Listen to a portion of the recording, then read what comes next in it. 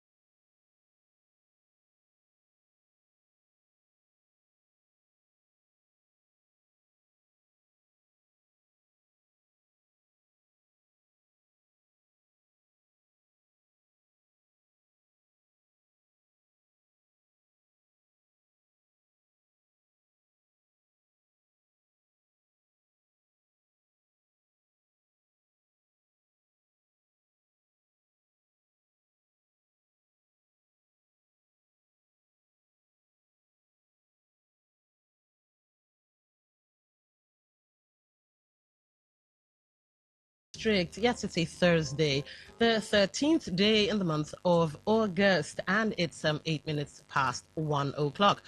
Of course, Body District is about all things health related, where we get experts to tell you what's what in the field of medicine or stuff going on in your body. And today promises to be no different. My name is Dawn Wilson. I'm Queen Chima. Welcome to Body District. It's 8 minutes past 1, Thursday, August 13, 2026. Of course, global health issues, national health issues. We discuss all of that on Body District. You get to know how important your health is to you and what role, responsibility you have to play in protecting your health. So welcome. All right, and today we're talking mothers. And not just the aspect of being a mother and bringing a child into this world. We're talking about something that's affecting a lot of Nigerian mothers or a lot of Nigerian women who give birth. And that's, maternal mortality. Why Nigerian mothers? And to a certain degree, why River State mothers still dying. And here to talk us through all of that is Dr. Jane Twebi Ojiogo. Did I say that right? Yes. All right. All right. So she's a general practitioner and data scientist. So basically, she's the expert. So I guess right out the gate, first question should be, what exactly is maternal mortality from your field of expertise? Okay, first off, I'm grateful to be here educating people of River State. Maternal mortality in simple forms is just death that occurs as a result or during pregnancy or within 42 days of termination of pregnancy. So that's what mortality. 42 days. Yes, of termination Talk of us through pregnancy. how that happens. Well, part of the issues and part of the causes of maternal mortality is unsafe abortion. Okay. So the definition, covers for both death that occurs, even though the mother was able to carry the pregnancy for 2 term, All right. and those that occurred if there was some form of unsafe termination of the Okay. pregnancy. That so within the 42 period after that termination, and the woman dies, is still maternal mortality. So by termination, you mean abortion? Yes. How about when the baby's out is not termination? When the baby is out, and then is there a period where you can still record as unsafe for the mother? Not really, because when the baby is out, that's the postpartum state. Okay. So we don't really maternal mortality doesn't really cover that duration Okay. when the baby is out, but that definition only applies to when there is some form of unsafe termination. Oh, okay. When, I when think you I'm say hearing. unsafe, especially maybe after, maybe let's say the lady doesn't carry the pregnancy to full term, so they have to evacuate and this and that. Wouldn't it mean they've gone to a professional clinic or a professional to remove the child? But you keep saying unsafe. I do get going to quacks. But in a situation where it's a married woman or something, and of course the baby dies, Yes, it still applies. Okay. As far as there has been some termination, 42 days within that is still regarded as maternal Maternal. what Mortality. causes it? causes. Maternal. The 42 days, one would think, okay, let's use married women for restrictive purposes. One would think you carried the baby, at some point the baby died, you went to a hospital, and hopefully not a quack or a roadside chemist or whatever, and they carried out the evacuation. What could cause her to still die? Well, there are a number of reasons, but the most common form of cause of maternal mortality is bleeding. Okay. Oh wow. All right. Yeah, bleeding. Just last year alone, I think I got stories close, not so close. I mean, you know how you know someone who knows someone, right. and you say, oh, a woman was having her baby and then she passed. She was bleeding and then she passed. There was another one.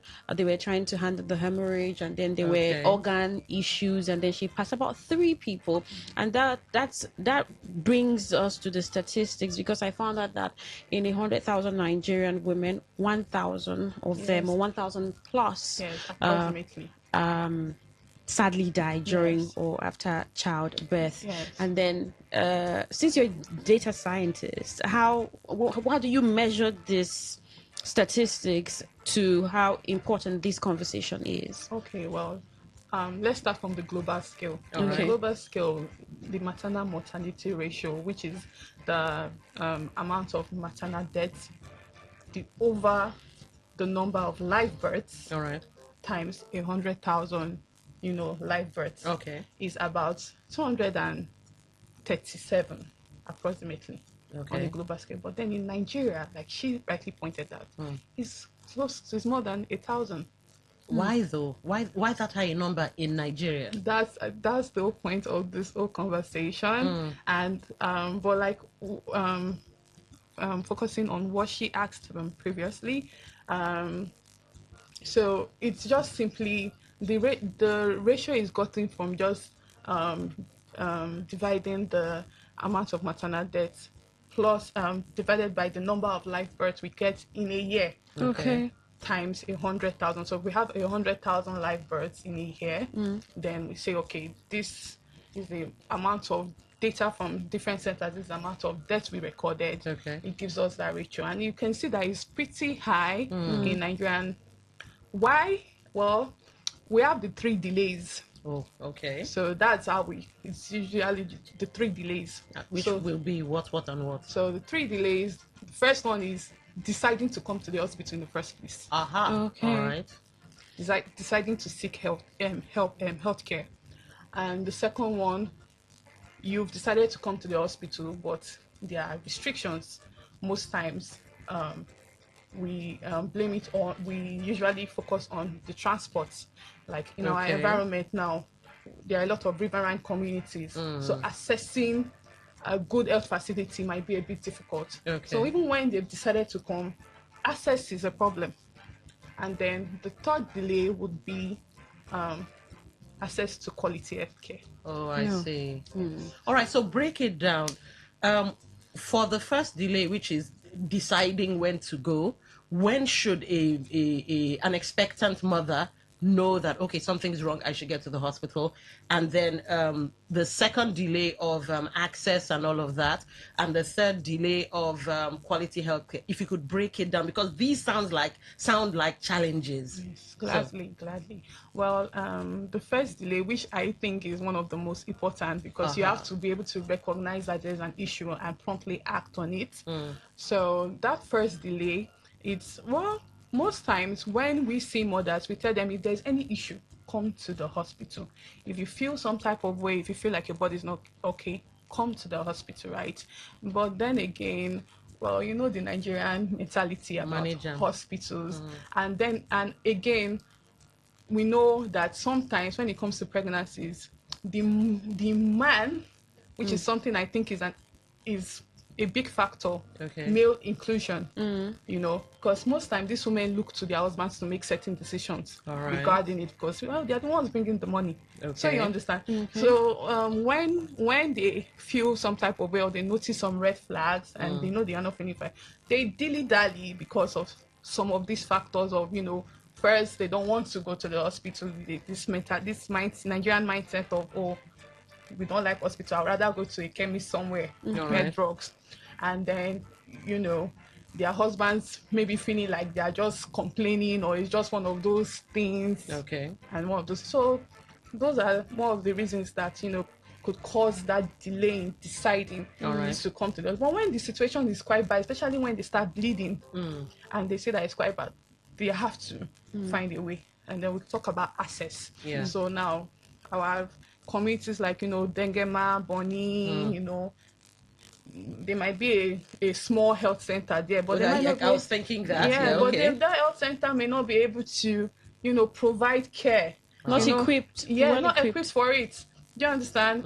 Because for most health centers don't have blood transfusion units to give blood, or even the basic life-saving drugs like oxytocin and all those other drugs that should be available. And so they start thinking of which other facility can we go to, a secondary facility or a tertiary facility. And as far as I'm concerned, the 2 tertiary facilities I'm aware of that is in Port Harcourt right now is BMH and UPC. So you can see the access is now a problem. And then the third delay, which is quite obvious, quality health response. So you get to these facilities and there's nothing much we can do. The woman is bleeding and there's no blood transfusion unit. There's really nothing much they can do there. So we have to start referring and, you know, trying to. So yeah, that is just it. I mean, I think all of these that you've mentioned clearly states the kind of the general healthcare situation that is in the country. Because I think India is number 2 for maternal mortality, or number 1, and we're following them just right behind. And the question is how and why did we get here? Picking up on the conversation around about going to the hospital, the mother presenting herself to the hospital. I don't know if this is real as a health professional, if you experience this. I think we have a lot of experienced pregnant mothers who pass on information to a lot of other pregnant mothers. But I've heard a lot of stories that no pregnancy is the same. Why do we have that cultural thing where every woman knows what is supposed to happen to you, or what may happen to you, or what is happening to you, as against going to the professional to ask them? Or, I mean, you're supposed to register for antenatal and then go for your regular checks. That's not a very huge problem? Yes, like you said, cultural, like a lot of I won't say harmful practices, and it's good to always hear from our elders and hear about their experience. But like she rightly mentioned, no two pregnancies are the same. Not even for a woman. You know, our first pregnancy is not going to be the same with our second pregnancy. And so yes, it's part of the problem. It's part of the reason. It plays a big factor in one of the first delays, which is actually the delay to choose medical care. When you feel like, oh, your mother-in-law or your mom, she has given birth to 5 children and nothing happened to her, so she has knowledge. Meanwhile, it's not the same. It's not the same circumstance. It's not the same. It's generally not the same. So yes, you're. All right. So we talked about abortion being one of the causes. Are there other causes that could lead to maternal mortality? Other causes that can lead to, yes. Like I said, the number one cause of maternal mortality is what we call postpartum hemorrhage. Okay, so that's after you've given birth, you start to bleed. Okay. Okay, then we have other medical conditions like preeclampsia or eclampsia. Okay. What's that? Do I need to? Okay. Yes, you need to, because you're talking to laymen and women listening. Okay, I'll try my best. When we say preeclampsia or eclampsia, is this kind of it's sort of a neurological condition. Oh, from the brain? Not really from the brain. It starts from the vessels. There's a lot of theories around it, but most times you see the woman, her blood pressure starts to spike. Oh, wow, okay. Her blood pressure starts to spike, and then there is something in the urine. That's why every time, for every routine antenatal clinics, we check the urine. Okay. Because we're looking out for something called proteins. See. All right. And once we notice that, any medical professional will know that, okay, this woman is becoming preeclamptic, and then you have to act accordingly, because if you don't act, it could cause either fetal or maternal compromise. Is it that the vessels will burst, or what exactly is it? Because you said vessels. Yeah, there's a lot of theories, like I said, but the major, for now, the one that holds true is it relates to the placenta of the woman and how the body views it as a bit of something foreign.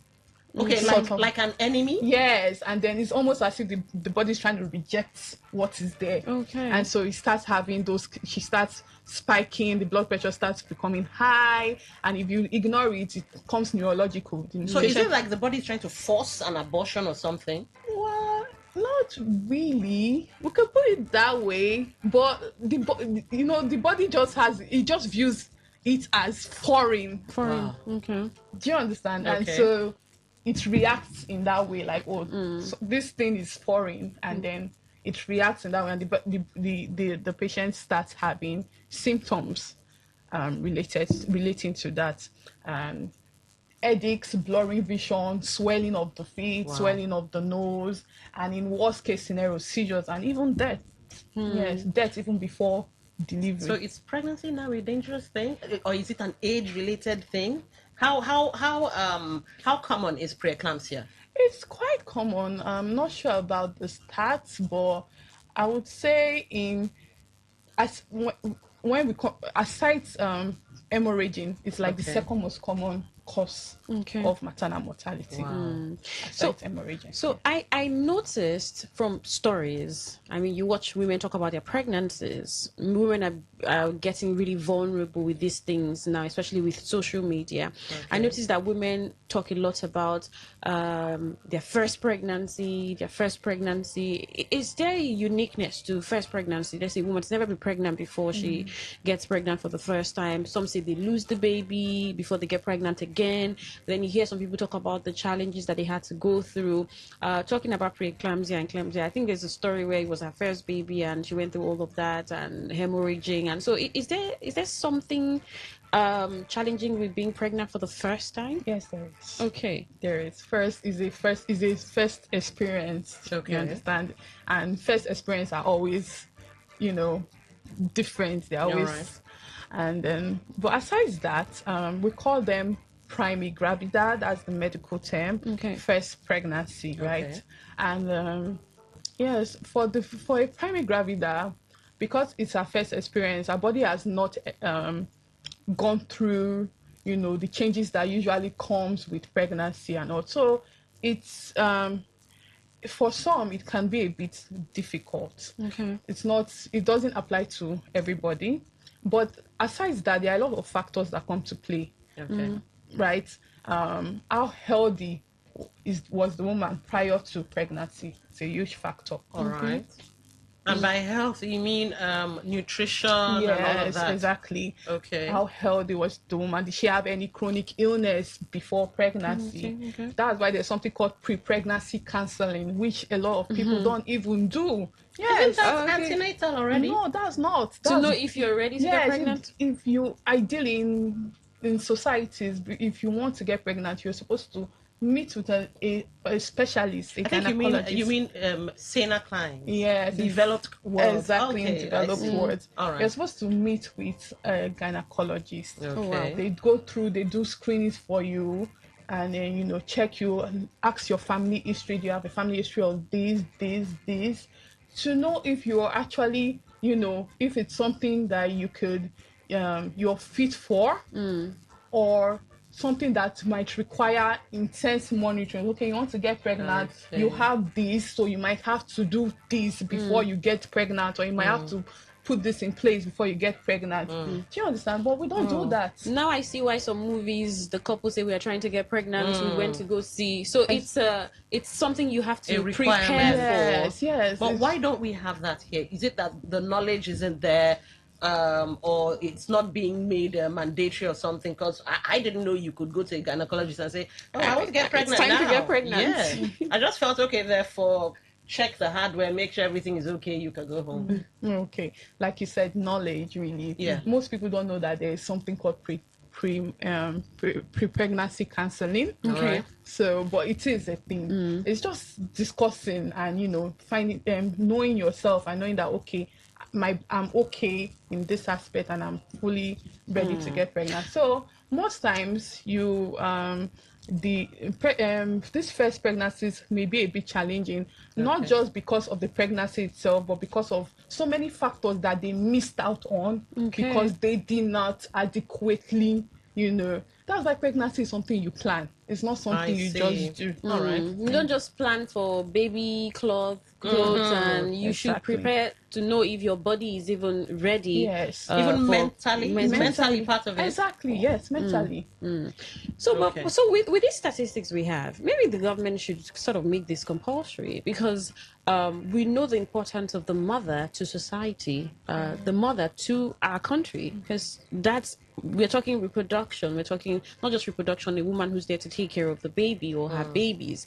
Maybe it's something the government should say, all right, pre-pregnancy counseling should be compulsory and accessible, not just compulsory and accessible. A woman should get to know if she's ready and fit, Yes. no matter when she wants to have a baby, whether the first or the second or the third. Maybe we can explore these options when we're talking about Setting up solutions. clinics specifically for that purpose. Okay.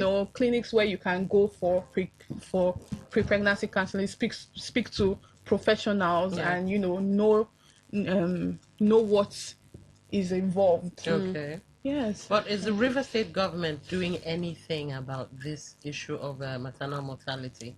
Or it's I hear a lot of doctors are into advocacy, maybe something they feel passionate about, so they reach out to media houses and all of that, and they put the word out there. Well, that's why I'm here representing the Medical Women Association of Nigeria. I see. As All part right. of the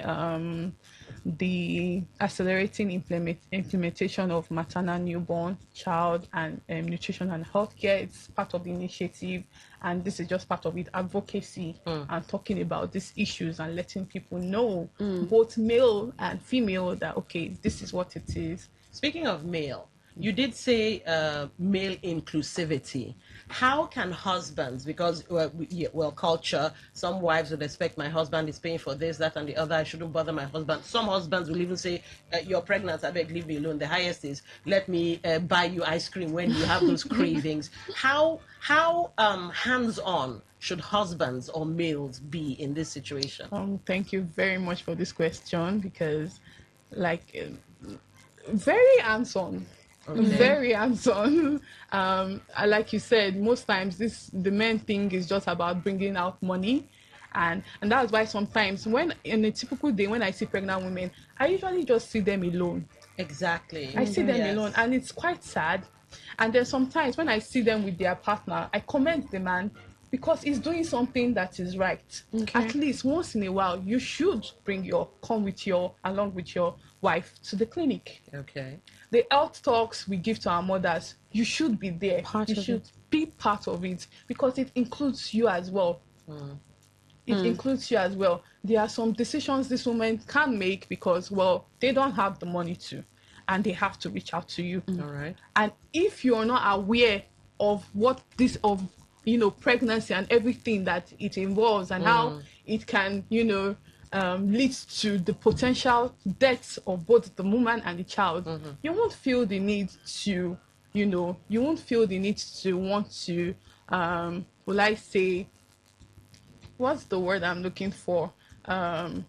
Make the right decisions, or make a quick decision that concerns your wife's and your baby's health. So that's why they do need to be part of a it. part of it. So speaking of making decisions, what should women, or rather mothers, expectant mothers, look out for in their bodies? You already said a blurry vision and some things for preeclampsia, but what other things should they note, and what should husbands note as well? Because a dancer doesn't know how well she dances. It's the person watching. So are there signs the husband can see that she might miss, and are there signs she would ordinarily see? Becomes a call for concern. Yeah.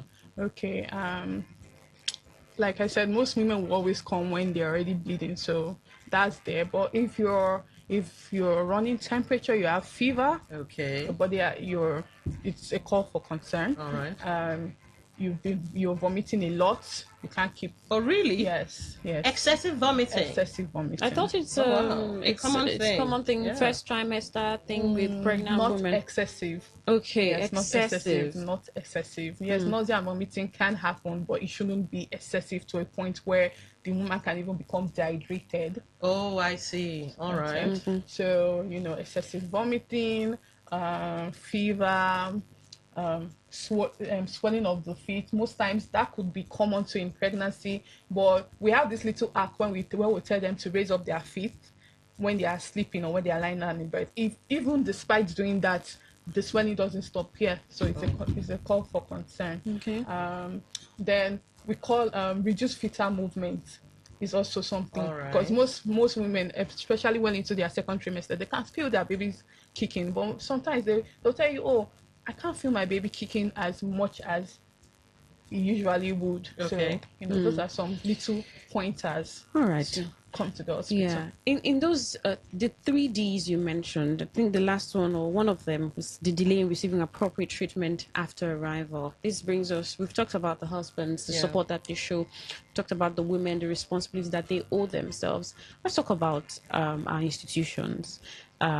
the you're not obviously responsible for the infrastructure that's supposed to be in the hospital. But in this age and time where we're talking about a lot of doctors leave the country, we're talking about the brain drain in that sector. Is that also a major contributor to quality healthcare that these pregnant women are receiving? And what can be done exactly? Very much so. It is. It is. You go to a facility and you just have one doctor managing an entire clinic. It's not proper. And there's this saying that it's better to not meet a doctor than to meet a tired and a stressed out one. Okay. Because you have to make very critical life-saving decisions, and you can't do that if you're drained. And there is an obvious problem with shortage of not just doctors but other medical professionals, nurses, and all that. So yeah, it is an issue. What can be done, or what I feel can be done? Well, it points down to it goes down to the government. All right. Definitely. All right. So in a pinch, because some young mother, first-time mother, could be listening, and she's bleeding. How much time does she have to get to the hospital so that they understand the gravity of the situation they are in? Because like you said, oh, let me wait. Some might even be spotting, and they're like, it's normal to spot during pregnancy, and before you know it, you go to bed, you wake up, and larger clumps are coming out. So how much time does she have to get to the hospital to save her life and the life of the child? As soon as possible, if that is a Okay, so immediately you're spotting. yes, move. Okay, all right. Ladies and gentlemen, the conversations will indeed continue, but here's where you come in. First-time mothers, first-time fathers, and those of you who might even be grandparents to first-time expecting parents. 0810-9510-951. That's the number to call to ask your questions. 0810-9510-951. For text messages, WhatsApp messages, and voice notes, 0701-9339-962. 0701-9339-962. Now, to be part of the show via our social media handles, YouTube Today951FM. That's YouTube Today951FM. On Facebook, we also have a post running, Today95.1 FM. That's Today95.1 FM.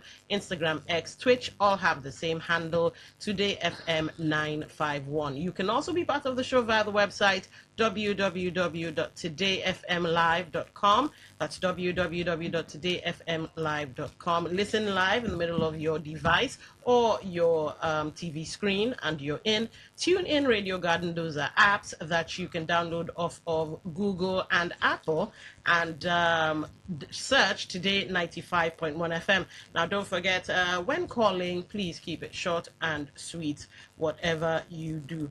All right, so let's get to, you talked about the 3 delays: deciding to seek care, getting to the hospital, and actually receiving treatment when you get there.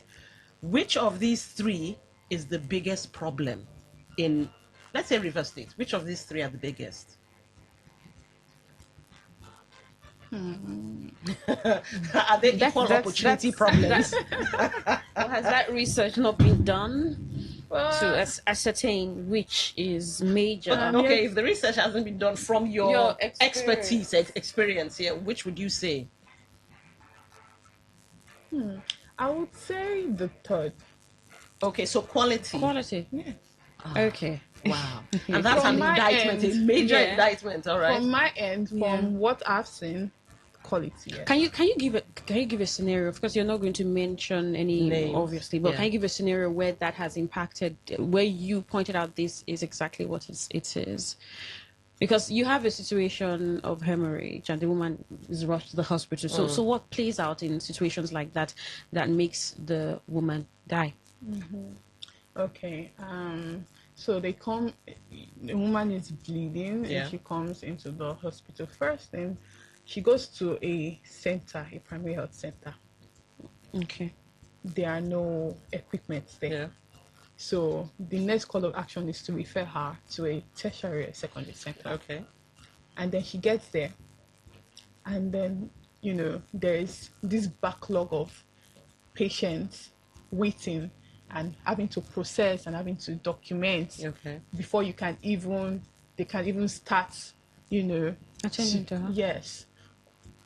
Do you understand? Okay. And then let's say she goes into the A&E unit, and because it's an emergency unit, doctors try and nurses are, trying to set up IV nutrition and stuff like that. Yes. But this woman needs blood.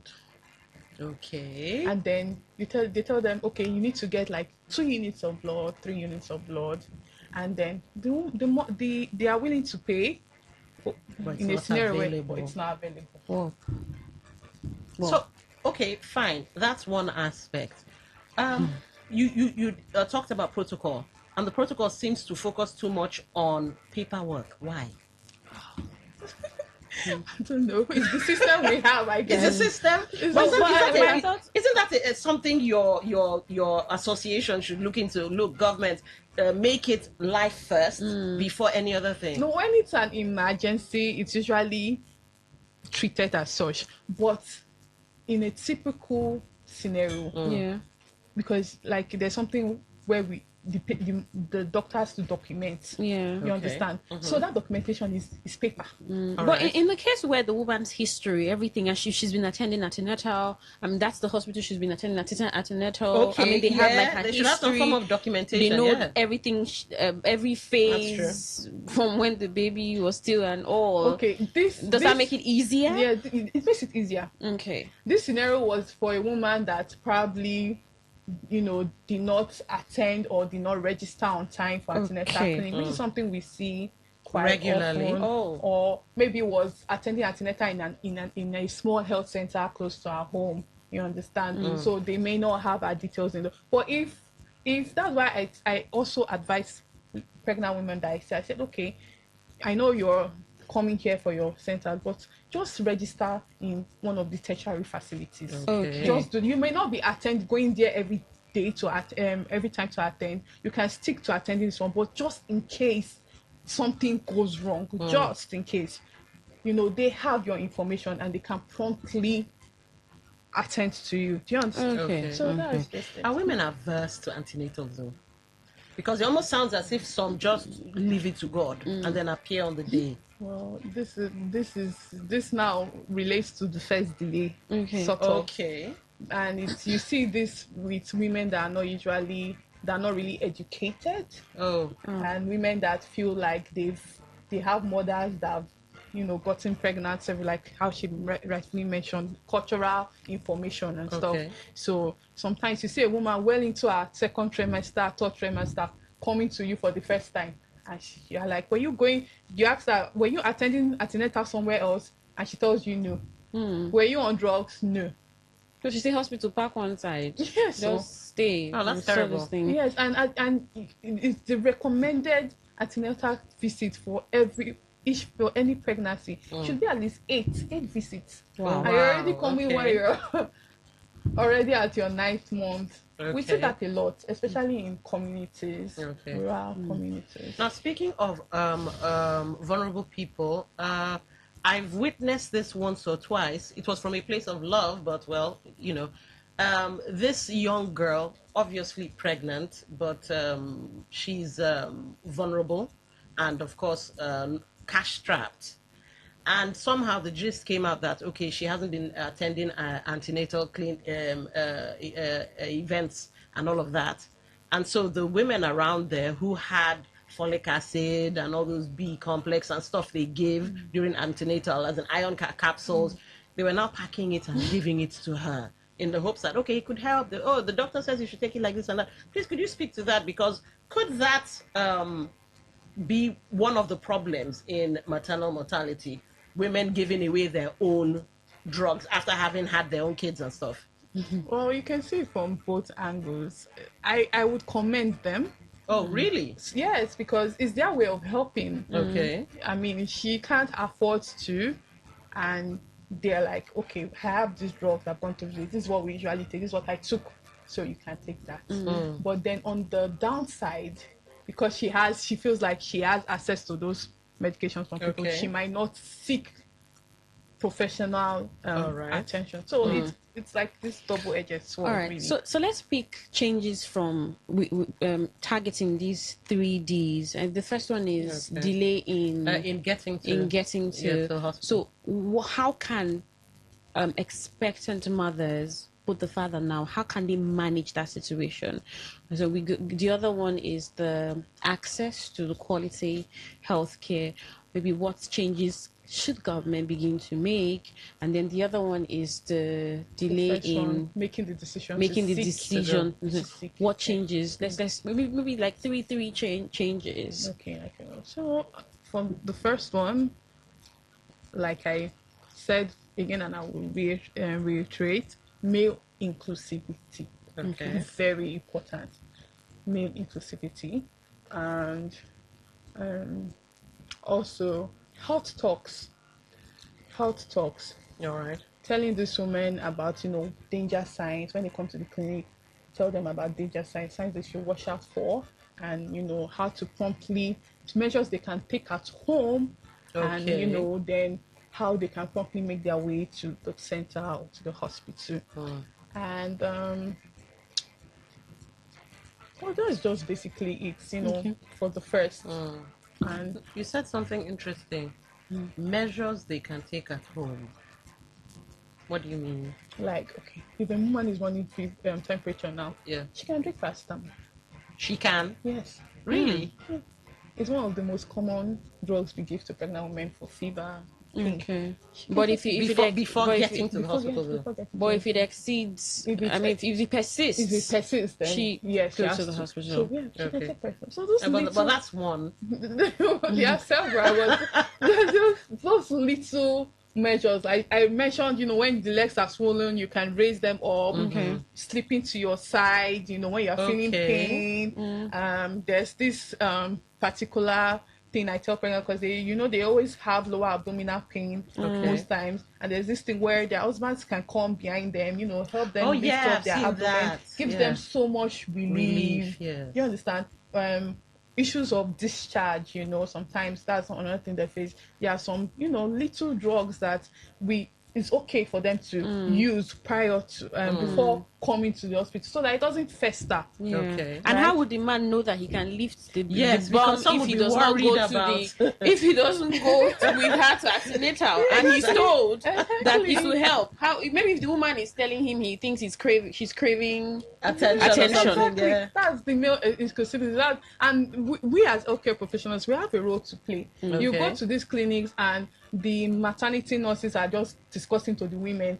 Tell the women to come with their husbands. Tell them, come with your Okay. husband. Let him be here. Let him also be a part Write of them this letters. conversation. Yes, be a part of this conversation. Write the men letters.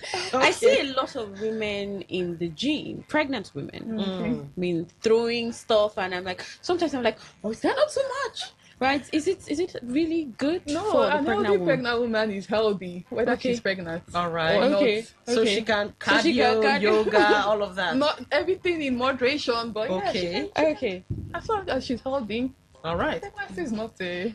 It's not a not a disease, disease, as it's they not. say. All right, no problem. Ladies and gentlemen, remember the phone lines are open. 0810-9510-951. That's 0810-9510-951. And also for text messages, WhatsApp messages, voice notes, 0701-9339-962, 0701-9339-962. My mind is still on raising. I've seen videos where the man will stand behind the woman, put his hand underneath her belly and gently raise it up, and you just see the woman fall back. Yes, it's very relieving. But some men could be scared to do that. So is there any way they could end up putting the woman's life in danger just by doing that? No. Okay. At all? I mean, you won't throw it to her face then. You won't tumble. It's a very gentle procedure.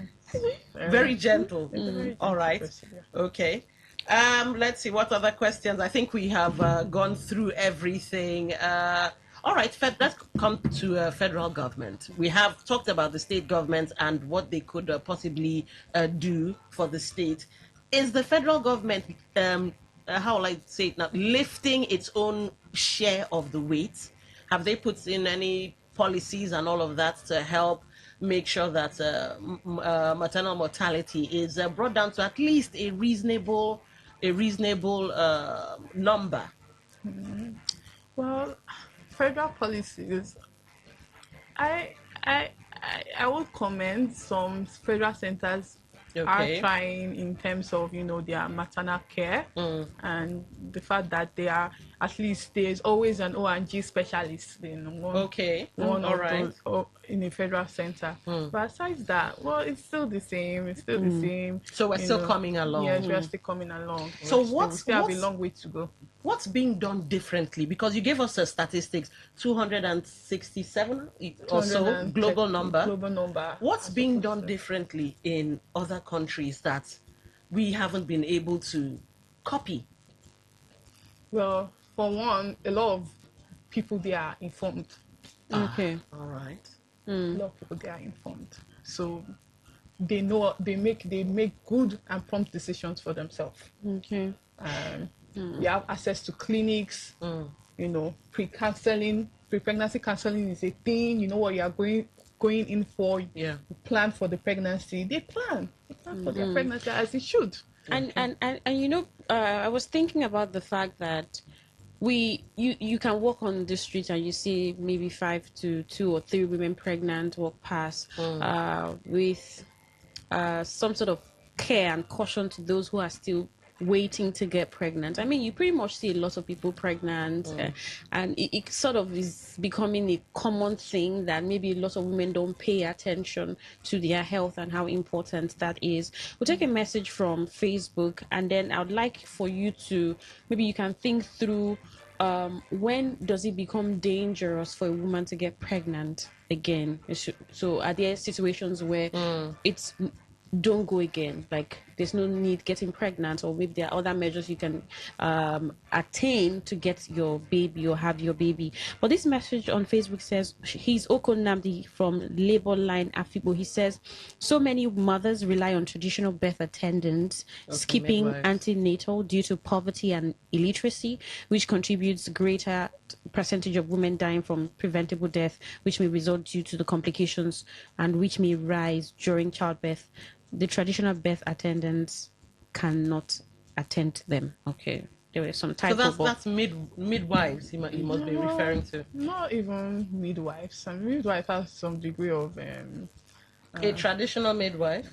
traditional birth attendants are not really midwives. Okay. Midwives can be seen in certain clinics and health centers. All right. The traditional birth attendants are those, elderly women that Just aid in they giving feel like birth. they are skilled in the act of. or they feel like they have a Delivery. calling. So what's the difference between I don't know, a statutorily recognized midwife and a traditional midwife? Well, the difference is just the education. Okay. Oh. Yes. Okay. So back to that other question. Are there situations where a woman should not attempt pregnancy? There are a few. Okay. And there are two scenarios. Have this woman given birth before? Whether she's given birth before or Because there's not. something we call grand multipara. All right. I think that's when the woman has delivered, I think, a number of 5 to 8. She has gotten pregnant 5 to 8 times. Okay. And delivered up to 5 to 8 times. And most times when we see those kind of women, we tell them, it's enough. Your body may not be able to handle. Especially those looking for Yes, a particular gender. Yes, exactly. We see that a lot. Your body might not be able to handle it again. And the complications the risk of pregnancy could become more if you get pregnant. So we tell them. Then for a woman that's not given birth and would like to, we look at, women with some certain genetic disorder or limitations. All right. That could, that pregnancy could be stressful for. So when you say genetic limitations, what do you mean? Well, special people, people All right. with Okay. some People living with some kind of syndromes, disabilities. All right. Pregnancy could be, risky or life-threatening All right. in some of those instances. And then, Is aside geriatric pregnancy among? geriatric pregnancy, yes, it's a high risk pregnancy. We call them high Okay. risk. Those pregnancies are called high risk pregnancies, right? So some of them might just require very close monitoring, Okay. very close monitoring, while some we advise if you can, look for other form of this All thing, right. surrogacy, adoption, then go Okay. for that instead. Because I saw there's a woman years ago. I was a teenager, had her baby. After having her baby, couldn't walk again. After I think she later started walking, but took her a month. I think 2 to 3 months before, Okay. and she was already scared that she wouldn't want to have the baby again. And all. I'm sure probably I was young, so I didn't. I just knew my mom told me that she cannot walk because she had a baby, and that was really scary to hear. It is. Right. So is that like a condition too, or it's as a result Well, of? there is this particular influencer, the girl with the list. She she has this long list of all the things she's heard people go through through pregnancy, and she All keeps right. compiling. And you'll be surprised the amount of things that pregnancy, the amount of changes that pregnancy can have on a woman's body. Wow. Okay. My aunt personally had visual Sight. issues Wow. due to pregnancy. Whoa. Yes, started using glasses. Took it a while, like years before she could get her vision back. So, But pregnant, it sounds scary now. So what safe pregnancy? Should you get pregnant during a certain age? Or is it a spiritual thing now that you have to be close to God when you're pregnant? Because it sounds like your body literally just goes against you. Or is it that the evolution of man, we have so watered down the what makes up a woman that now we're churning out this. you're not wrong. A lot of times we like to view pregnancy as this very beautiful experience, which it is. Okay. It is a beautiful experience to be able to birth an offspring. Okay. But then again, it's only beautiful if you're prepared for it. All right. It's if it's planned, if it's something you know what you're going into. You have a partner that cares, that knows what you are about to go into. That's what makes it, to me, a very beautiful So journey. it's almost like choosing a life partner, choosing what school you go to. You must dot your I's and cross your T's before you get pregnant. Yes, it Even goes, down to choice of partner. it goes down to everything.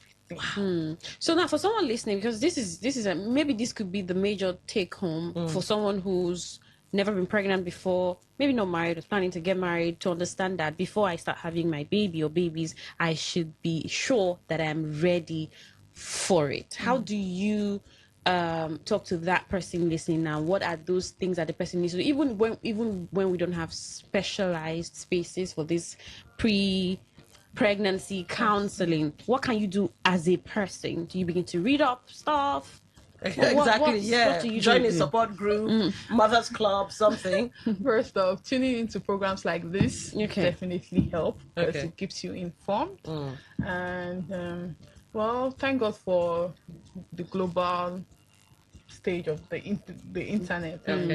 While there are a lot of informations and filtering them could be a bit difficult, there's still some good information you could get even online. So yes, I will tell you, like I said, if you're someone, a woman that wants to give birth, wants to have a family, that's a very good plan. It's very beautiful, but you should first of all want to,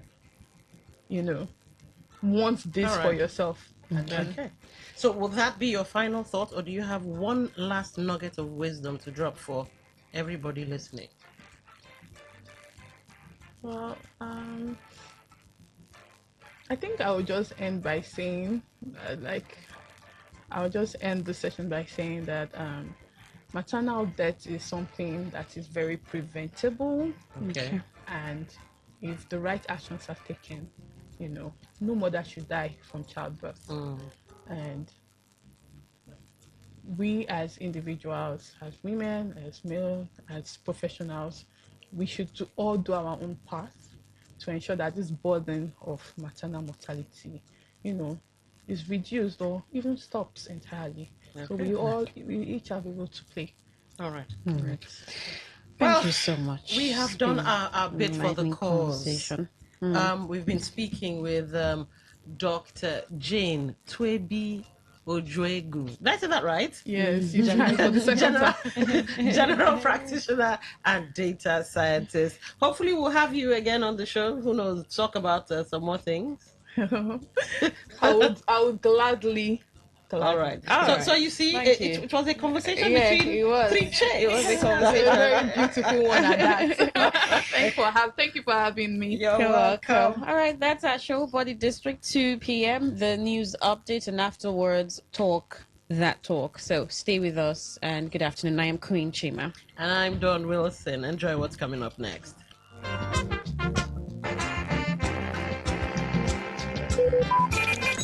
Talk radio. I listen to a lot of talk radio. 95.1 FM.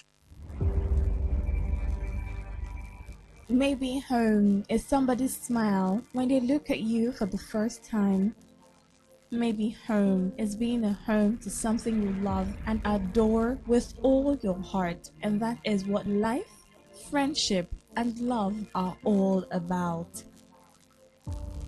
Maybe home is listening to all of your favorite shows on Today 95.1 FM. We create memories. We inspire comfort. We are the voice of the people, and we are home away from home. Whether it's happening in Port Harcourt, South South, Nigeria, or around the world, we've got you covered. On air, online, delivering balanced news and unbiased analysis. Today, 95.1 FM. Today, 95.1 FM, Port Harcourt. News update.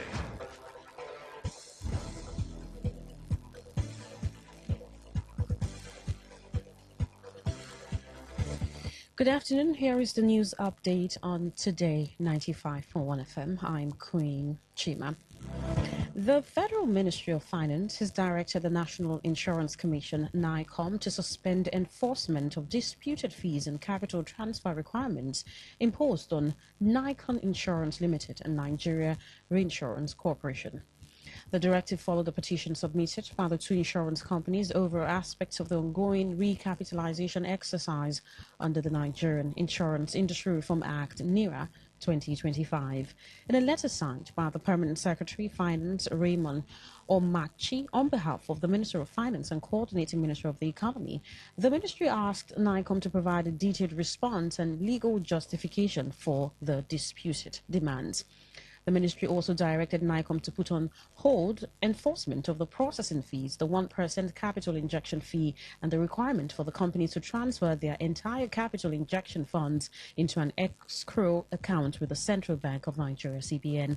The companies had petitioned the ministry over what they described as additional charges, claiming the disputed fees amounted to 305 million naira for Nikon and 375 million naira for Nigre.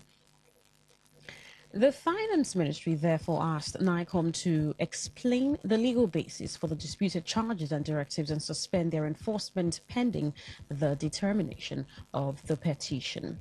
Presidential candidate of the Nigeria Democratic Congress, Peter Obi, has called on political actors, security agencies, and electoral stakeholders to ensure a peaceful, transparent, and credible governorship election in Osun State. Obi made the call in a statement on Thursday, urging residents of Osun to reject violence and intimidation ahead of the election. He urged the Independent National Electoral Commission and security agencies to remain neutral throughout the electoral process and ensure that every legitimate vote is protected and counted.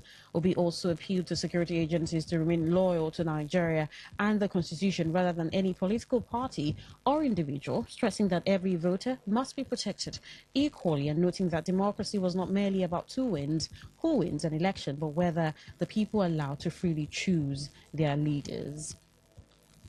The 2027 presidential candidate of the Social Democratic Party, SDP, Adewole Adebayo, has alleged that law enforcement is being politicized ahead of the August 15th governorship election in Osun State.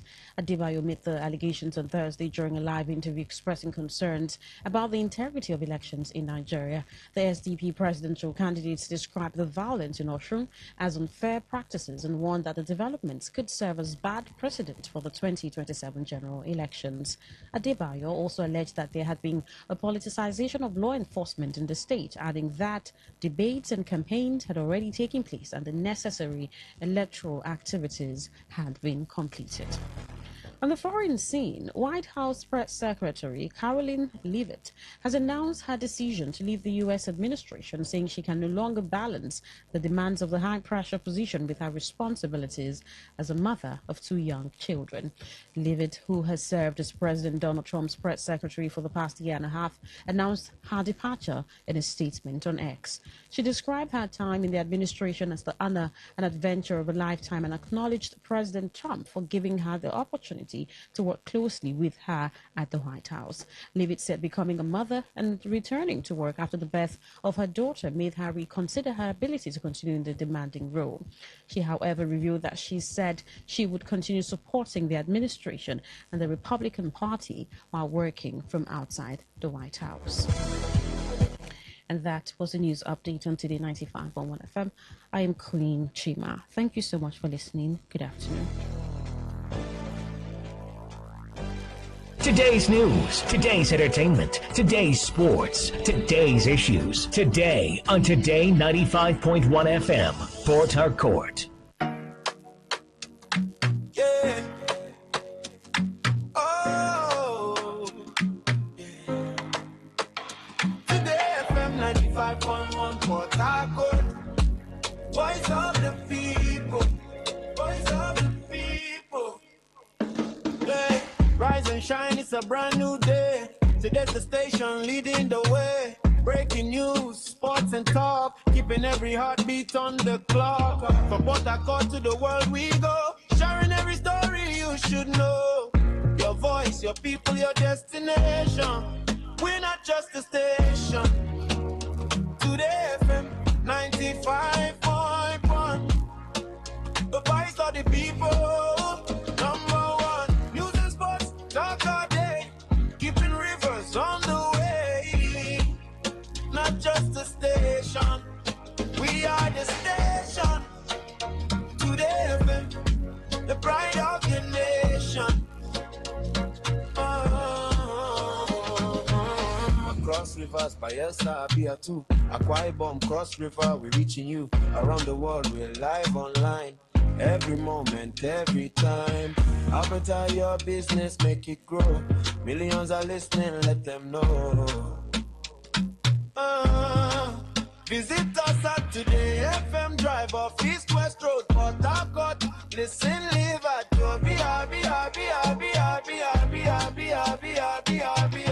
Call us on 24. Anyone left with a line to get white. We come, admin at FM.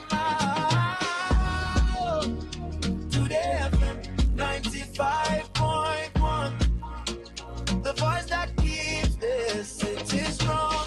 News, sports, talk every day. Lighting up your every way.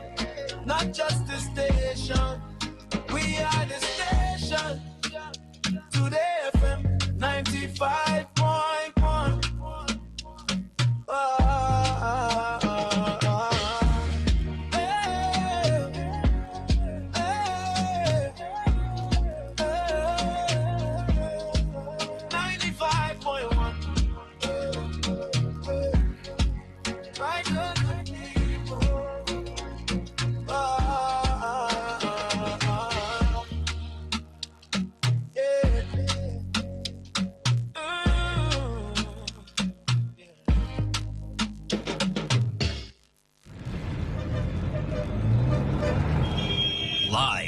Garden City of Port Harcourt, Nigeria. This is Today 95.1 FM.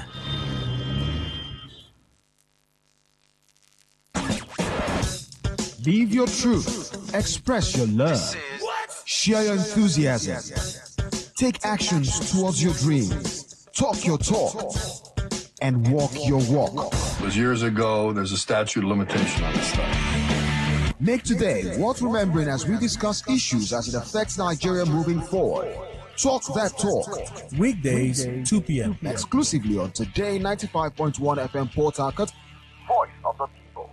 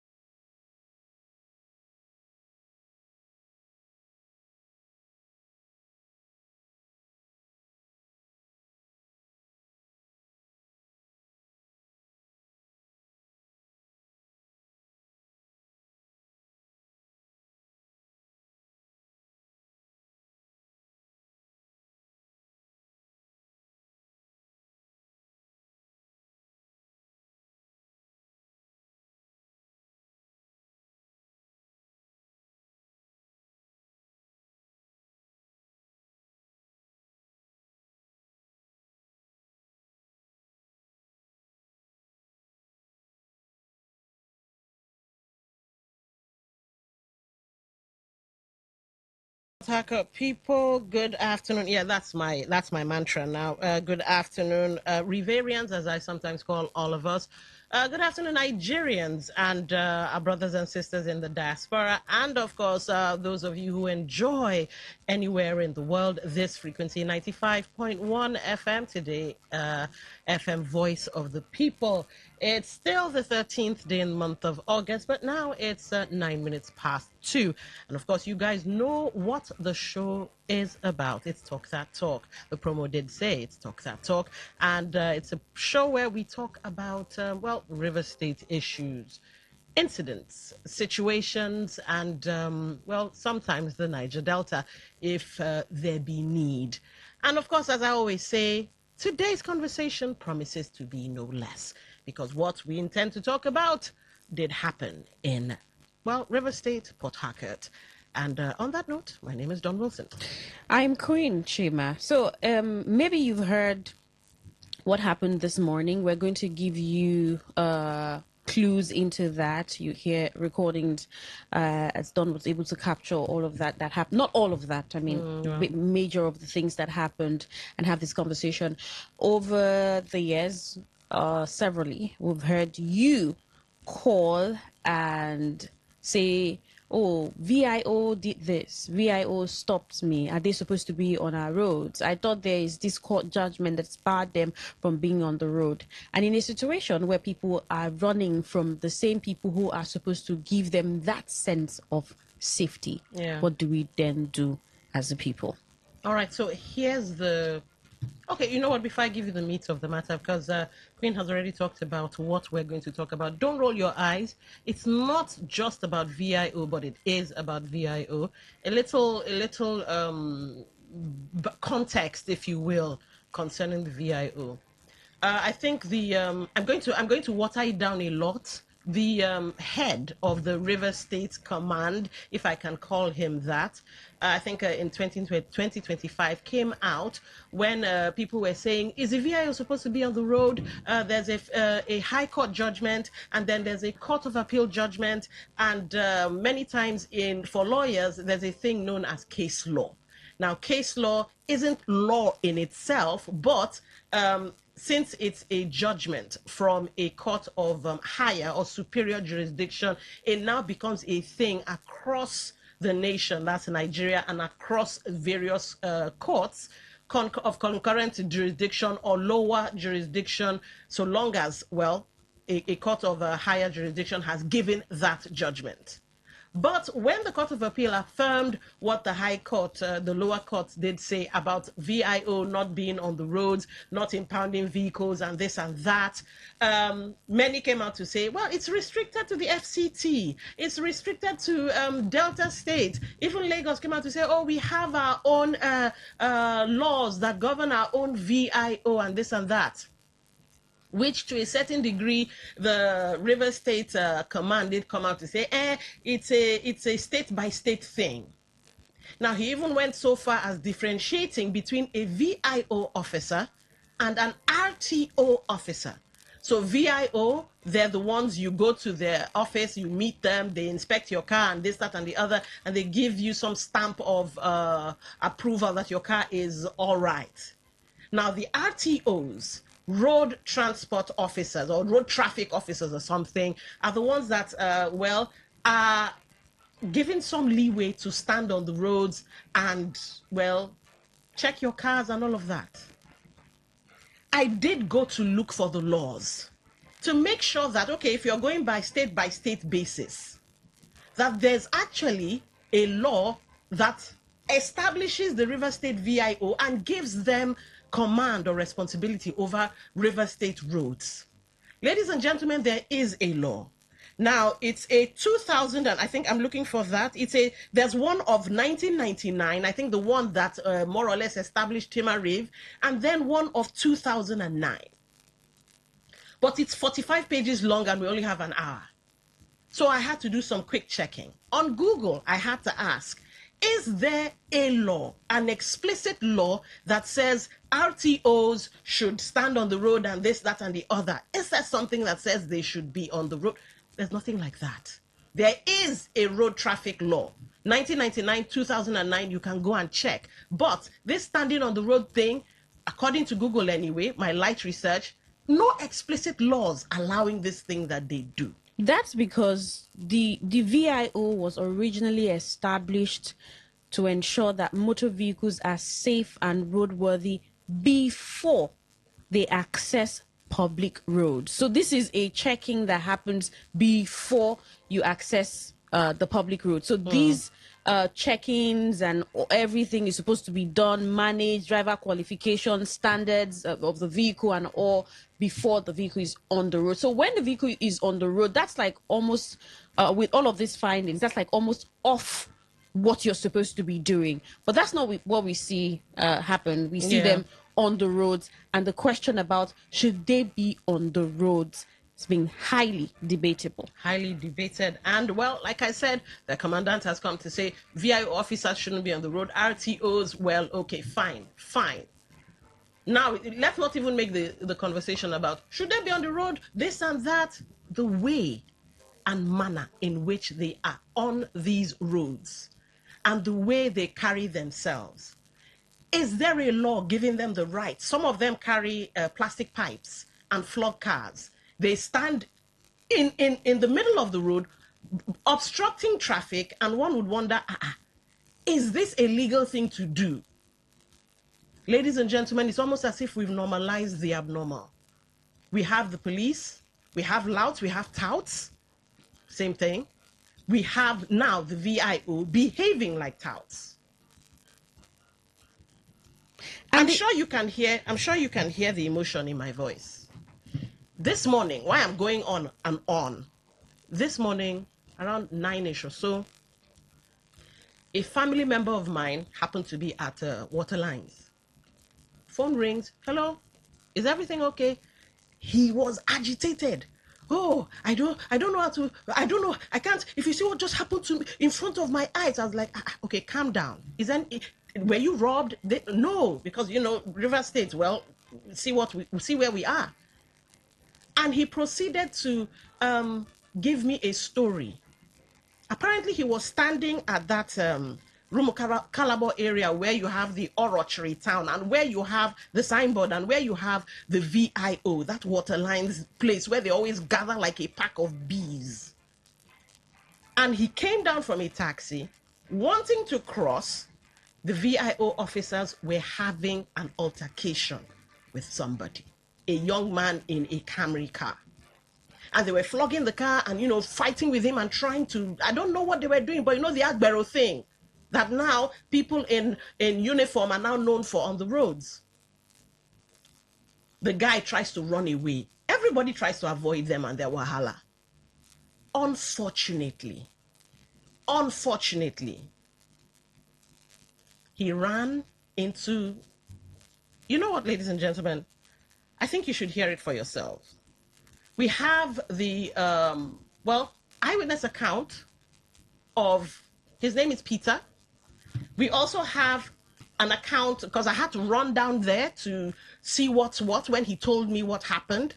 We have the account of a lady who's one of the transport companies there, people going to Enugu and this and that. And I assured her, I said, your name won't be in the clip. Just give me what you saw. Even from one Agberu as well, and the driver who later on, or a driver who later on became part of the incident. So take a listen to all of this. Good morning. My name is Peter. Can you imagine today on my way to work, having seen a girl being run down by a car? It was unexpected. Oh God, the thought of it alone, the mental picture is too much. Then to find out that the cause of this accident were actually the VIO people who were chasing a guy driving. How can you be hitting somebody that is driving a car? Don't you know that something can happen? And at the end of the day, you people start claiming that you didn't touch the guy. The guy saw you and just started running. How will somebody see you and take off in front of you without hitting any of you? And most car owners, when they pass, they don't even acknowledge you people. They pass on their way. How will somebody start, when these things happen, then this person will just see you and take off with full speed without being nervous or anything? Now, to take the girl to the hospital, you want to sit down and talk. How would you start talking when somebody's life is at stake? Quickly, take the girl to the hospital. That was what I told them. Take this girl to the hospital before any other talk. Let us make sure that her life is safe before any confrontation, any argument.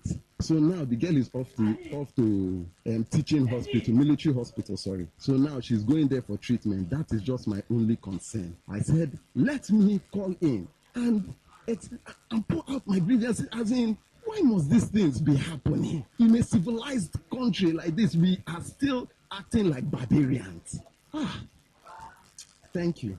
Good morning. So they say there was an accident that happened here. I beg you, tell us what happened. What I saw here is that when the guy was driving, the lady was passing towards here like this. Okay, that's inside or rotary? Yes. Okay. So now the guy hits the girl, then the bonnet face like this, face that umbrella that is there. Okay. So when the girl fell down, instead of the guy now should hold brake and wait. Okay. The guy, like, I don't know, he's maybe trying to run away. All right. He was trying to devise to this side. Okay. He now, like, you see, just ground this girl under the side. He was grinding the girl as if machine is grinding, I don't call it cassava. Okay. He was grinding the girl under. So he wanted to run. While running, God now did not have another accident. Okay. And it one motor. Yeah, now that's inside the Mokalago. Yes, now it's the other building. That's how they hold the boy. Okay, but what caused the accident? According to the guy, they hold the guy. The guy said that it was this what they call it, these people that are standing here. VIO, yes, okay. That caused the accident. But before that accident happened, many cars are stopping here. They are complaining about this VIO. Okay. They were saying, this is people. What is happening? They are disturbing. So they were complaining. Like 2 vehicles, people are complaining. Okay. So that's what I saw. All right. Thank you very much. All right, good morning. So we're standing at water lines, this road that leads into Rumukalago. Yes. And they said there was an accident here. Yes. What happened? What didn't really happen? They say that the camera boy, they come, see VIO. Now with that fear of that VIO, he take on speed. The speed now trying to cover and enter into Rumukalago. They're saying, come in contact with one lady we just come down from vehicle where they go walk. Okay. The girl now enter under the camera and saying roll until he finally go end up there. That is all that happened. Okay, so some people they say the VIO they hold stick, say that they flog people motor. Normally now so the VIO they do. So maybe now the fear of waiting VIO they do now put the boy into that. Okay. Yes. So nobody say they attack him or something. No, they don't attack her. Because he just see them run. Yes. Okay. That is how it happened. All right. Thank you very much. Hello. My name is Dawn. I work with Today FM 95.1. Okay. Okay. So please, can I get your own account of the story and what has happened so far? I'm also recording, so I hope you don't mind. Okay. Actually, I'm just a cab man. Okay. That I should help. It's an accident. I should help. I should help. Whatever come up, they will say to me. They started begging me along the line. Okay, let me help and carry her. All right. Then now we now to VIO office at Waterline. Okay. Now they put some one of their officers in the car with the accident victim and the driver and one other guy. Now we went straight to military hospital. Then now look at the medical and see that they cannot, the protocol is too high that they cannot attend to her. Okay. We want to BMH. So we drive down to BMH and we are in BMH right now. And since we came, they have not attended to us. We have explained everything to them. They just kept us outside. We are outside right now. It's right now. They have not attended to us. Okay. I don't know what is going on. Okay. But what exactly caused the accident? Were you there in person? No, I was not there. I say I'm a cabman. I was packing the stuff. I don't really know. All right. Okay, no problem. Thank you so much for the update. But we'll keep following up. All right, ladies and gentlemen, that's the ugly story, and that's where myself, Queen, and you come in. Queen, police, Lout, Agberu, VIO. Where does it end? It's a lot to wrap our hands around, because you heard well done, you came in wet this morning and you had to run to that place to stand in the get rain, that. yeah. So it's a lot to wrap our hands around. If there's something that, one of the things that really stands out, which one of the people you spoke to highlights, is that the man just saw them and started running, and this points to a bigger issue: the antagonism between our security agencies and the people. Yes, you should not see a police officer, a soldier, or whoever, and you're beginning and you begin to do anything, but there should be the reverence, but not fear. And this antagonism is as a result of a lot of things. So you see persistent fear and avoidance from people, where most citizens just view law enforcement not as a source of protection, but as an existential and financial threat.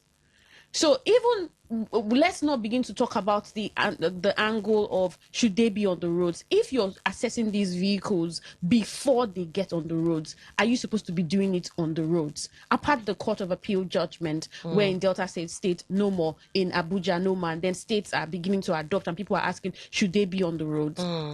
That aside, so the transactional enforcement, the fear that comes, the frequent public resistance that we see happen with law enforcement agencies, all of this is a cause for concern.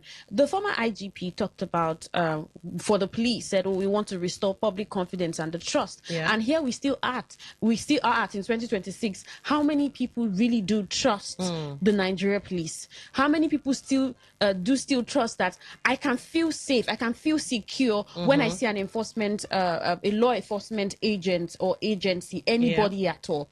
And with this is such a sad situation that we're talking about this, and talking about someone's life that's at stake. We're still going to follow up with updates to know if they've been attended to at the hospital, if the person is going to survive, because you heard the girl talk about how grinding her, and that paints a picture that's really scary. Should we be talking about Aberus and touts, and then somehow you want to compare some of our law enforcement agencies like these people? If they are statutorily supposed to be on the road, how should their jobs be done, and done well, that Nigerians understand that we can just cooperate? And if I'm found guilty, whatever can be done as penalty. Yes, it's normal for people to fear, to be jittery, or want to run from danger and all. But should that be the situation? How can this really change? And then for the VIO, really, should they be on the roads? Should they be on the roads? The way and manner that they attack and address people, attack them or attend. Well, am I saying using the word attend? Attack people. Should that be what it should be? Is that supposed to be the case? Now, if we turn on the phone line, we hear several stories of people's experiences from them. You raised something quite interesting. You said, okay, let me paraphrase. People who are meant to be protecting lives and property are now the ones, causing harm, intimidation, and all of that. Let me read two things to you from one is November 2025 and the other is July 2025. Now, according to CKN News, the Rivers State, of course, these are bullet points because we'll soon be opening the phone lines to get your thoughts. The Rivers State House of Assembly itself condemned alleged VIO excesses in November 2025, describing complaints of harassment, intimidation, and extortion, and resolving to summon the permanent secretary of the Ministry of Transport and the chief VIO to explain their activities. And in July 2025, the Police Community Relations Committee in Rivers publicly accused VIO personnel of going beyond their mandate by performing functions it said belonged to the police and FRSC.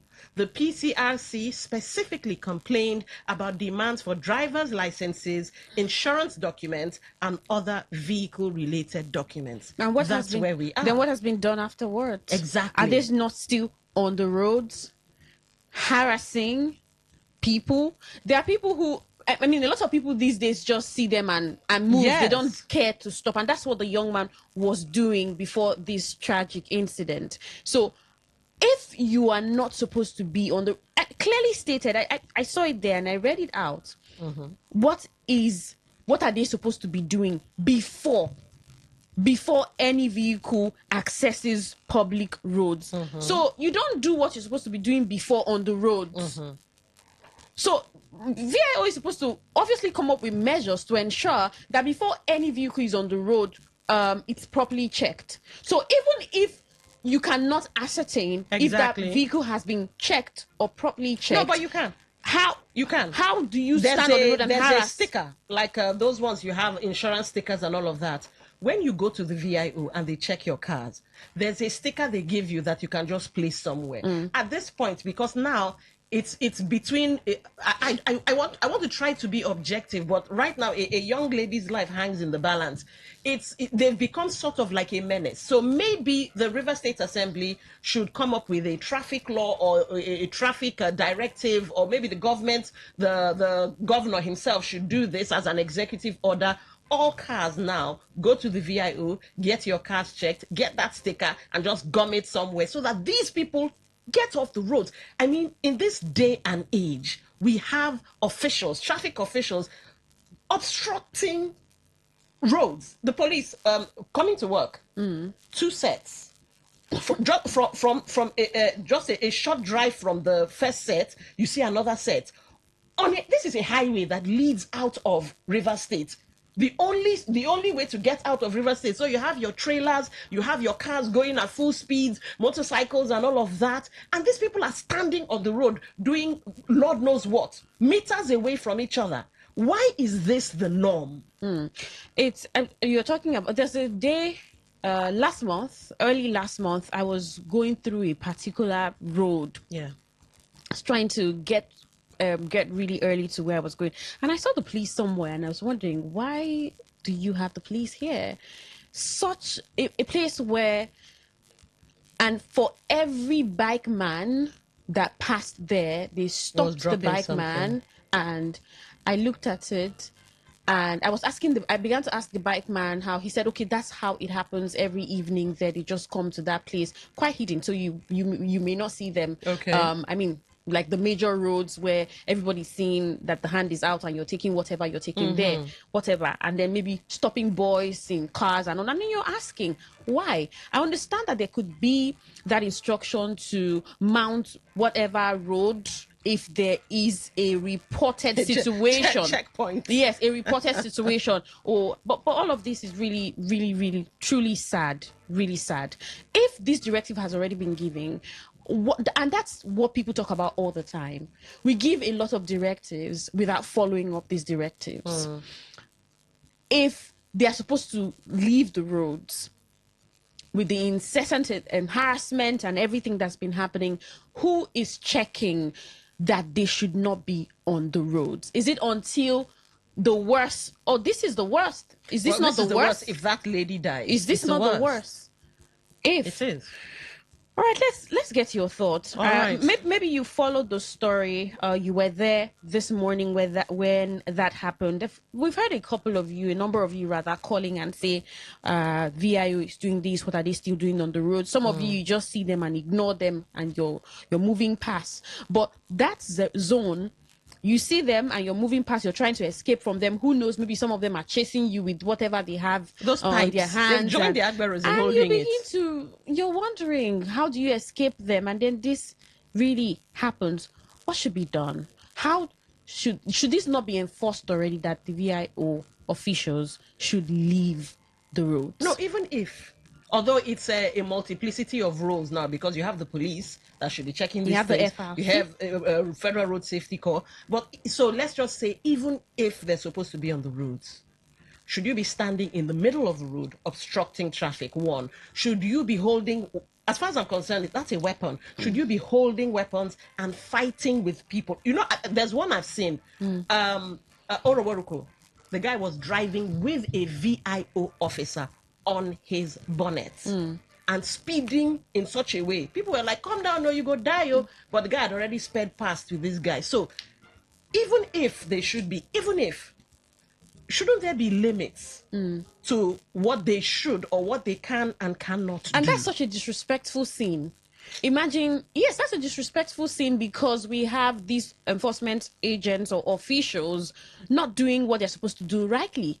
Because if you're harassing the Rivers people, harassing Nigerians, they begin to see you differently. And that's what's happening in the country. Everybody is seeing, or most people are seeing, security agencies differently. It's either it's transactional, they're your enemy. I should be able to see the police, and there's that breath of relief. I'm fine. Well, you're moving past in the evening and you see a police van and you're wondering what's happening. What's happening? Instead of calm. Have you ever seen anybody? Have you seen? So you're supposed to be calm that you see the police, not jittering, or you see VIO, you're jittering, or you're what? It's. How did we get here? How can we get out of this? Normalizing the abnormal. The other day, Obirikwere. And it affected so many people. They were protesting and everything. Yeah. People couldn't get taxis to go home. People were trekking and all that. And we still, it's like same day, different problem.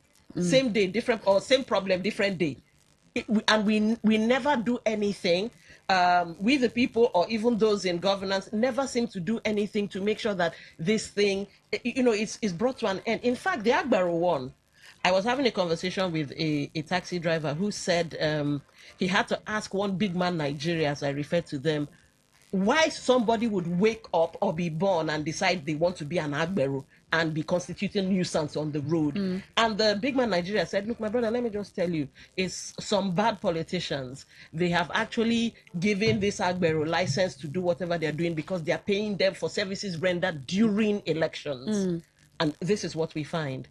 And I think you were making mention of something like the proliferation or the evolution of the Agbero. Yeah. It will evolve past this to what they now have in Lagos, where if you don't give them money, you as a professional, not even a keke driver, now a tricycle rider, you as an ordinary Nigerian would have to pay to pass the roads. And then you cannot use the roads safely. You're walking on the roads and you're scared. There are lots of things you're thinking about as a human being, and then you're thinking about the fact that you don't have the freedom to move around. Yeah. Well, ladies and gentlemen, over to you. The phone lines are open. 0810-9510-951. 0810-9510-951. For text messages, 0701-9339-962. Welcome to Talk That Talk. Good afternoon. What's your name? Where are you calling from? Yeah, good afternoon, Queen. And this is Honorable Christopher. Welcome to the show. If I may add, if I have my way, I will prescribe Agbero. If you said, why all these things are nuisance, styles? I am telling you, it's not supposed to be like this. Time don't they reach where every family organize their own security outfit? Yes, because what you see them doing on the road, just extorting people, extorting innocent, hard-working Nigerians. Maybe one politician will just go to National Assembly meet his boys and his brothers and his friends. I want you people to carve out one, just name whatever thing they feel like to name. You start collecting money. Anybody that you just wake up, you just enter road. Even the police to stop for police. How can you identify the real police and the government? There's no difference to identify them now. All right. The way they operate, the way government operates, the way Nigeria, the kind of language the Nigerian government use, that's the same language the boys on the road use. So you can identify the difference between Nigerian police and that boy. All right. Thank you, Honorable Chris. Oh, Chris. 95.1. To talk that talk. Good afternoon. What's your name? Where are you calling from? All right. Looks like we lost that one. Let's take this call. Welcome. Good afternoon. What's your name? Where are you calling from? What's happening? All right. Let's try. I don't know if you are playing a game, but let's try, because as soon as I want to pick, it disappears. Let's try this. 95.1, welcome to the show. What's your name? Where are you calling from? Good afternoon. Don Wilson. Good afternoon. Welcome. Good afternoon. This is the corporate about it. Welcome to the show. Go on, please. Yeah, Don Wilson is literally how sensitive where we find ourselves this time. That's why we don't express ourselves or out. Otherwise, when we hear things like this, we get devastated. Let's start with oratory. Oratory is a name of a town hall, right? Yeah. Oratory. It's the name of a town as well. The name of a town as well. Yeah. If you translate oratory, that means oratory implies that the lead, like you have lived, are you with me? The lead, that is oratory. Not oratory, oratory. Now, have they acted? And I have said it oftentimes. That the Ifere clan in the developed area, in River State, are not helping matters. Are you with me? Are not helping matters. Look at it this way. There is nothing the government will do. There's nothing the government will do, okay? So what happened is there should be a battle. Listen to these people like commercial boss not battle. You might say yes, it's exciting, but I have Inquiry people contribute, and he's also saying there should be a battle. Let's. You're trying to wrap our thoughts, our heads around your thoughts. So 95.1. Welcome to the show. What's your name? Where are you calling from? Don Wilson. Mascot. Thank you so much. Queen Chima, I greet you very sincerely. Good afternoon, Mascot. Well, thank you so much. Well, Queen and Don Wilson, this is a great menace. The other day I went to that's exactly that was a line. I thought, there was a riot or a war or a battle. I asked somebody, what is happening here? Because I saw a lot of those white and black people. They fired their set with the wrong stick. I don't know what is happening. And they say, doing what? Just pure fighting. That is what they're doing there. I'm happy. People will, show this thing live and witness it live. But don't listen. In 2021, that's why I tell all Nigerians to be alive to the Constitution and to the laws of our country, even this court judgment. In 2021, I didn't know even that there was a court judgment. If you go to other countries, don't wait, you will see that there was one country I went, they call it visitor technique. That is technical visit. All right. This VIO, vehicle inspection. You go there, they will give you a certificate. In one of these countries, they will give you a certificate. When you move along, the police will ask you. All right. What is your visitor technique? Then you will bring it out, and that is all free. But this country, the Western, leave deliverance. All right. Thank you for calling. 95.1, welcome to the show. What's your name? Where are you calling from? Yeah, good afternoon, Queen Chima and Lady Dog. Good afternoon. Welcome. Good afternoon. Yeah, quickly. like we said, let me tell you one thing.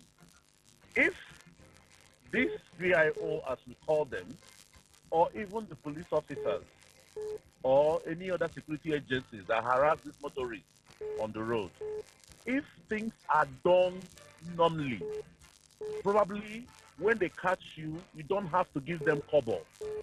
If you commit offense, they give you a number, this RRR, this, I think that's what they call it, this single treasury account number, where you can pay in direct to federal government. They will not be on that road. But do you know why they're there? Everywhere behaving like Agbero, especially the one at Obiako Secretariat. Yes. They are there because they are making their pocket money. That's what they're making there. Money they give morale, especially the Nigerian police. Like incident I had the other day in front of me. My car is tinted. He doesn't even know who was in the car. He collected money from the taxi driver, gave change, and wanted to stop me to tell me that my car was tinted. I asked him, "Are you okay?" You know why I asked that? If he didn't collect money from that guy I gave change, and he stopped me, I would respect him. But how dare you, a police officer, in front of me, who insulted a motorist, gave him change, and you're asking me to stop, telling me about tinted permits? It was something else. I had emergency line. And let me tell Nigerians, when you have problem with these guys, reach out to the emergency line. Those ones in the office, I think their heads are more cool. They had to tell him, come on, give him back his document. Didn't he introduce himself to you? Okay. I asked one question. I said, I thought tinted permits was still going on between MBA and Nigerian police in court of law. All right. And the last time I know it was on appeal court, has it been lifted? All right. Thank you for calling. Yes. Thank you for calling. So it's their private money that... 95.1, welcome to the show. What's your name? Lady Don and Queen. My name is Reginald. It's quite unfortunate what you are discussing. Sometimes I begin to ask myself, what is the difference between what the police, the VIO, and the other security operatives are doing? What is the difference between them and what the others are doing on the road? A competent jurisdiction based on order, based a judgment, asking you people to leave the road. And the same government agencies are still staying on the road illegally because their stay there is illegal. As long as the court has given a judgment, to them to leave. What are they doing? That is this. God said, God, make this order. Ask to leave. In as the court, to leave. Living that this lady is not. All right. You just read just like that on her own. You just die like that.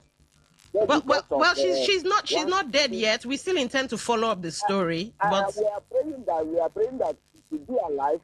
But somebody will also lose her life. Just like that. All right. Thank you for calling. 0810-9510-951, 0810-9510-951. Text messages, WhatsApp messages, voice notes, 0701-9339-962. That's 0701-9339-962. From text messages, this is Henry Uzo.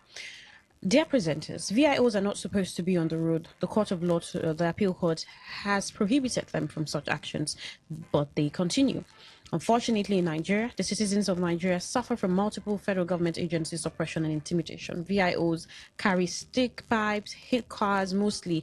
I see how they pin women down to intimidate and collect money from them because of their gender. Whoa. Most times, I don't want to believe Nigeria is a lawless country. Most likely, Rivers State is without a government. That's where Rivers people are today. No protection felt by the people. They see Nigerians like they are cash cows. They come out every morning from their homes just to extort the people. Nigerians are very much afraid of federal government agencies that's supposed to protect them. What's different between Agbero and federal government state agencies on the road? Good day, ladies. This Agbero in Rivers Road will not stop until this set of government does not repeat in 2027 because they are tools for coalition party. This government can't stop them. Rivers people have a big joke to remove off their necks. Ugh. Why are you typing like this? All right, any more messages? All right, no. All Just right, check we can go back Facebook. to the phone lines. We missed a couple of calls, but now you can call. We've taken your messages 0810-9510-951. That's 0810-9510-951. Some of you might be conversant with the River State traffic law of 2009. Maybe you know what it says. Can anybody, I did try to reach out to the VIO. I wasn't successful, but can anybody tell me that there is an explicit law that permits what we see on the roads? 95.1, welcome to the show. What's your name? Where are you calling from? I greet you. I am Crosby. All right, welcome to the show. Good afternoon. Good afternoon. It's a sad incident this morning of what happened at the waterline. Very, very unfortunate. That's what we see in River State. The VIO, as we know, ought not to be on the road. They ought not to be on the road. In fact, aside the court judgments, there is nothing that establishes them that guarantees them on the road. Just like what we are seeing of federal road safety now, there is a two judgment, one from Delta State High Court, another one now just 3 weeks ago from Kano State, debarring what a federal road safety FRS from being on local government road and state road. But in River State, the case is different. River State is on the state where you see EFCC on the road, you see VIO on the road, you see police on the road, you see Agbe on the road, you see all manner of things on the road, including the drug law enforcement agents on the road. And because they are making money for themselves, nobody check them. Unfortunately, we do not have a government that also cares for the people. All right. And so we are faced with what we are faced with. For how long can we continue like this? It's terrible. All right. Thank you for calling. Okay, so ladies and gentlemen, I'd like the following questions answered. I will keep trying my best to see how we can get across to the VIO because, like I said, I tried my best. I wasn't successful. I want the explicit laws for all of us who are law-abiding, upright citizens of this or residents even of this great state. I want the answers to the following. I'd like anybody that can call in to identify the section of the River State road traffic law that authorizes a VIO or an RTO officer. Remember, I gave the differentiation from what the commandant said. The VIO officers are the ones you meet in the office. The RTO officers are the ones that are permitted by God knows what law to stand on the roads. Now, fine. If there be such a law, and I checked, but there isn't any explicit law permitting this, I would like to know what law, where they draw their powers from, because there must be a law not only establishing them as a federal government entity or a state government entity or a local government entity, but that law that establishes them also gives them powers, rights, duties, responsibilities. Tell me where they draw their power to stand in the active lane of traffic and stop a vehicle, where they draw their power to strike or bash vehicles with that pipe they're always holding, where they draw their powers to physically obstruct a vehicle that has not stopped, where they draw their powers to pursue a motorist who refuses to stop, and where they draw their powers to impound a vehicle or seize documents on the roadsides. If anybody can answer this question for me, then okay, I'll comfortably just shut my mouth. You know, the last caller said something and that may make you smile, give whatever reaction you want to. All right. When you see the Nigeria police on the road, you see the FRC officials, members of the Federal Road Safety Corps on the road, you see VIO on the road. most of them all grappling for the same thing. And what is that thing? We heard one of the callers, because these are people sharing their experiences, telling you there's the financial pressure, because all these questions you just asked. Yeah. If you're stopping, why are you supposed to be stopping? If you're supposed to ascertain the roadworthiness of a car, how should you go about it? If you're not supposed to be on the road, why are you still on the road and harassing people? If the police should protect lives and property, the FRC would do the vehicle inspection, and then the VIO operating under the state government should inspect vehicle roadworthiness. Then stick to your job description. Exactly. Stick to your job description and do it the way you're supposed to do it. Then if the state government has seen all of these that has plagued the state and everything happening to individuals in the state and gave that reaction last year, 2025, how have they followed up to ensure that VIO is off the road? Or should we continue this way and then record more casualties before something is done? And that's why people begin to question the activities of government, because actively government should check most of these excesses. Check these excesses, and then things should be done normally. Or do you if think this is going to be escalated more than this or not, or just goes down the drain and then nobody talks about it when we're done with this conversation, people continue to talk about the incessant activity of the VIO and it just continues, then we're breeding what kind of society or what kind of river state are we breeding? At this point, don't you think one of them should be scrapped? Because, like I said, it's a multiplicity of roles. You have the police, you have the FRSC, you have VIO. I think VIO came before FRSC. Maybe one of the bodies should be scrapped, or one of the bodies should be absorbed into the other. I also understand the VIO. I know that most Nigerians would never want to go for their cars to be checked. All right, let's take this call. 95.1 to Talk That Talk. My name is David. Welcome, David. Harlow. All right, welcome. The issue is that our government allows it to happen. All this we are saying, is the government not seeing them on the road? They are seeing them on the road, but because they are making their own, they are making their own money from them. VIO have caused many accidents in the street of Port Harcourt. So all what they are doing, the local government chairman, the governor, the commissioners are seeing them. So all we are saying is let them help us. Thank you. Yeah. Get some messages. Welcome to Talk That Talk. What's your name? Where are you calling from? My name is Mike. I'm calling from Port Harcourt. All right. Hi, Mike. Welcome. Yes. The law River State established, the River State traffic law established VIO. But there is that section of the law say it must be before a magistrate. Meaning, if you accosted somebody for an offense, you bring the person before a magistrate. If you look at their law very well, there is a magistrate that is supposed to be assigned to the VIO. It means that you cannot do your own case.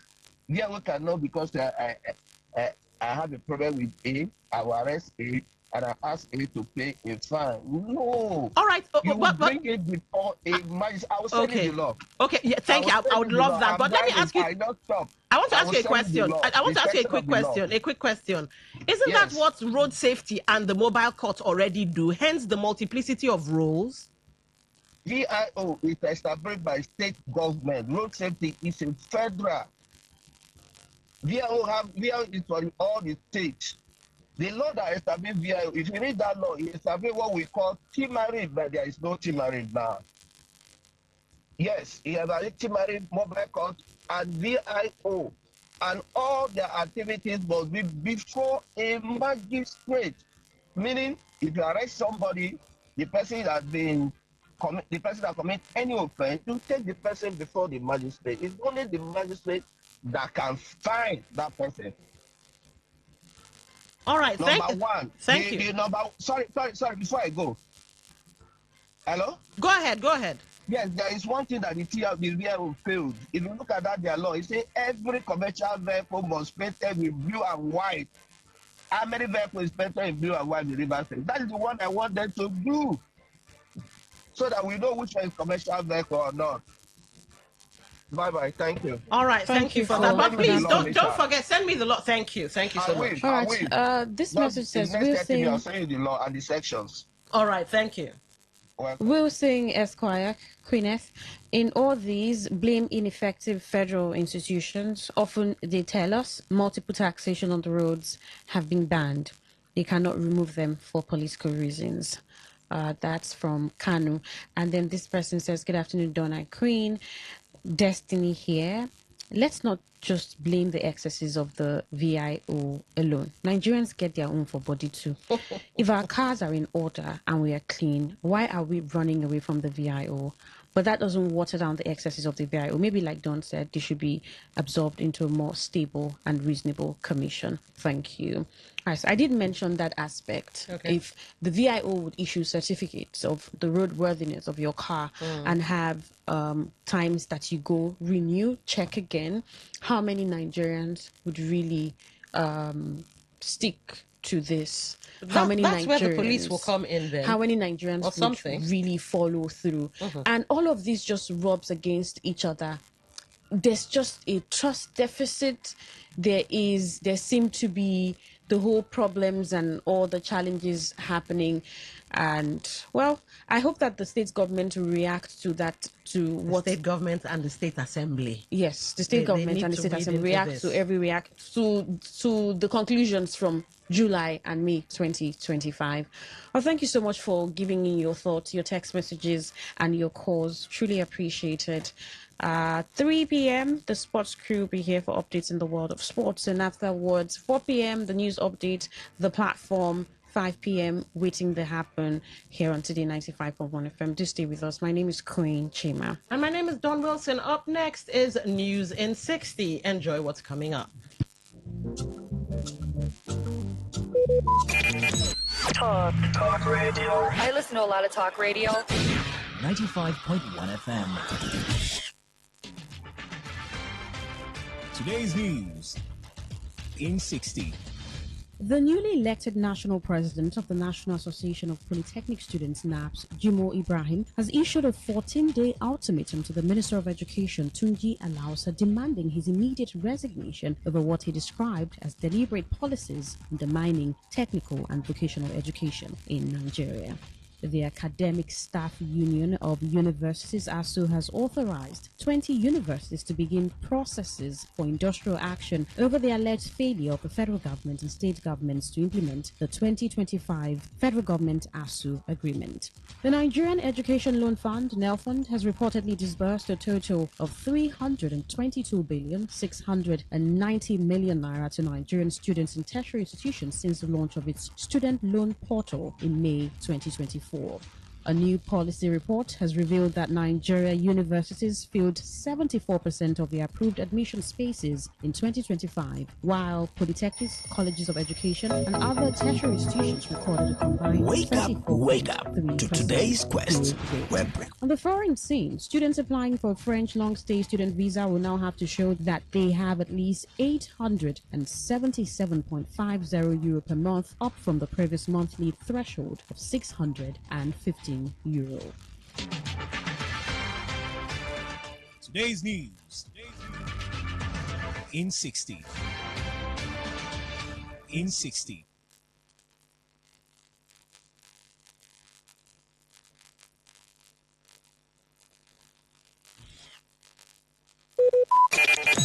Talk radio. I listen to a lot of talk radio.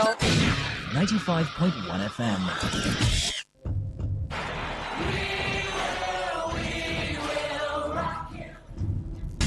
This is what we've waited for.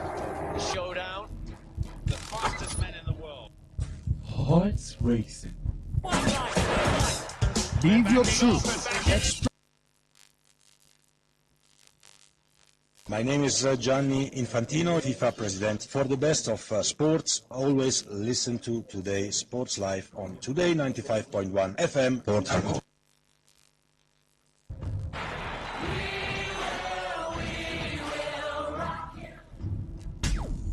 what we've waited for. The showdown. The fastest men in the world. Hearts racing. One light, two lights. They're backing off and backing. Pulse rising. Who will come out on top? Who'll take 3 lights, 4 lights. He's ready to be the star. The anticipation. Powerful, strong, compact. Time, Tyson get right, hold all the way, he's looking right. The heart stops.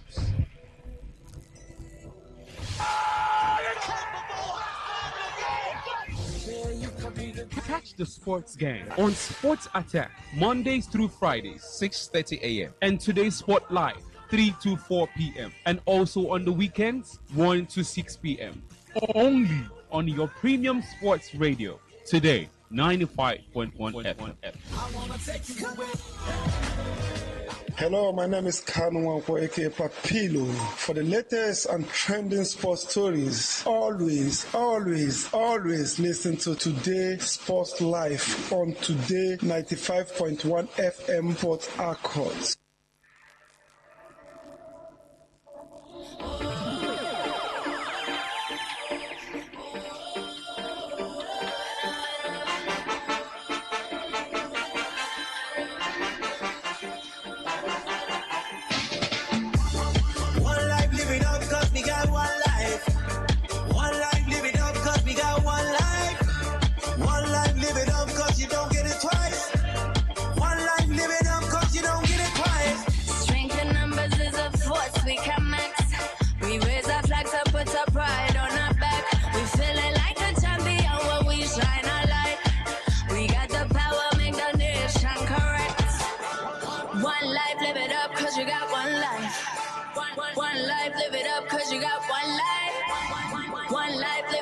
You don't get it twice. One life, live it up, cause you don't get it twice.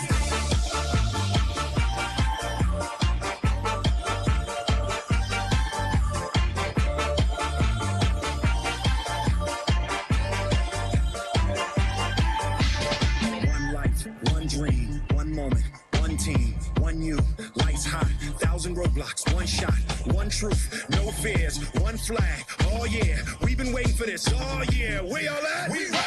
Lovely afternoon to you and welcome to another edition of Today's Sports Live on your premium news, talk and sports radio station. We are the voice of the people. This is Today 95.1 FM Port Harcourt. My name is Somto Isaac. I've got the major stories making rounds in the ever-exciting world of sports. We'll do this for the next 1 hour where we dissect everything that concerns the ever-exciting world of sports. And, of course, we do this in grand fashion. It's a lovely Thursday afternoon, and, of course, I'm not alone when we do the business of talking sports on radio. I've got Osasi Hewen in the house this afternoon. Osas, good afternoon to you. A very good afternoon to you, Somto, and good afternoon to the city of Port Harcourt.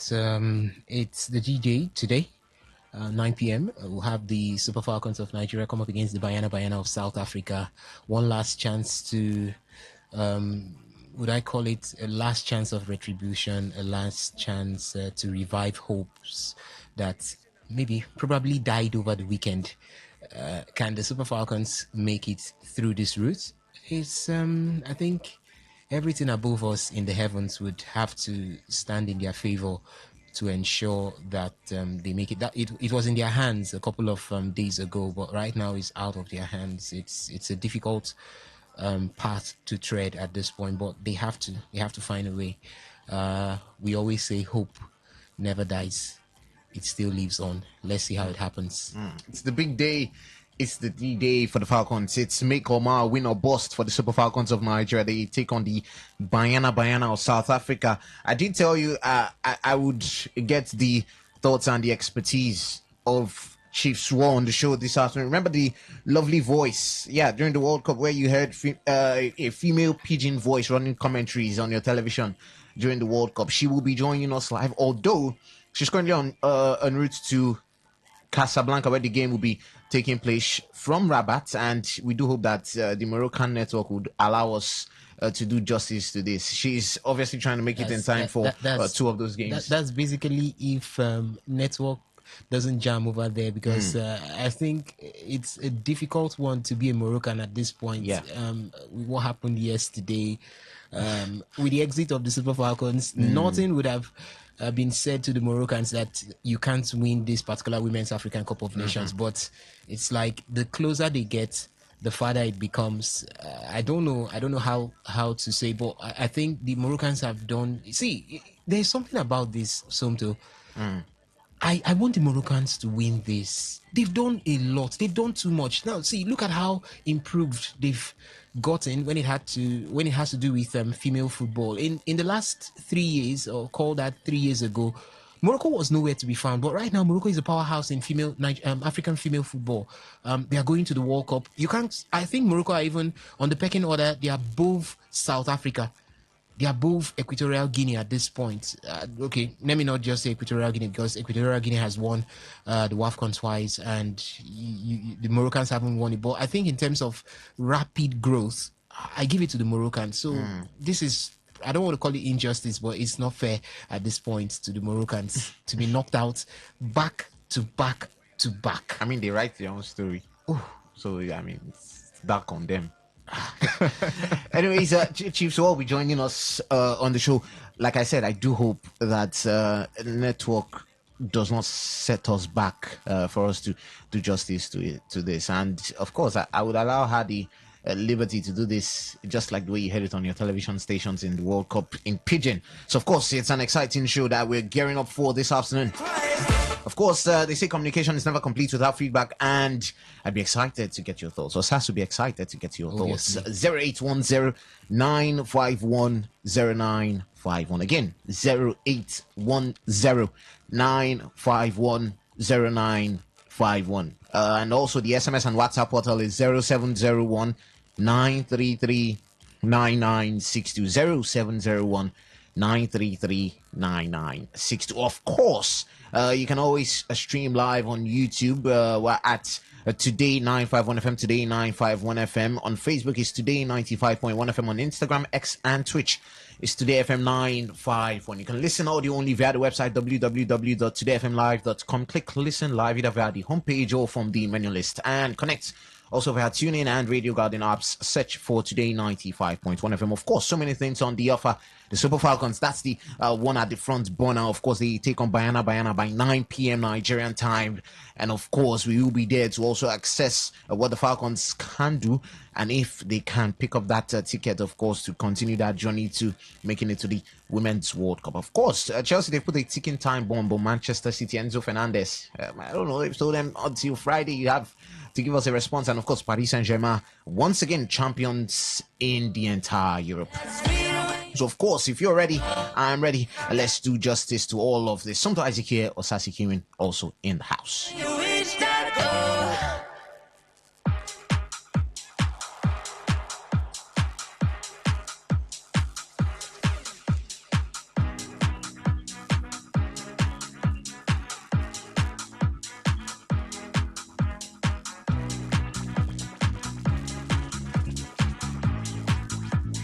Where else? They say charity begins at home. And of course, let's start with some women's sports. Let's exactly start with basketball, where the Tigress bounced back from 2 successive defeats to China by beating the hosts 88-77 in their third and final meeting in Foshan, Guangdong province on Wednesday, as they continue their build-up to the 2026 FIBA women's basketball. Now, the reigning African champions dominated from the opening quarter, racing to a 32-17 lead before extending their advantage to 58-29 at halftime. Now, China attempted to fight back in the third quarter, but Nigeria maintained control and entered the final period with a 71-52 lead. The hosts improved further in the fourth quarter, but the Tigers held on to secure an 88-77 victory and end the 3-game series with a win. The victory also avenged Nigeria's 69-65 defeat to China in their second meeting on Sunday and 70-67 loss in the opening encounter last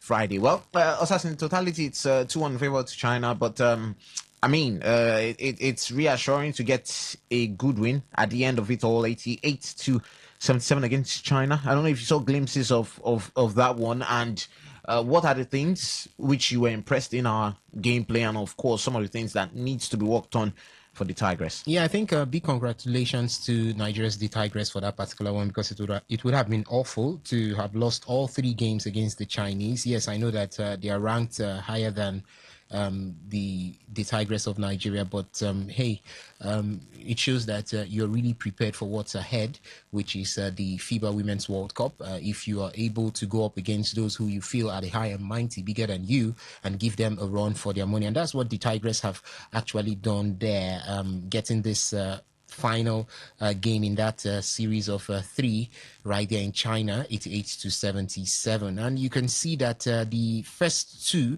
were very close calls. You can't really say the Tigress were body shamed or they were destroyed or dismantled. It was pretty close. So meaning it's not too far away from where they stand. You find the Chinese going into the FIBA Women's World Cup. It gives them that kind of morale boost, because yeah, if you can do it really close against the Chinese, and right now get a victory against the Chinese, you can do it quite well against the Germans, against the French, and against the United States, who happen to be the leading names when it has to do with female basketball in the world. So I think the Tigress have done us really proud. The likes of Mujanatu Musa had a triple double in that particular game against the Chinese, the final game against the Chinese, and she was the game changer in that particular one. 15 points, she had 10 rebounds in 20 minutes. It was a big huge one there for Nigeria. With players like this, we know that the future is probably guaranteed. The future is very bright. I saw clips of that game. I also read through some of the reports coming from that particular game, and the Tigers have something to look out how they end games, because from the 3 games it was seen that they had a poor second half. That's the third quarter. The fourth quarter wasn't really as good as what they had in the first and the second quarter, so they need to learn how to hold on to games, how to see off games, because it's one huge one to start games in a very good way, and it's another one for you to hold on to what you have and see it all through, because you might start really good. We saw it in the NBA series. You could see games where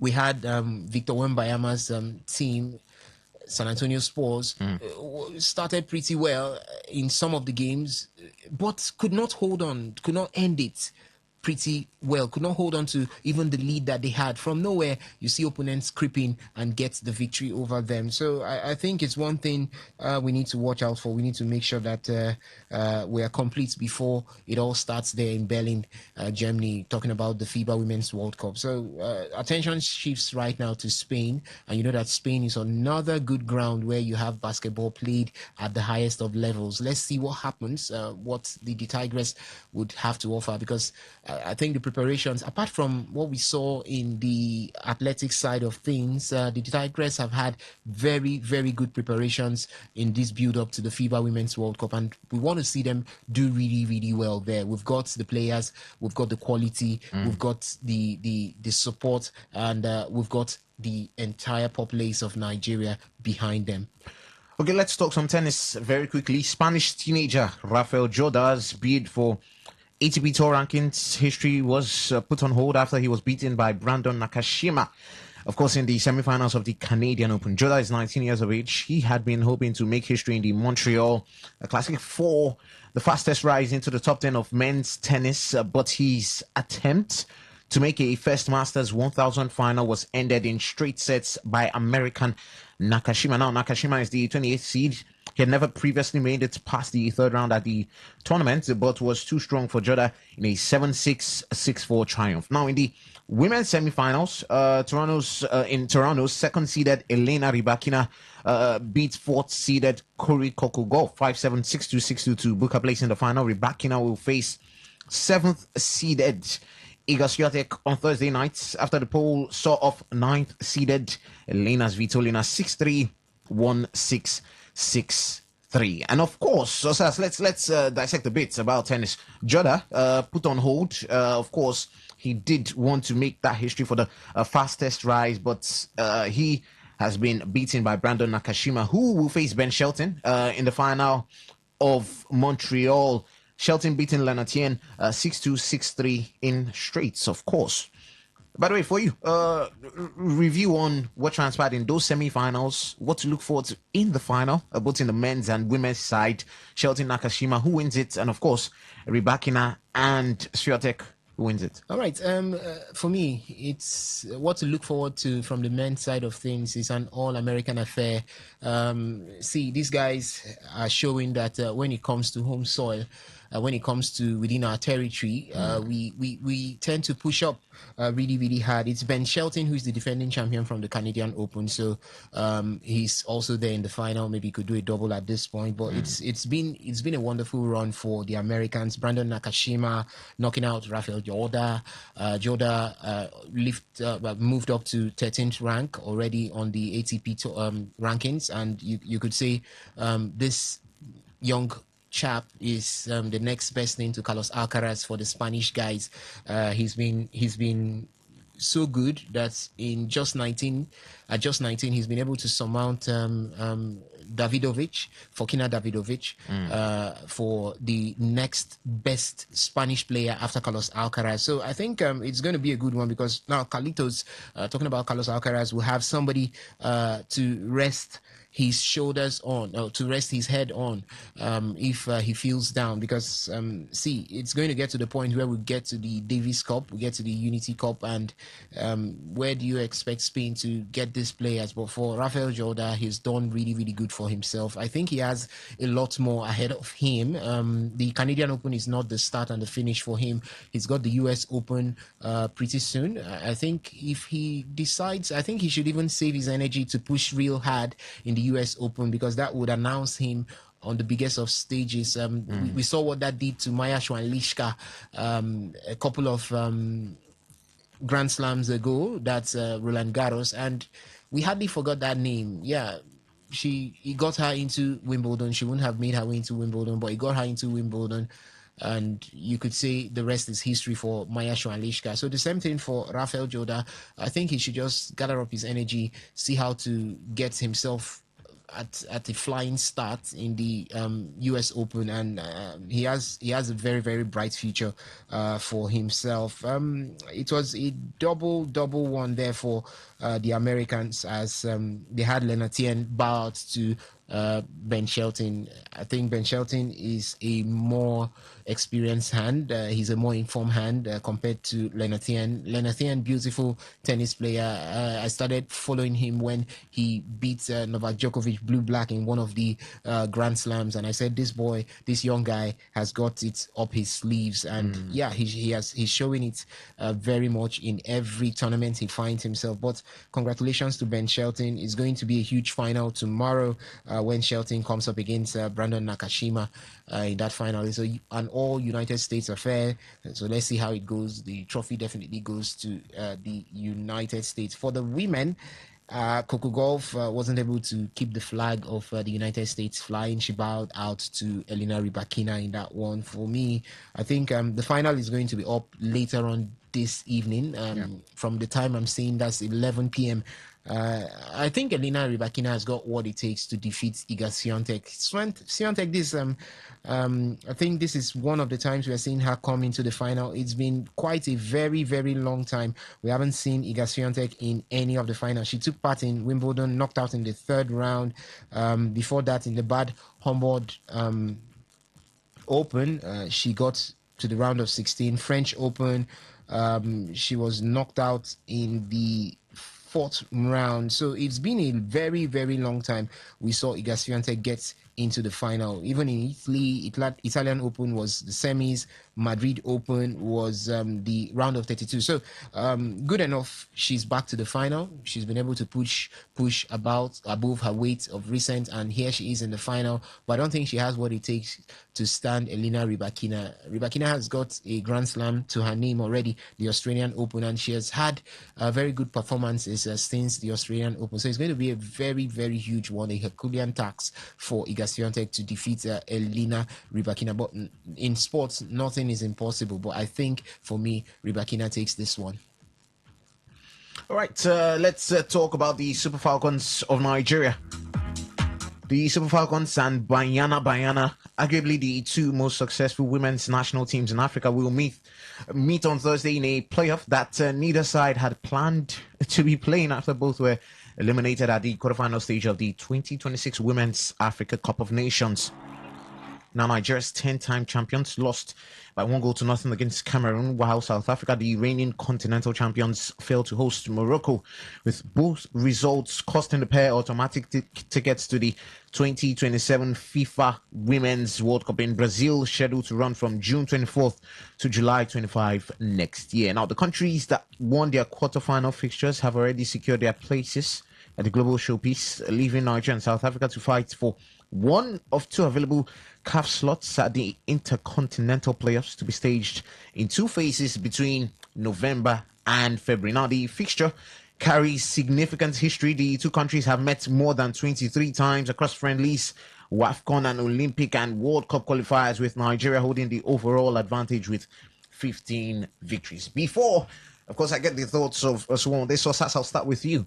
Nigeria against South Africa. I mean, there has been ups and downs regarding the Falcons and how the entire WAFCON journey has transpired. Of course, the playing style, not really impressive under Justin Madugu. A lot of questions about positions, playing personnels, of course, who to start, who not to start. Results, on the other hand, preparations also, bonuses, so much drama. But of course, we find ourselves in this position. Before we talk about behind the scenes, let's talk about the game against South Africa, first of all. By the way, the other game pitting these playoffs for these African sides, before we now talk about the WAFCON proper, is Ivory Coast against Ghana. That kicks off from 5 p.m. So whoever wins between these two African sides will progress to the Intercontinental Playoffs. But South Africa against Nigeria, the last time these two teams faced off, of course, it was in the last WAFCON. Nigeria winning by 2-1 in the semi-finals. Courtesy of a late goal from Michel Alozie, was exactly not being in the right books for the entirety of this WAFCON. Rashidat Ajibade got the opener from the penalty spot before they were pegged back by South Africa. But what do you expect today from the Falcons against South Africa? I expect a huge encounter. I expect fireworks. I expect an encounter that will get me at the edge of my seat. It's going to be really, really intense because from what I'm seeing between the South Africans and the Nigerians, a lot of water has already gone under the bridge. So we could have this game played on sentiments because, the South Africans would not want to lose to the Nigerians. The Nigerians, on the other hand, who have been beaten twice, shy, both off the pitch. You know what's happening with the whole political stance right there in South Africa, would want to use this to send a statement or make a statement or send a message to everybody in South Africa. So it's a game that will be tied with so much of emotions to it. So I think it's going to live up to the billing as it stands right now. Yeah, the better team will definitely take the day, and I pray seriously that better team is the Super Falcons of Nigeria. They would need to up their game because they wouldn't be playing. Talking about the Super Falcons, they wouldn't be playing the way they played against the Malawians or even the let's say the Cameroonians, because they had the game, they took the game to the Cameroonians, but they were not lethal in the final third. So they won't be playing that way. They need to up their game if they will be beating the South Africans. The South Africans are not on their high at this point. They've experienced so much of lows already. So take advantage of it, beat them, because you need to get to the FIFA Women's World Cup. We've been making it to the FIFA Women's World Cup. What's happening? What's going to be happening this year? So I think the Super Falcons, I know that the route is going to be difficult. They missed out at making it or having it easy by not qualifying to the semi-finals, but they need to tell themselves that that's in the past. They need to make sure that at this point, the road ahead is what they look at. It shouldn't be any sort of disappointment to them. It should be looking at getting to El Dorado finally. It's very possible. It's very, very possible at this point. So I expect them to beat the South Africans, but it's not going to be easy. I see that game maybe not getting to penalties, but it's going to be a slim win, just 1-goal win, maybe a 2-1 again, like a replica of what we had in the 2024 Women's African Cup of Nations. Let's talk about the lineups now. What is your preferred starting lineup in this? Because I mean, we've seen a ton of variations from Madugu himself in this tournament. And I know you were very vocal in that quarterfinal. This person should start this. Let me know from a playing perspective, what's the best lineup you'd put out there? Because if we fail to win today, that's it. We're not going for the World Cup. Lost out on the WAFCON, worst finish ever, not going to the World Cup. So we have to make use of this. So your lineups for you. I think for me, number one, let me start with Michel Alozie. Please, Justin Madugo, play Michel Alozie from the right. It's best you play Shukirat Oladipo from the left. Yes, if she's not going to be, you've also got Rafiot Imuran. You can play her from the left. Leave Michel Alozie in her preferred position so that she can be effective. Don't do the whole I don't understand my squad or I'm looking for somebody to stand in and cover up for the absence of our own Uibo Super Falcons player. What's her name again? Ashley Plumter. So now that's to start with. I think you've got a good pairing of the likes of Tosin Deming and Osinachi Ohale. Both should start right there in the heart of the defense. Then in that midfield, bring Jennifer Ichegini to the middle. Let her come from the middle. You can always have Deborah Abiodun support her. They could exchange at some point, but I think I like that pairing, that synergy between Deborah Abiodun and Jennifer Ichegini. Deborah Abiodun is a powerhouse. She's a horse. She never gets tired. She marks with perfection, and that's one thing that would enable the Super Falcons control the midfield today. Christy Uchebe didn't have really much of a good game in the game against the the Cameroonians. So this time, would I be saying Tony Payne should start? I think Tony Payne should start ahead of Christy Uchebe. Let's see what she has to offer. Up front, I want to see Asisat. I don't know how fit she is. I know she picked up a knock against the Egyptians, but she took part in that game against the Cameroonians. So I want to see Asisat up front. Please let Gift Monday sit out. She did her best against the Cameroonians, but I think she had so much of errors in that particular game. Her positioning was not too good.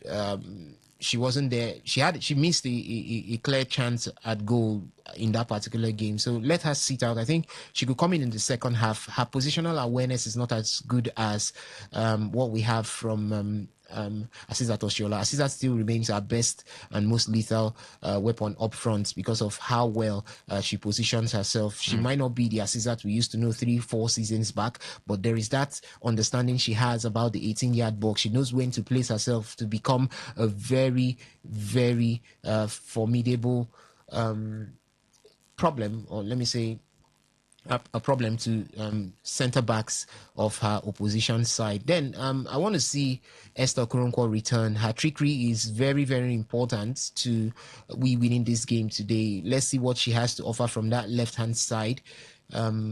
She's a very, very skillful player, so we need it. We need it very much. If we cannot break down the South African defense, we can commit them to get cards. We can commit them to give out or give off free kicks or even a penalty. So she's the only person that can do that. Rinsola did not have a very good game against the Cameroonians. She's got the pace, but she doesn't have the trickery. She doesn't have the physicality. So they exploited it so much, and she was more or less very dormant in the first half of that game against the Cameroonians. So this time I want to see Esther from the left-hand side. And, nobody can take our captain Ajibade away from that right-hand side. She has been brilliant right from the beginning of this tournament. So that's exactly what I want to see. Rashida to the right, Esther to the left, and we'll have Asisat in the middle. Let's see what comes out of it.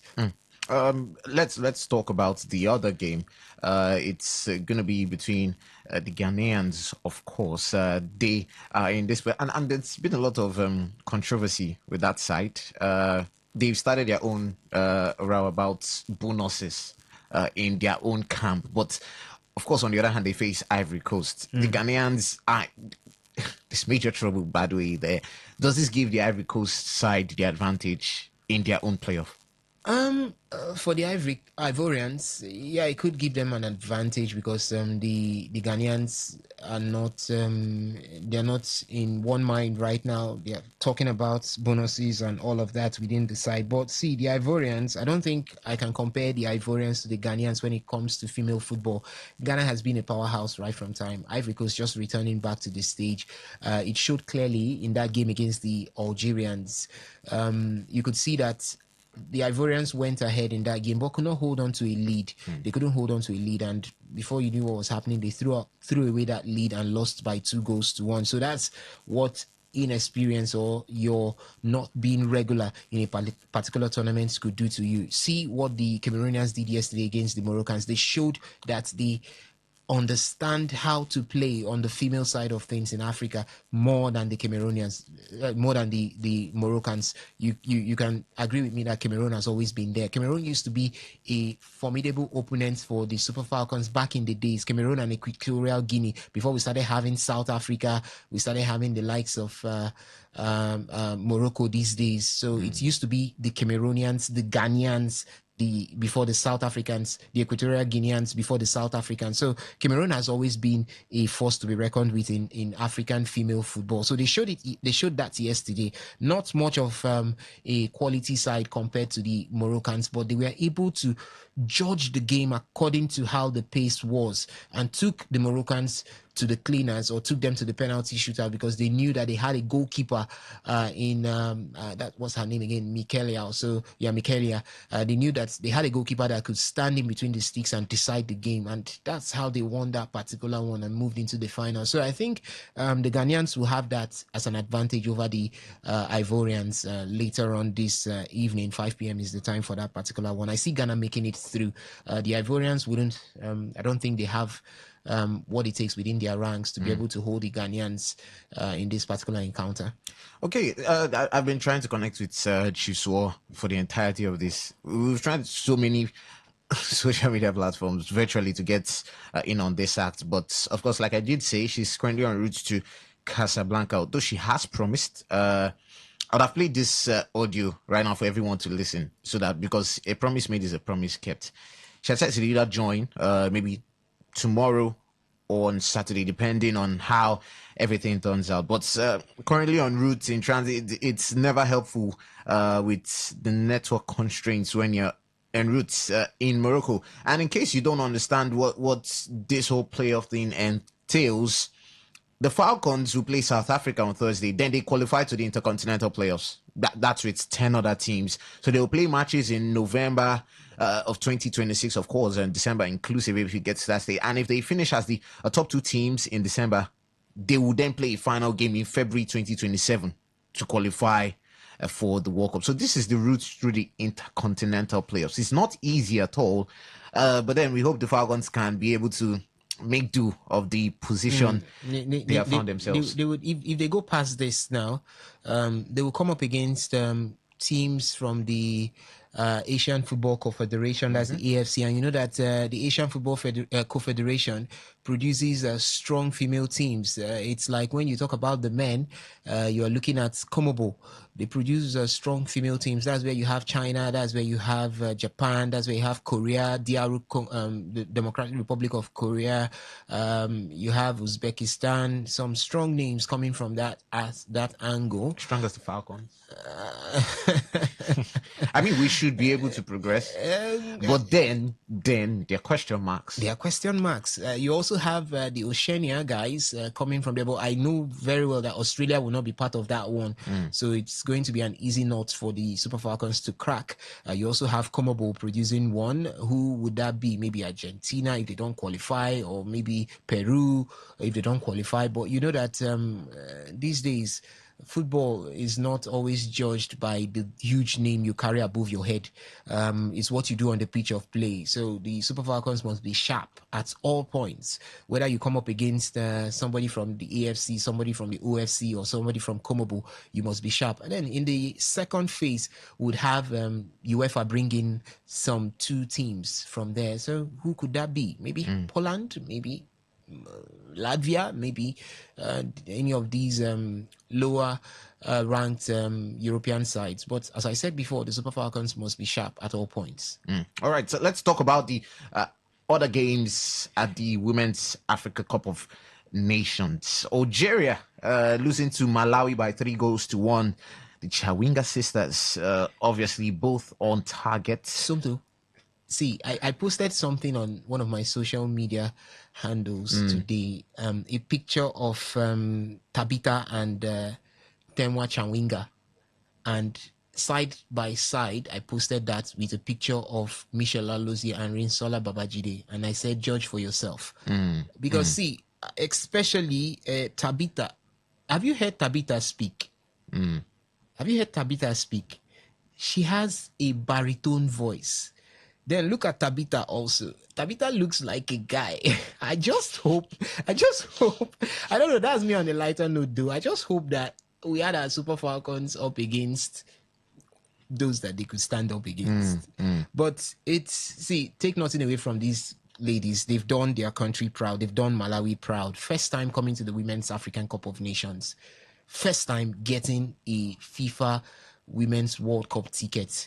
First time getting into the final, and it could be the first time they come in as debutants and they win the Women's African Cup of Nations. Because see, with all I've seen, Somto, I think Malawi has got what it takes to beat Cameroon in that final.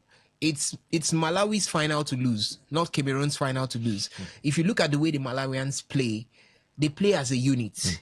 They play as a unit that understands that they've got 2 of the best forwards in African football currently, and they make use of it. If you watch the goals against the Algerians I saw yesterday, some lofty passes over the defense. They knew very well that Tabitha Chawinga was going to pick it up because of her pace. They also did the same for Tebwa Chawinga, and they knew that she was going to pick it up because of her physique. So it's one thing that they could exploit against the Cameroonians, but it could be difficult because the Cameroonians are very, very physical. But that game, it's going to be settled on the table of physicality, and who handles how well they can produce their physicality or exploit their physicality would win that particular one. So it could be very possible that Malawi could come in as debutants and win the Women's African Cup of Nations. All right, we'll have a lot of time to discuss about this tomorrow. Who wins it? Who ultimately gets that grand prize to be titled as champions of women's football in Africa? But hey, make no mistake, Malawi, Algeria, Cameroon, and Morocco, in the World Cup for Africa, and representing the women's in that one. By the way, still trying to get connection to Suobo. It's crazy. She wants me to deliver this message to you guys. Able to do it tomorrow. I will position myself somewhere where we say I can get conversations easily. I hope this is not too last minute, bro. Bless up. And I'm looking forward to us having a conversation. At least tomorrow, we will know whether we get World Cup tickets or not options. God bless. So, we tried, isn't it? But Morocco no one agree for us. Yeah, I would have really loved Chief Sword, but anyway, maybe we'll have her tomorrow so that she will bring those her the girls play with Okolo Eye. The Okolo Eye don't come. So she will bring it, and it's the if possible tomorrow, it's the Owambe version of the show where we get to use pidgin English. So she would have a lot of leverage to express herself because even right here would also try to catch up with her pidgin English, but they worry pidgin English. Anyway, So we still have the Port Harcourt pidgin English. I mean, the one where you hear, the one where you hear that I'm with my Michael Jackson, and Somto and I just check. We'll go there on the rubbers, check them in on 1 or 2s. That's it. Anyway, spoken to that, according to his Suo says it. Let's move to the international side of things now. Paris Saint-Germain made it back-to-back UEFA Super Cup titles after a narrow victory over spirited Aston Villa. Desiree Doué's 62nd minute winner after a video assistant referee VAR check for offside sealed the success for the Champions League holders in Salzburg. Now, Vicha Kvaratskhelia thumped in a delightful 20th minute opener for PSG before Villa's Brian Maggio announced himself in fine style with a 45th minute leveler. The 17-year-old striker became the youngest scorer in the Super Cup when he struck on his debut at the Red Bull Arena. Osas, yesterday, the Super Cup, of course, got the highest quality. Aston Villa missing some big name players, but of course Desiree Doué back in the side. There was question marks over Bradley Barcola not getting any minutes in that one. Of course, still in negotiations with Liverpool for that move. But of course, Luis Enrique says the target is a three-peat for PSG. Does that happen? And of course, congrats to PSG on yet another victory. Yeah, congrats to PSG. These days, it's like PSG and the rest of the world. They are beginning to make the UEFA Champions League a farmers' league. I just hope that the rest can bounce. Who would be the one to stand toe-to-toe with PSG this season? They've got the quality within the ranks. They've got the players to do all of this, and they are still making signings. It's not as if Paris Saint-Germain are resting on their horses. They are still making signings, making sure that they keep up the fire. So it's a huge one. Luis Enrique building what we call the immortals right there in France, the French dynasty. If you look back 3-4 seasons ago, we didn't see this coming. We felt that it wasn't going to really work for the French guys. At some point, they had to assemble 3 of the best players in the world in Kylian Mbappe, Lionel Messi, and Neymar Jr. But it didn't work. But hey, look at these guys who have come in right now. The likes of Ousmane Dembele, Desire Doué, Kivicius Kvaratskhelia. Huge prospects. And who can come in to scatter that team? Nobody, because how much do you want to give to Kvaratskhelia right now that will take him away from Paris Saint-Germain? I don't think, if you're bringing a check, you'll be coming in with €1 billion to see how to get Kvaratskhelia away from Paris Saint-Germain. So I think I would just say congratulations to them. Let's see what happens in this season in the UEFA Champions League. But I think I still see Paris Saint-Germain winning the UEFA Champions League. On Arsenal, it is to save the world this time. Anyways, you don't talk Real Madrid, Seth. Who be Real Madrid? Or Bayern or Barcelona. Who are they? Anyways, okay.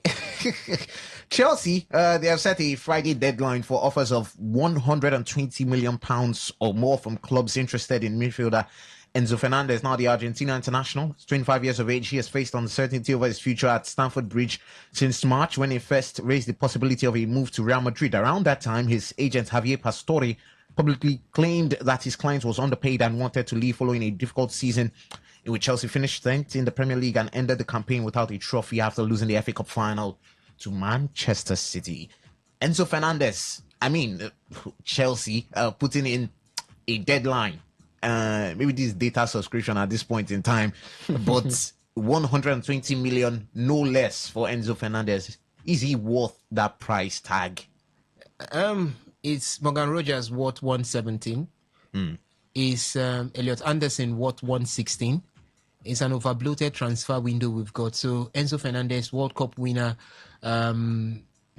He's been the backbone of Chelsea for quite some time in that midfield. A midfielder that knows how to get the goals as well as give the passes. But this shows they just don't even want him to leave. Because why are you telling people until Friday for 120 million pounds? If you can meet it, beat it. That's it. So, but if you can't, let him remain where he is. I think even the Chelsea coach Xabi Alonso has stated that he wants Enzo Fernandez to remain within his team, and I think Enzo Fernandez has got a lot to offer right there at Chelsea. I don't see that deal materializing. If he would have left Chelsea, it would have been to a Real Madrid, but at this point, I don't think Real Madrid has got their eyes on Enzo Fernandez any longer. They've got, I think, what they need as much in that midfield. So for me, it's going to be a case of if you have the money, then come and get him. You pay through your nose and you get him. But else, he remains a Chelsea player.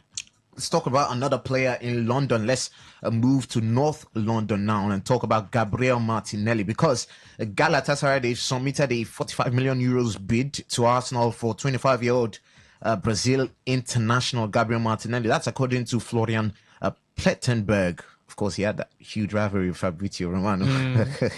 Well, though he did confirm that, and sources from Sky Sports and The Athletic have also confirmed that Gala has submitted a bid of 45 million euros for Gabriel Martinelli. Should Arsenal hold out for more? Should they sell? Or is this Gabriel Martinelli's price tag right now? Please sell him and but this is 38 million pounds for a 25-year-old Premier League experience, international. How productive has he been? The best of Gabriel Martinelli we saw was 3 seasons ago. That same season where he had double figures with Bukayo Saka. Yeah, so it's been a while. If you keep something dormant for 3 years, you discard it. That's exactly what it is. I think it's a huge amount coming in. It's a good one coming in. It's an amount that I think Arsenal can pick up and reinvest and try to get somebody in, because I don't think Gabriel Martinelli would be starting ahead of Christos Zolis. Zolis has already... Really, do you think? Yes. I think he can be starting. He can start ahead of Christian Zolis. Zolis has already... Did you watch Martinelli yesterday? It's almost like he remembered he was a Brazilian yesterday. That was the game against. It was 1-1. It ended. Then went into penalties. Yeah. So for me, I think Gabriel Martinelli could go. The plan has always been to, if a good offer comes, you ship him out and maybe reinvest that money. So I think with him out and Trossard also out, such monies could be reinvested and maybe we'll get Arsenal gets a very good left winger. Okay, let's talk about one more story before we go to the phone lines very quickly. It's concerning a Nigerian, and we'll do this in 1 minute. Galatasaray were offered 130 million euros for Victor Osimhen yesterday via an intermediary acting for Al Hilal. The offer was made verbally. Galatasaray are not willing to negotiate at this stage and have no intention of entering talks. One word, does Victor Osimhen move from Galatasaray for this huge amount of money, for this huge contract? Yes or no? To Al Hilal, by the way. That money is huge. 130 million euros. Yes, the money is huge. I saw the highest fees paid for African players. Victor Osimhen was in the top 5 twice. The money is huge, Somto. But I think Victor still has a lot to do in Europe. Yeah, he still has a lot to do in Europe. I mean, Turkish league is getting loaded. He's getting Trossard, loaded. Lukaku, Salah. Yeah, he's getting loaded. We've seen lots of players come in, and that's would translate into having good performance from the Turkish league in the UEFA Champions League. And Victor Osimhen cannot afford to get off the UEFA Champions League right now. I think he needs to stay back. He's still young. If he hits a very good season in Europe, that's in the UEFA Champions League. Football age. Not be me, Bonham. He's still young. That's I know, and I'm just answering. So he's still young. So if he hits one good season in Europe, I think somebody will break the banks to get him over to mainstream European top leagues right there. So if I'm Victor Osimhen, let the 130 million euros slide and let's get to business in Europe. Okay, just a few transfer stories before I move to the phone lines. We hear that Chelsea have said if anyone can meet that deadline for Enzo Fernandez, there are replacements on the line. They've targeted Monaco's Lamine Camara to replace Enzo Fernandez. And also Christian Romero on his way to Atletico Madrid. The 40 million euros deal has been agreed between Atletico Madrid and Tottenham Hotspur. Now, Al Qasadiya in Saudi Arabia are in advanced talks with Manchester City to sign Tijani Reinders. Now, club-to-club agreement close around 60 million euros fee, but green light is still needed from the Dutch midfielder. Nottingham Forest remain keen, and all depends on Reinders' decision. Davide Fratesi could be on his way to Lazio from Inter. There's been an agreement between both sides, 1 million euros loan fee and 14 million euros buy option clause to be added. Of course, Fikayo Tomori is on the shortlist for AC Milan to sell this summer. That's according to Fabrizio Romano. He says he's been included in AC Milan's exit list. He's available after talks with Ruben Amorim and chairman Gary Cardinale. Liverpool could be interested in the man. 08109510951070193399962. The latter is the SMS and WhatsApp portal 0701-933-9962, and of course 0810-951-0951 is the phone line to call. Hi, good evening to you. Welcome to the show. Oh, lost that one. Let me take this call. Hi, good evening to you. Welcome. It's David, the Liverpool fan. Oh, David, the Liverpool fan. Welcome to the show. Is Liverpool having any signing yet? No, they're still in talks with PSG for Bradley Bakula. Okay. Liverpool next season, I don't see them doing anything. But Chelsea next season they'll be a hit. Okay. Thank you so much for your thoughts. Of course, still in talks. They are Liverpool for Bradley Bakula. They could sign another winger if Cody Gakpo leaves to Tottenham Hotspur. But then, the Super Falcons plays tonight, 9 p.m. Let me know what's your thoughts on that one. Hi. Good afternoon to you. Welcome. Good afternoon, guys. Good afternoon, Simon. Thank you. For me, let me start from Super Falcons. Super Falcons, as I said yesterday, I don't care whether he qualifies for World Cup or not. I want you to qualify.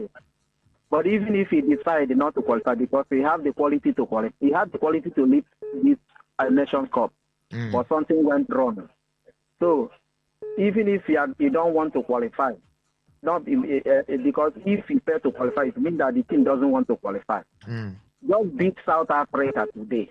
If he just beat us at South Africa today, you have done the work that I want you to do. Even if you end up not qualifying, no problem. As for the Victor Osimhen, where the amount is very huge, but I will still advise my boy to see him. In fact, I even surprised that Madrid are not looking for Victor Osimhen, because I said it last season that the only thing that makes Victor Osimhen, anything that will make Mourinho enter get the job of any big team, that if he first transfer target will be Victor Osimhen, because he's the kind of player that Mourinho like to work with. And they started earlier before. I don't know why that discussion, whether it was rumor or whatever, the thing just died off. Victor Osimhen linked it to Madrid that time. So for the match yesterday, you see that Cameroonian goalkeeper. Honestly, there is no need of no need of us to ask him who will win the African best keeper this year. He will be the one that will win it. But you see the reflect of this game. This game is not reflecting like a lady.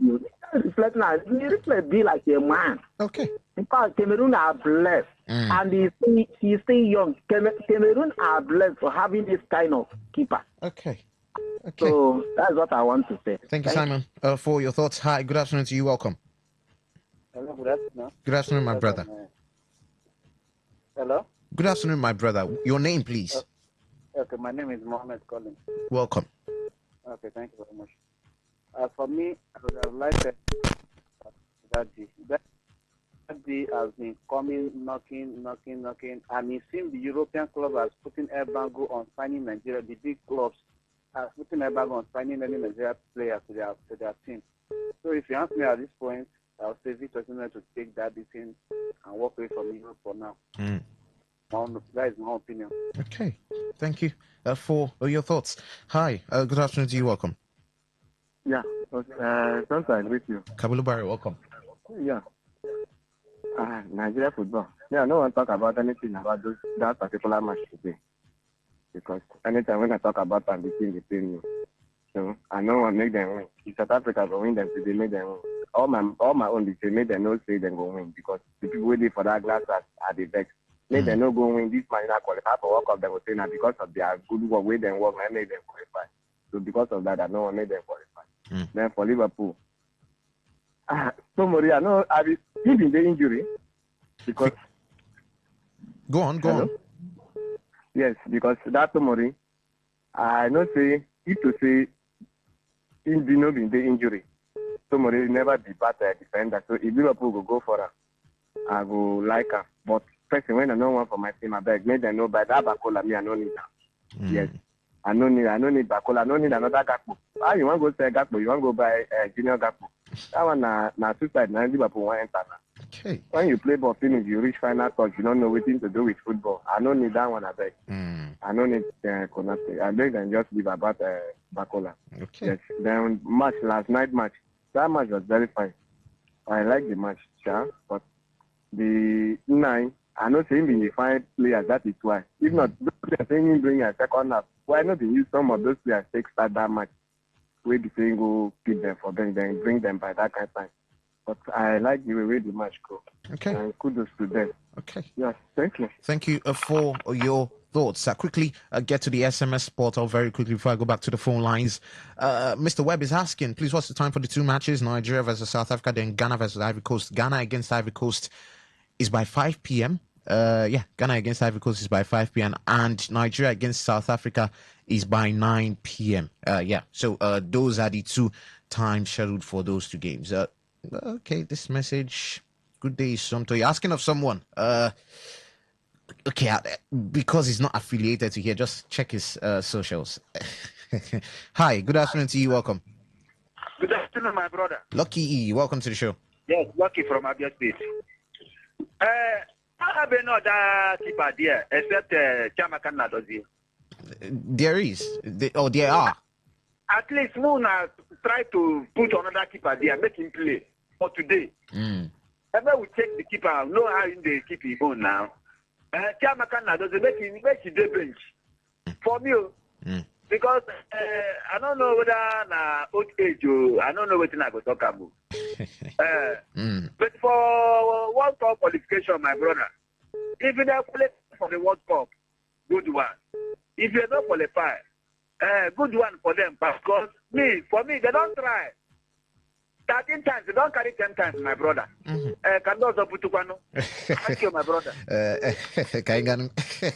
Thank you, Lucky, for your thoughts. On WhatsApp, no photocopy, no duplicates from Rigbo. He says, good afternoon, Super Falcons cannot be faster than their shadow. If the coach works on his defense, they might survive.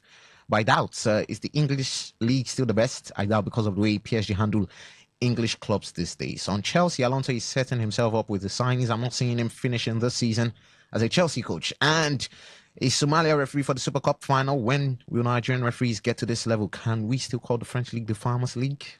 Let you do the answers. And as from what he says, Osimhen should go to Saudi so that the federal government can, NSU and Yobanta, leave our federal government away from this. They've borrowed enough. They should not borrow from Osimhen too.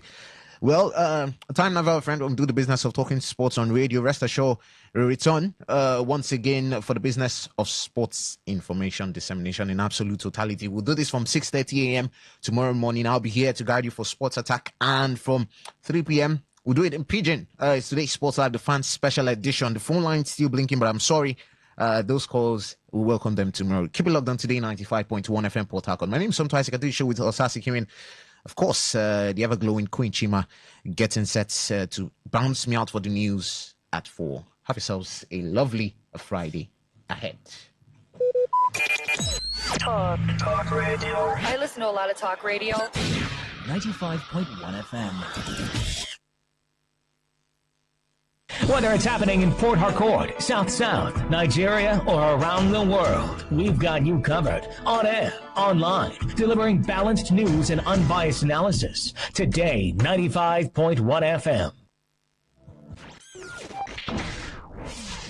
Today, 95.1 FM, Port Harcourt. News update.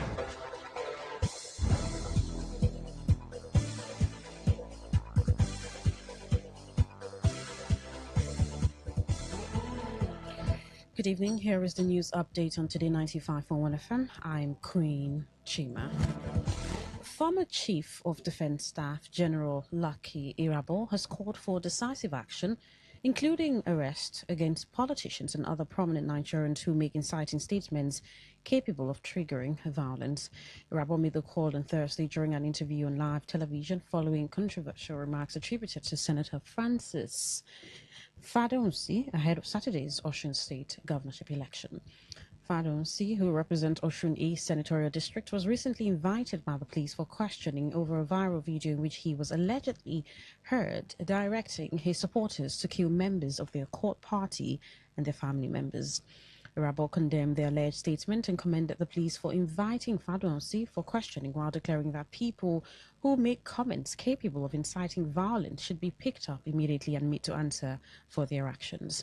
The former military chief added that taking action against individuals who make inflammatory statements would boost the morale of the country's defense and therefore urged Nigerians to learn from history to prevent a repeat of past violence. The People's Democratic Party, PDP, candidate for Ogugu State constituency in the Kogi State House of Assembly, Michael Idoko, has rejected the 5 million naira campaign signage fee imposed on assembly candidates by the state government ahead of the 2027 general elections. Idoko made his position known in a statement issued in Abuja on Thursday, describing the levy as anti-democratic and anti-people while arguing that the policy could make political participation increasingly dependent on the financial capacity of candidates.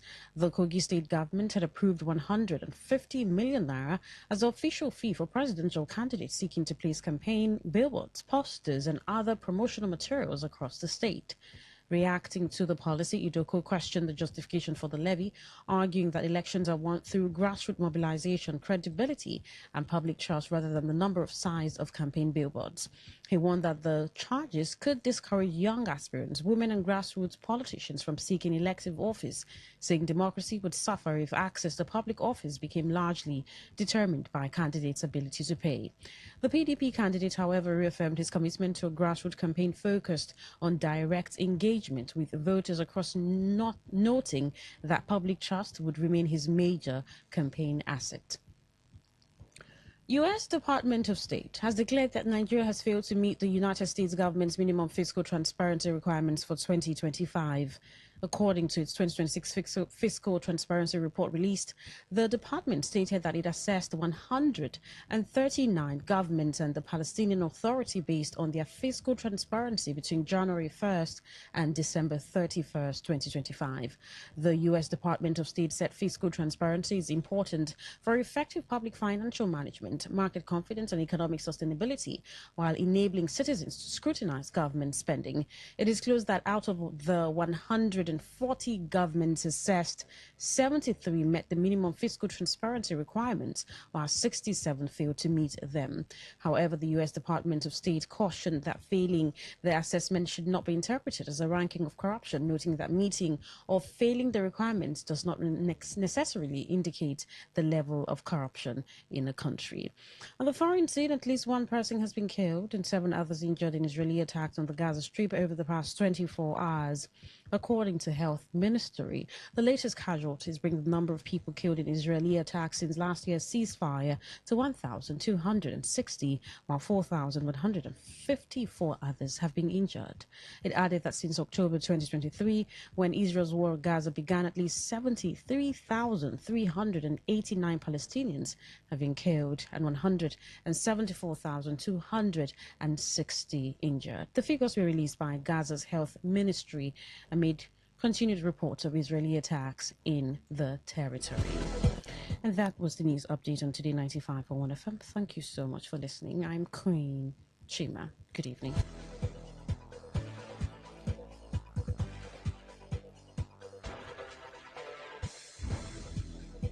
Today's news, today's entertainment, today's sports, today's issues. Today on Today 95.1 FM, Port Harcourt. It all begins with breaking news. Now make no mistake, this is a difficult mission, and it will remain difficult for some time.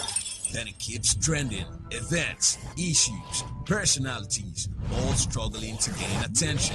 But in the race for deadlines, the intrigues, power play on the current are often missed or underreported. Insecurity here is basically a product of poverty. But not anymore. As the platform on radio steps in to fill the missing links on events, issues, and personalities in the news. I'm not afraid of anybody. Yeah! The platform on radio serves only the hottest topics and trending issues. Only on Today 95.1 FM. 95.1 FM. Port Harcourt. Weekdays, 4 p.m. Get on the platform on radio and be served.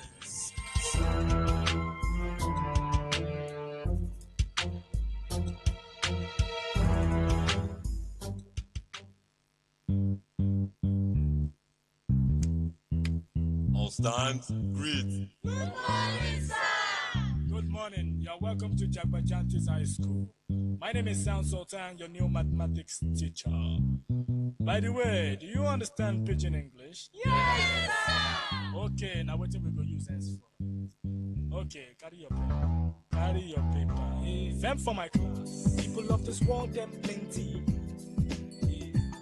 Sins of this people, many. So many. Many times plenty, multiplier. Many times plenty, multiplier. Multiply am the answer you get now waiting they make come and they cry. The answer you get now waiting they make rich man they mess and leaders they lie. The answer you get now waiting they make young boys and girls join party guy. Answer you get now waiting they make innocent man rot inside the jail. Get it, and then agree to grant a bail. Get it. Everybody, join Jabberjantis, we solve mathematics. We did our continent, so going both say, but must we go use take solve mathematics. So follow Jabberjantis, so ya carry by A for brotherhood, love your neighbor as yourself. O for objectivity, Good evening, time check. It's 8 minutes past 4. Welcome to another edition of the platform on radio on your premium talk station. Today, 95.1 FM Port Harcourt. I'm Dawn Wilson. I shall give you insight into some of the news reports making the rounds. Now, remember, the platform on radio is a program where we come to dissect trending issues with correspondent reports. Our correspondents are out there sourcing reports from the field. And on this program, we take their reports and have them give us more details. Perhaps you get to hear what's not entirely in the news. In the headlines this evening, 3 stories. Obiakpo traders kick against proposed street trading ban. ADC raises alarm over alleged plan to arrest National Secretary Ralph Aregbesola ahead of Osun governorship election. And Port Harcourt-based pharmacist warns United States HIV funding cuts may trigger rise in new infections in Nigeria. All right, just so you know, you can be part of the show by calling the following numbers.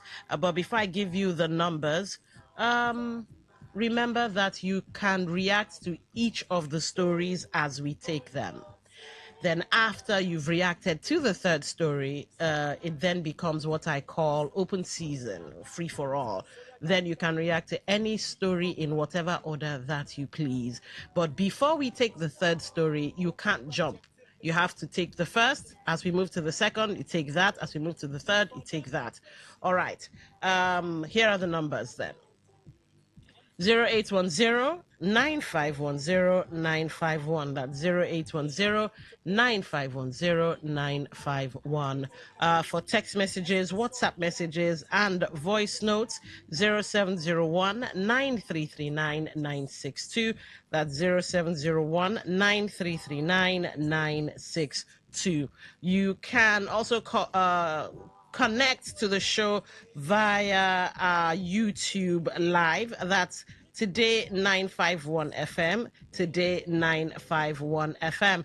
You can also be part of the show via our website, www.todayfmlive.com. That's www.todayfmlive.com. Now, what you want to do is listen live right there in the middle of your screen. You tap that and you're in, be it your smartphone or your smart TV. Now, you can also be part of the show via TuneIn and Radio Garden. Those are apps. So you find them off of Google and the Apple Store, and then simply search Today 95.1 FM, and that's all there is to it. Of course, it must be said, 1 minute. Yes, brevity is your friend. So 1 minute is all you get. However, in some cases, I'll give you like 30 seconds extra in some cases. So it's a gift and not a right. All right, so let's get into the first story. As I said, roadside traders in Obiakpor local government area have complained about the difficulties and hardship they may likely face if the proposed Obiakpor 2026 prohibition of street trading and illegal market is passed. Some of the roadside traders who spoke in an interview with Today FM correspondent said the move by the Obiakpor Legislative Council will destabilize them in the area of their business where they have already been known by their customers. The roadside traders, while referencing their kind of business, emphasized on the need to allow them sample their goods where people can easily have access to them. They pleaded with authorities to reconsider their plan to avoid creating more hardship to the people. All right, let's listen into what was said. It's really going to affect us because most of our customers know about us staying here. So shifting it from this place to another location will lose a bit of customers. We need to sell soup so we go enter inside market. If we come out and I think it will affect our business. It will affect my family too. Children, they go school. Every market they sell for inside shop. Some market is meant for roadside. Some market is meant for shop. Not everybody that will be able to rent shop. Like a petite trader like me. What will I rent shop for? What will I use to pay for the rent? Is it banana or is it pawpaw they use and sell in the shop? I can't rent shop. It's not like that. If they say make you no stay for road, say you know good, it go affect us now because everybody they struggle now. They find wetin person go eat. Because if you dey house, nobody will give you. They leave everybody. Everybody they struggle. Some other roadside traders who also spoke on the issue while complaining of harassment faced in the hands of task force is equally decried of. I'll take that again. Some other roadside traders who also spoke on the issue while complaining of harassment faced in the hands of task force equally decried lack of funds to rent shops. Affording of the rent is going to be difficult because rent can be that 200 or 150. Meanwhile, what we are selling again is not going to be up to that. For us to be able to afford the rent and also feed. It will not be possible because not everybody where they sell for road get money to rent shop. Everybody fit afford go rent a shop because in shop where you want go ask now, then go tell you how much where you go pay. Then make you go stay anywhere where you see. And you attach to them, manage. Rain fall. We know say with that side, rain go fall, rain go hit us, sunshine. That's for the worry us up and down. So now here we dey manage with our family. All right. Are you in support of the proposed ban of street trading? Somebody's why I have to decline this call. Someone is calling the text messaging line. Please don't do that. You're actually distracting, and also you're not allowed to do that. You can only send text messages to that number 0701-9339-962. So you can only send text messages, voice notes, and WhatsApp messages. If you'd prefer to call, or if you'd like to call, 0810-951-0951. That's 0810-951-0951. That's the number for calling. All right, so are you in support of the proposed ban on street trading in Obiakpor? Let's get your thoughts. We did talk about it yesterday. There's a law, a River State law in place, but it looks like the local government wants to also make their own law. What are your thoughts on this? 95.1, welcome to the show. What's your name? Where are you calling from? Hello? Okay, I can hear you now. What's your name? Where are you calling from? My name is Everett. I'm calling from Cuba. All right, go ahead. I hope these street traders, they normally trade in the night, not in the daytime. And if it is in the night, that time the shop are closed. Like the market, like Choba market, by that time they have locked the gate. You can't enter inside. And people who came back from work from that time will be able to buy things along the road and go to their house to prepare and eat. I don't know. The chairman of this therapy of should do something rightly, or he should not count two without counting one. He should make roads or make things first in the area of first. Like where he's from, there is no road. Everywhere, nothing. He will go to ban this, ban bike, ban everything, ban. We are tired of this government. All right, thank you for calling. But here's the thing about the ban. We sometimes see, today the talk isn't focused on vulcanizers and all of that. It's focused on roadside trading and all. Sometimes you see them during the day and they actually do constitute some form of obstruction on the roads. So wouldn't they be in order to say, look, get off the roads for your safety and this and that? Where I would probably say they should focus on could be giving them a better place. Visible place, because the traders did complain of visibility to sell their wares. They're after all in it to make money. All right, let's take this call. Okay, that one dropped. Do well to call back. 0810-9510-951, 0810-9510-951. The platform, welcome to the show. What's your name? Where are you calling from? Yeah, Caption. All right, Caption, go ahead. I think the water man should provide governance. It's not as if the law is putting it wrong. Hello? Hello? All right, looks like we lost that call. 95.1, welcome to the show. What's your name? Where are you calling from? I'm calling from Port Harcourt. My name is Selewet. All right, go ahead. I think it's all politics. It's politics. Why is it coming by this time of the year? Could have given them. I'm not supporting them trading on the road, though. But when you want to do this kind of a thing, you make a space for them to relocate them or give them time. But I believe that those traders that say they cannot rest out, they can imagine say 3 or 4. If you are selling provision, you stay inside. If you are selling fruits, stay by the other corner. If you are doing POS, you be by the other. They can look. The customer will look for you wherever you are. But I think what the local government is trying to do is politics. By the time they gather them now and collect their PVC now, you see them, they will allow them. It's all politics. All right. Thank you for calling. The platform, welcome to the show. What's your name? Where are you calling from? I'm Chino, calling from Adrian of Port. All right, go ahead. You see, I don't really understand why River say things are always like this. Ban, all this thing. Instead of in a proper society, you organize things, you make provision for this kind of business, see where you will operate. This kind of business, see where you will operate. It's not when you get up, you say you want to ban this, you want to ban this. Are you creating poverty or are you eliminating poverty? I don't really understand. Okay, let me just make mention of the organizer of a thing. Where do you expect them to go?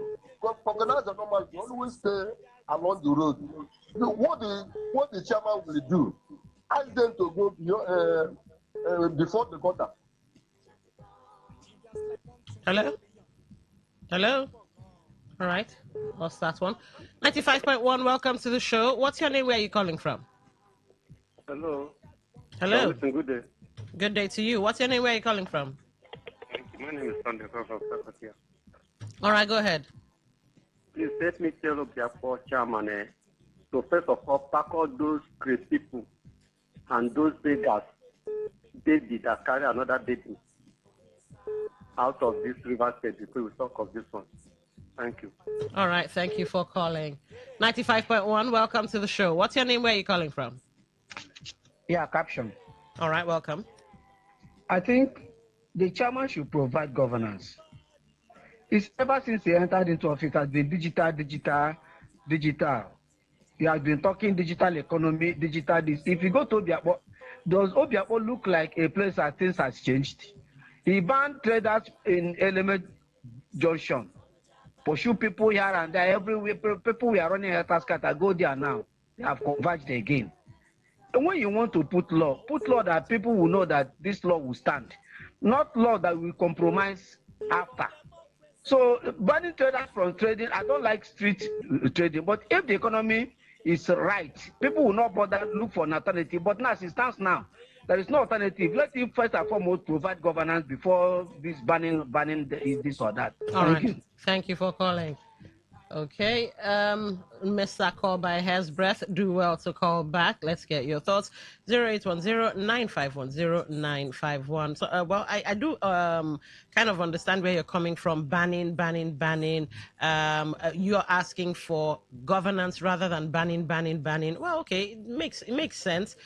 Governance in such a way that there would be no need to ban, because they would feel your governance, and it would trickle down into where markets should be, or where street traders should be, legally, of course, legally. 95.1, welcome to the show. What's your name? Where are you calling from? Hello, good evening. Good evening. What's your name? Where are you calling from? My name is Daniel. Okay. Calling from Cuba. Go ahead. So about this food side, there are people that don't have means of livelihood. So I don't know where they're expecting them to get money from to actually pay rent for shops. Shops now be like about 200K, 150, and a day selling is not going up to 10,000, 5,000, 20,000. I expecting them to just get money from anywhere. Let them at least compensate them. Give them at least small money that they can start up proper business or rent a shop. Something like that. It will show in bringing up better state. And that's what I'm trying to say. Okay. Thank you for calling. We get you. 95.1, welcome to the show. What's your name? Where are you calling from? Yeah, good evening. Good evening, Honorable Chris O'Chris. Yeah. You see why at times I keep on telling you people it's very difficult for big man to enter heaven. How do you expect the street woman, the woman that roast corn, that sell pepper, that sell plantain, like the one I'm seeing here now, 4 pieces of plantain. You sell that plantain is not up to 3 or 4,000. Where do you want him or her to sell the plantain? Go right to rent shop? Just like maybe all those boys that sell charger with wheelbarrows. So you want them to go and rent shop. How much did you give them? There's some of the laws, maybe you have human feeling now. I think we are human beings. We have to carry each other along now. At times go see person wey never chop where they fit, buy them food. This government, they go fit to them. No wonder Bible says it goes day hard for big man to enter heaven. Man, see them the other day. All right, thank you for calling. Before we move to the second story, while we were talking, I just remembered that in America, at least let's use America, they have street sales that they actually do. Street food vendors, because when Honorable Chris O'Chris was talking about, also I think he said the woman roasting corn and all of that. So I remember that they actually have things like this. Some of them have sidewalk stands. Some use push carts. Some have mobile trucks. Like think of it like your keke, this keke bus now, and you pimp the inside. So you remove all the seats and then you kind of revamp it into a kind of what will I call it now? Shop or where you sell your food or whatever out of. But the thing is, all right, let's see if I can't give you the legal requirements. If it's for food, you need to have health department permit, you need to have food handler certificate license, you need to have business license and employer ID, sales tax permits, commercial kitchen use. There's so many things that the government is involved in before you can actually take your business on the road. Maybe the local governments should look into that. Licensed push carts or licensed areas where you can say, okay, this area, this open space is designated for this and this. Come and pay or come and buy a license or come and buy a ticket. But that is not a license to now say task force will now come and start disturbing them there, because that's rubbish.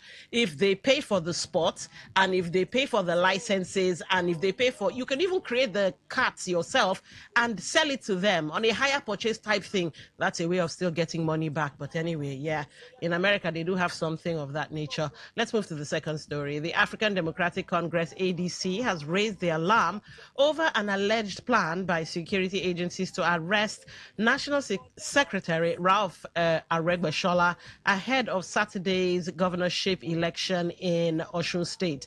In a statement, the party's national publicity secretary, Bolaji Abdullahi, said the ADC received what it described as credible information about plans to arrest the former Osun State governor in the days leading to the election. The party expressed concern over what it described as a pattern of intimidation, harassment, and alleged misuse of state institutions against opposition figures. The ADC therefore urged the federal government and security agencies to exercise restraint, warning that the arrest of Aregbesola shortly before the election could heighten political tension and undermine public confidence in the electoral process. All right, that's an interesting one. So with the whole tension and drama in Osun, is there a possibility that the 2027 general elections will be free and fair? It's almost as if Osun State is saying, move over, River State, we know you have your own drama and everything. Here we are with ours, because it looks like Osun State, Ekiti didn't really have all this drama like that too. But Osun State, well, maybe because he might be in accord, I guess, opposition party and all of that. But it looks like Osun State is setting up to be the point or the precursor to what we might just experience come 2027. But what say ye? The platform, welcome to the show. What's your name? Where are you calling from? Don Wilson. Mascot. Thank you so much. Yeah, there's no point talking too much, because the highest ranking Catholic cleric in Nigeria, the most cardinal, John Onaikon, said this president is desperate to return to power. When you are talking about Ekiti State, it's a one-way process. This is a man, Adeleke, who is doing well for his people and whom they want to remove by all means. So for me, trying to arrest opposition figure, including Obeni, is not the way out, because Nigerians will vote and they will vote to their conscience in 2027. We have suffered enough, Don Wesson, but in January, we will work hard to ensure that we chase away this government. Thank you and God bless you. All right, thank you for calling. 95.1, welcome to the show. What's your name? Where are you calling from? Yes, captured on the line. Welcome back. You see, this intimidation, remember 2015, it happened in Ekiti State. They showed so much desperation, did everything thinking that they would sway the minds of Nigerians. At the end of the day, 2015, also what happened. This government is throwing that light. No matter if they have tried everything to make sure that ADC will not be registered, they will be remove them, they will be registered. All this, I told you, it will not work. This time around, no matter the level of, my problem is that after now, they will now become an evangelist of democracy. Obasanjo is one of them. Jonathan is one of them. These are the people that show so much desperation. Obasanjo wanted third term. Jonathan wanted to be there by all means, but Nigerians failed them. I believe that Tinubu will not be a different case. Nigeria will still fail him. Thank you. All right, thank you for calling. The platform, welcome to the show. What's your name? Where are you calling from? All right, I have to let you go. The platform, welcome to the show. What's your name? Where are you calling from? Good, calling from Yenegua. How are you doing? I'm doing good.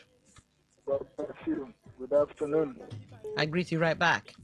Yeah, let me calling from Yenegua once again. Let me address this issue of ADC raising alarm about the former governor of Osun State, Aribeshola, the national secretary of that particular faction. Because until the Supreme Court would decide, I still see him as a factional national secretary. They are just blabbing, making noise here and there. Do you know that just two political parties that will slug it out Saturday, 15th? It is between APC and Accord. His own candidate, I don't even know the name. I don't even know how they will even manage to come out victorious in that place where the dancing governor is seated, then where the ruling party. You can see even the social media everywhere. Look at what even the uncle or nephew to the man who is the governor, Davido, is doing. All right. Crying out, telling U.S. Trump come. He's not talking about any other political party. Talking about APC. Okay. So this particular factional APC are nowhere to be found. And all these people making us, how many of the elections that have taken place, by-elections, no other party aside from PDP and APC. All right. But they will still come on air. 95.1, welcome to the show. What's your name? Where are you calling from? Well, good evening, my sister. Good evening. From Melebra, Demo. I answer. Hello? Hello? I can hear you. Go ahead. Oh, okay. See, the problem of Osun State is just lack of confidence. The AGC lack confidence of winning that election, and even the Accord. What are they afraid of? Is this a national phenomenon that any time election will come up, there will be threats, there will be bully. This person will kill me. The other person say to carry me. The other person say he wants to carry this person. My party members are under threat. Why? Can't we learn for one thing? Can't we learn? Jonathan won election. Jonathan lose an election, and he accepted it. All right. Anybody can be won anytime. Anybody can accept it anytime. Why must it be that when you have an addition to lost election, you begin to cry foul? I don't like it. Okay. People should be stable so that the country will move forward. Every All time right. people are looking for more money. You Okay. have money and you're looking for money. All right. Thank you for calling. What the embezzlement from? Thank 95.1, welcome to the show. What's your name? Where are you calling good from? Good evening, Don. This is Honorable Chris Opi. If Welcome back. Go by this information, if the information turns to be true, it's quite unfortunate. But nobody should be surprised of what APC government can do, allegedly. And what plays in River State, is it not them that constitute it? Is it not Mr. President and the FPT minister? So, and anybody trying to exonerate them from this kind of, that's how the game they normally play. Had it been that Mr. President now can come out and say, don't abuse anybody, don't touch anybody, allow everybody to do their duty the way they want. But you see, as long as this will favor Mr. President, like River State this morning, did you hear him talk? All right. Yeah, they know what they are doing now. Okay. No. Thank you for calling. 95.1, welcome to the show. What's your name? Where are you calling from? Good evening, Congressman. Good evening. Me, I don't know the people who are making noise. That's always been stated by the Yenegua brother. Are you with me? You should understand that people have their rights, and there are people that are willing to die instead of you to cow them.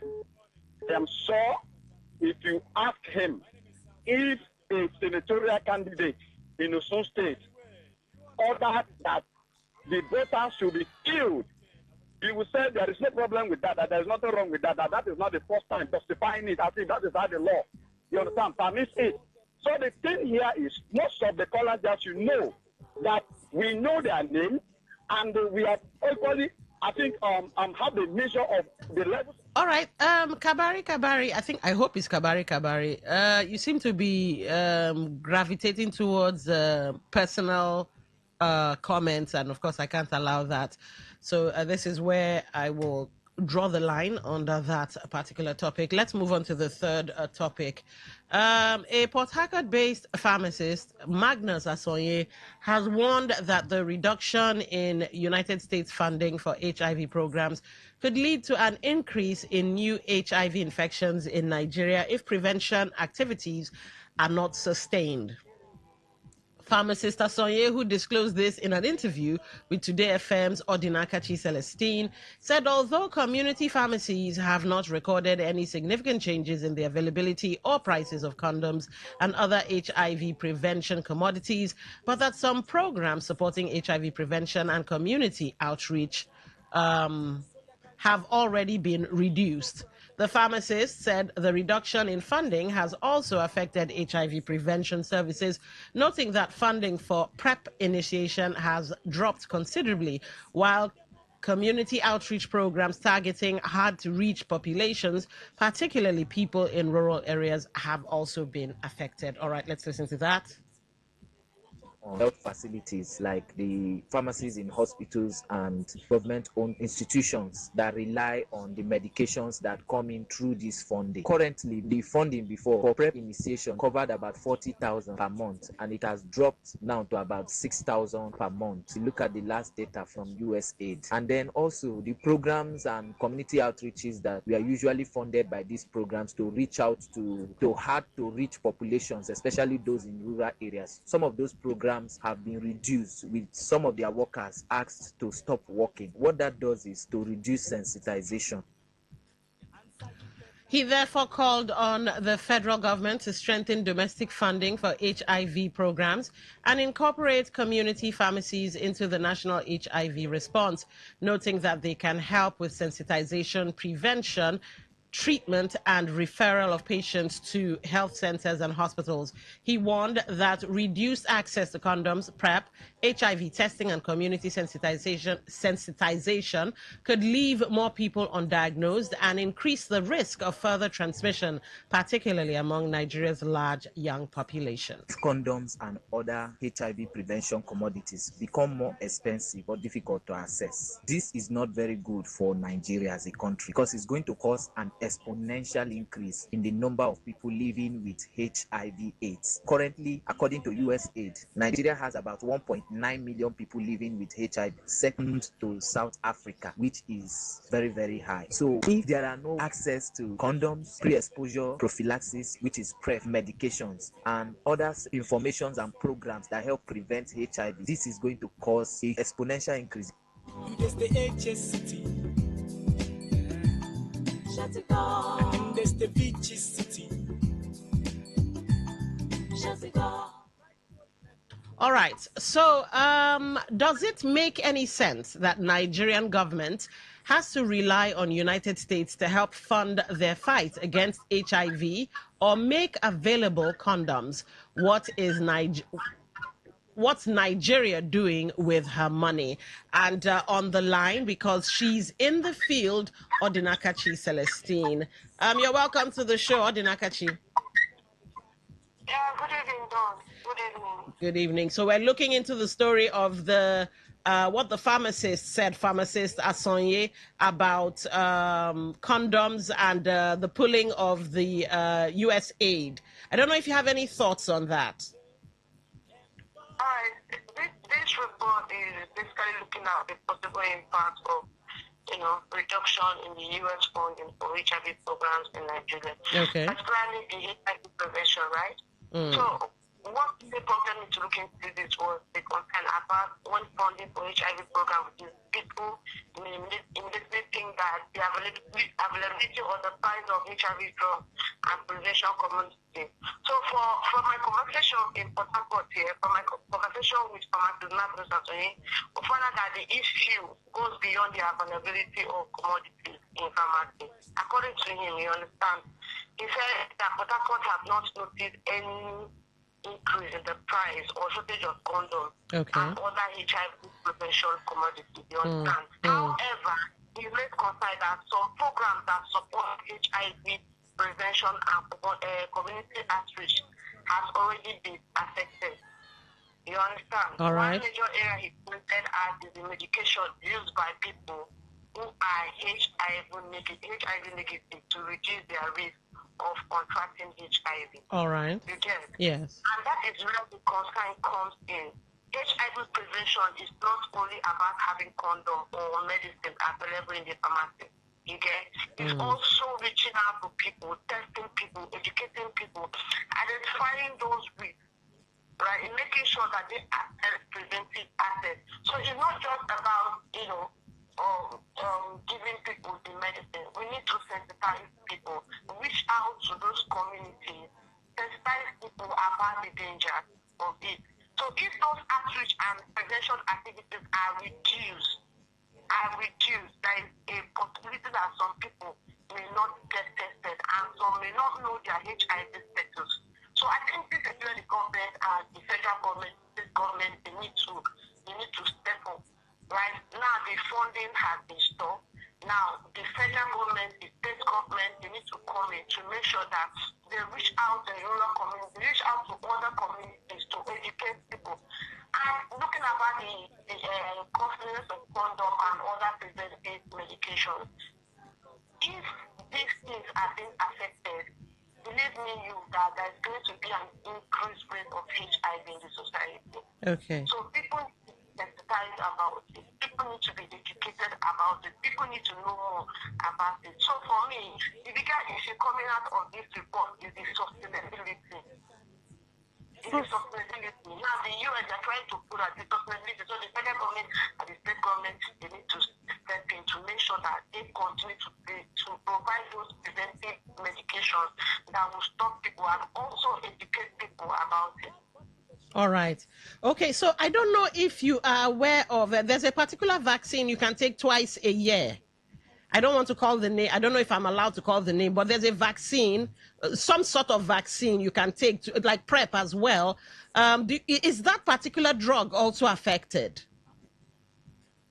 That is where the fund is on. That is why we say for Marcus Associated, for River State here, Yes. that those are not being affected for now. Okay. For now, it is not being affected for now. They have not seen any side, they have not seen any effect on it. It is still very available. Okay. But we said that since the US funding for HIV program, they are trying to withdraw their services funding for Nigerians. This is where the state government and the federal government need to come in to make sure that we do not lack this medication. Okay. All right. If we still have it now, so the state government and the federal government need to step up their game. Get ahead of it. All right. We don't lack this medication. Some people will not start looking for it, but for now, we still have it. All right. Okay. Thank you so much, Odinakachi. Hopefully we'll see you soon, right? Yeah, I'll be with you soon. Thank you very much. Okay. Bye. All right, so that's Today FM's correspondent Odinakachi Celestine, and this is a troubling one because I quickly had to check if that particular well, there isn't an absolute cure, but there is some sort of a revolutionary twice yearly injectable pre-exposure prophylaxis. That's the PrEP we're referring to. And that drug costs about 58,000 per year. And it covers the required 2 doses. And it looks like it's given free. It remains widely accessible or free through government health facilities supported by the National Agency for the Control of AIDS. I don't know how long that will continue, but thankfully Odinakachi and corroborates what pharmacist Asonye says, that for now it's still in the market, still widely available, but there's a but. Now would be the time, of course, for the government to step up R&D in our universities as research and development. Now would be the time for us to start taking proactive steps or proactive measures so that we don't have what I sometimes call an Okwana Huna moment. But what do you guys think? Does it make any sense that Nigerian government has to rely on United States to help fund their fight against HIV or make available condoms? And what exactly is Nigeria doing with her money? All right, 0810-9510-951. That's 0810-9510-951. Somebody seems to be flashing, or maybe it's a network issue. Okay, let me try this one and see if the call will stay. All right, 95.1, welcome to the show. Yeah, good evening once again. Good evening. Welcome. My sister, it's quite unfortunate that at old as Nigeria is, at the age of maybe, let me say, is English or it is something new that Nigeria cannot boast of. Balloon, let me not use the other language. Balloon, just balloon children normally used to play. Nigeria cannot produce balloon. We are relying on international community, America, to bring balloon for us. That means people on that kind of thing, they will wait. See, if we have time, we should invite in these our leaders to the studio. You leave them one-on-one, we face them, we ask them questions one by one. So this is quite unfortunate that ordinary that thing, Nigeria cannot boast of. Toothpick, all right. I just collect from somewhere now. It's not made in Nigeria. What are we good of now? Okay. Leading election. All right. And the slogan people. Thank you for calling. 95.1. What's your name? Where are you calling from? Yeah, this is Mr. Zion. Good evening to you. Good evening. Welcome to the show. This is a very serious issue I take for granted. When the implication will come, you will see that the number of positives will increase. We have not run a fresh test yet. For now, nothing we can do. The kind of government we have, the people in that government or in this government are not educated enough to be there. They are so incompetent and lazy. All right. All they think is to embezzle. You make mention of research institutes. Don't you have that institute everywhere? Are they funding it? If you go to Bayelsa, there's a bio research center there, one of the largest like the claim in the sub-Sahara. You will not even see a syringe pin there. How come they don't fund research in this country? All but we have money to go and bribe American media to talk good about us. But we don't have money to fund this project. Okay. What about our urban and local processes? Are we work out we can modernize them? Can we truly ameliorate Dr. Mbakala that they'll talk about? Are we starting that to ask him questions and go through his solution and formulas? All right. Thank you for calling. Well, yeah, it's a worrisome thing, but hopefully, HIV and by extension AIDS is no respecter of persons. So maybe they might see the need to get ahead of this because it's just like death. If you don't manage it very well, it can touch anybody. So let's see what comes out of that. 0810-9510-951. The platform, welcome to the show. What's your name? Where are you calling from? Good evening, Don. This is Nelson from the group. All right, welcome to the show. You see, the AIDS is not like Corona. You can see that when Corona happened, the government, all of them, both the politicians, they even stopped traveling. Had it been this one is like that, you would have seen the action of our government. But one thing is inevitable. If they will not do the needful, the debt that meets the common man will still meet them, no matter their money. I think the former president is dead. So let them keep piling the money. The day their own will hit them, the money they are piling will not save them. All right. Look at the footballer that died. They're supposed to have, if it is a politician now, they would have fly him out. Instead of them to bring those medical equipment here or train our people to do proper research, they will not do, but they'll be sharing money. All right. That's my contribution. Thank you for calling. The platform, welcome to the show. What's your name? Where are you calling from? Yeah, caption. Welcome back. I think the good thing government will do for people sensitization. That is the key. You see, 1986, prior to 1990s, when I was in secondary school, they brought this sensitization to the school. Hello? All right, looks like that's dropped. 95.1, welcome to the show. What's your name? Where are you calling from? Hello, Madam Wilson. Kabari, comrade. With no pretense, an exclusion of grammar here.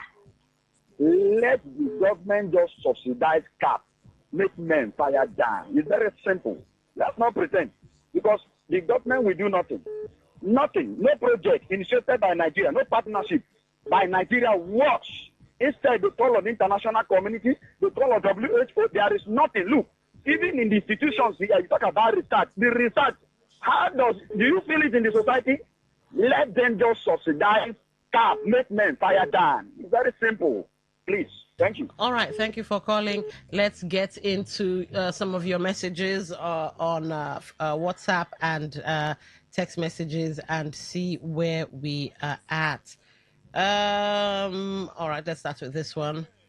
Greetings. I'm in support of the ban on roadside trading because if you follow human reaction, development will not prevail. I think it's high time we accept our fate. They should stop using shop as an excuse because most people selling on the roadside make sales more than shop owners. And that's from Abraham Chimenum in Woko. All right. Thank you, Abraham. Good evening, Lady D. Reverend Onye Dikachi Amadi in Omuma. It is not ideal to trade on a major street because it is better safe than sorry. I implore the aforementioned local government chairman to create another alternative for those gullible traders. It is absolutely retrogressive hearing that a chairman of a particular party is to be arrested during an election in this 21st century. I ask, what impact will such news make to Nigerians? Lady D, kudos to you on how you read my text messages fluently. Okay, how you read my text messages fluently without fluctuations. I owe you a bottle of wine. You are a wise journalist. Keep it up. Thank you so much, Reverend. It's Today FM that made me a wise journalist. Okay, that's a little joke, of course. Good day, my sister. Concerning what ADC as a political party said to me is true, but I want to tell APC government that what goes around computes around. All right. Maybe that's your own play on words. They should know that whatever they are doing to opposition today may come back to them tomorrow when they are no longer in power. Eyinda from Egbeda. All right, Eyinda, thank you. Greetings to you. Nigerians should stick to A and B of the control. Abstain and be faithful to your partner. I am handsome. Well, yes, handsome, there is that, but sometimes is it self-control, self-discipline? There's also that, so you make room for that situation as well. Okay, let's get into WhatsApp. It can't be a one-size-fits-all type of thing. Hello, good day. What does it take to be invited as a guest on your show? This is Ify Amy. Send us. You can send us a brief resume of what you do, who you are, where you stand, and if it hits right, who knows? We might just take you up on your offer, but we need to know that you can hold a conversation. Who is this now? Okay, NK from Port Harcourt. No, I am not. All right. Let the traders do their petty business responsibly. All right. Let the traders do their business responsibly. Thank you for that. Good evening, Don. The Obiakpo chairman is really doing well. There should be sanity on the streets. I urge the Port Harcourt City chairman to follow suit. The LGA chairman should provide proper governance since the governor is not ready. The capital city must be orderly. That's Uzoma Chima. All right. Thank you for that. ADC alarm should not be taken for granted. This government can go extra mile to do wonders. Chijoke. Okay. All right, let's see. All right, 3 different stories. There's no difference between...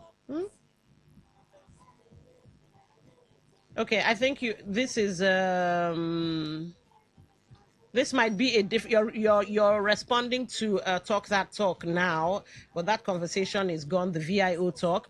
You also said, good day, Obiakpo chairman wants to be in the news. Where is West? Okay, waste to wealth, you mean, he promised. This is one of the worst chairman that has no tangible thing to show.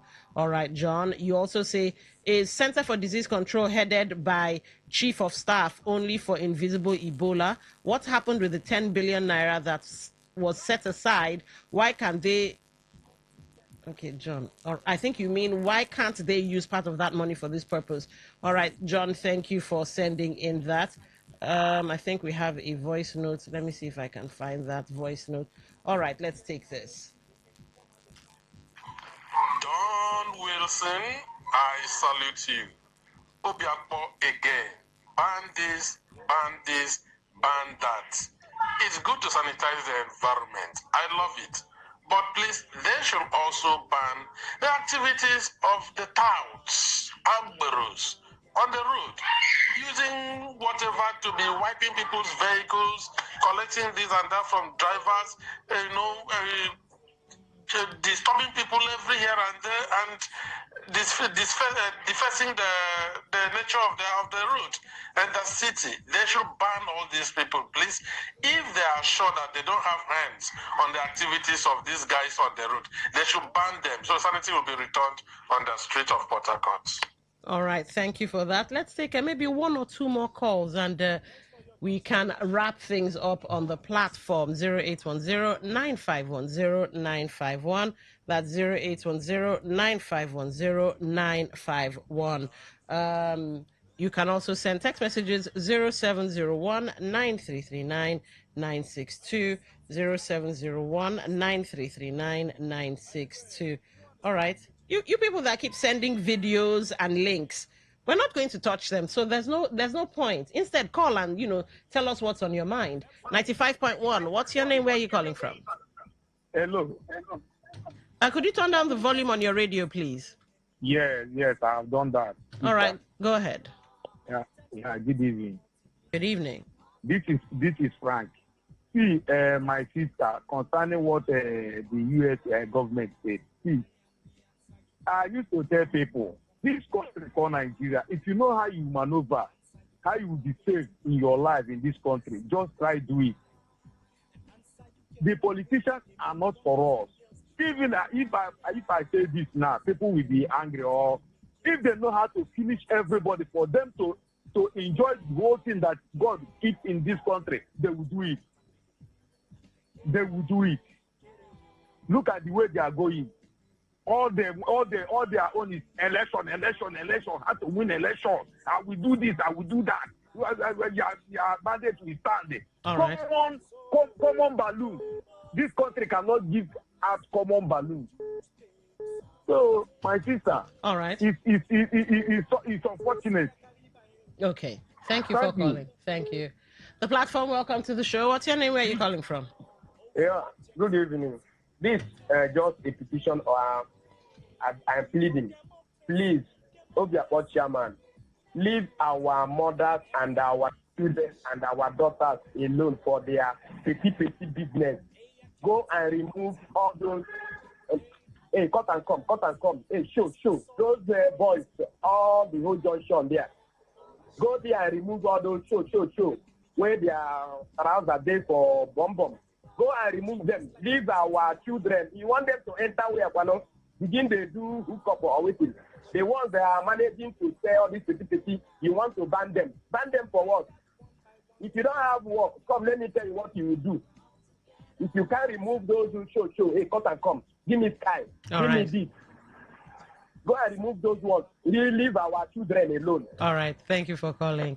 All right, Honorable Chris, on that note, you're the last caller. But maybe the local government chairman, they mean well, because, it's dangerous to be on the roads. Different things can happen. You guys just listen to the VIO story. There was somebody standing on the road and parash. Imagine if that was a roadside seller. It would have still been the same parash, you understand?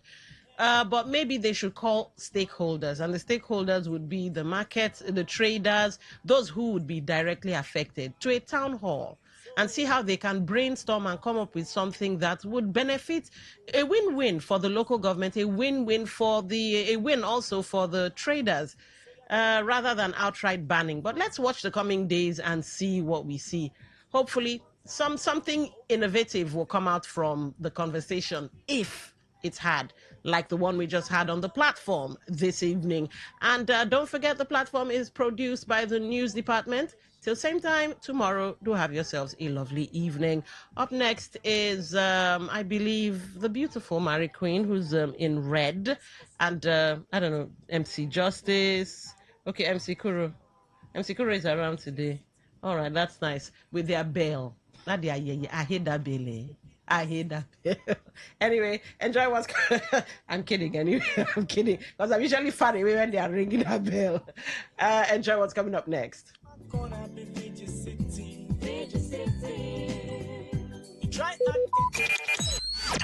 Talk radio. I listen to a lot of talk radio. 95.1 FM.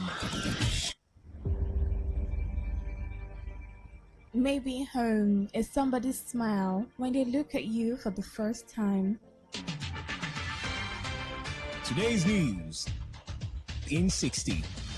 The newly elected national president of the National Association of Polytechnic Students, NAPS, Jimo Ibrahim, has issued a 14-day ultimatum to the Minister of Education, Tunji Alausa, demanding his immediate resignation over what he described as deliberate policies undermining technical and vocational education in Nigeria. The Academic Staff Union of Universities, ASU, has authorized 20 universities to begin processes for industrial action over the alleged failure of the federal government and state governments to implement the 2025 federal government ASU agreement.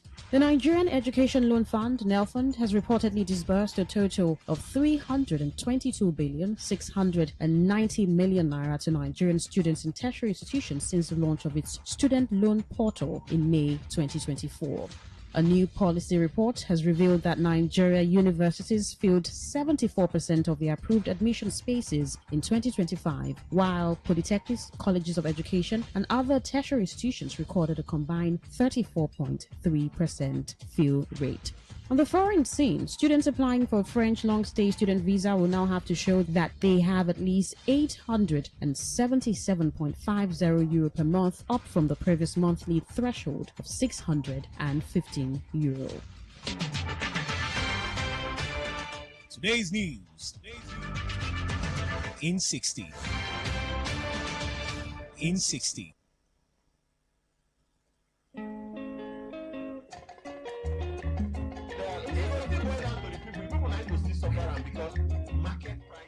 If you never hear say e gets program wey we dey call Wetin Dey Happen. My brother, my sister, you are sitting on a long thing. Yes, because Wetin Dey Happen na that ogbonge program wey dey come up for this ogbonge station wey they call Today 95.1 FM. So na peace dey fine, but that negotiating with bandits, why go dey negotiate with people wey dem tag criminals, terrorists? Tune in every weekday from Monday to Fridays, 5 p.m. to 6 p.m. Full stop.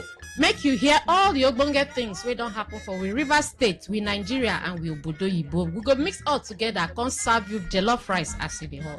The voices wey you go dey hear on top Wetin Dey Happen na MC Kuro and Mary Queen. I wan go hook person husband. I wan go hook person husband. I need to hook single guys so that you people no go cheat another person. On top Wetin Dey Happen, we dey discuss serious matters on seriously.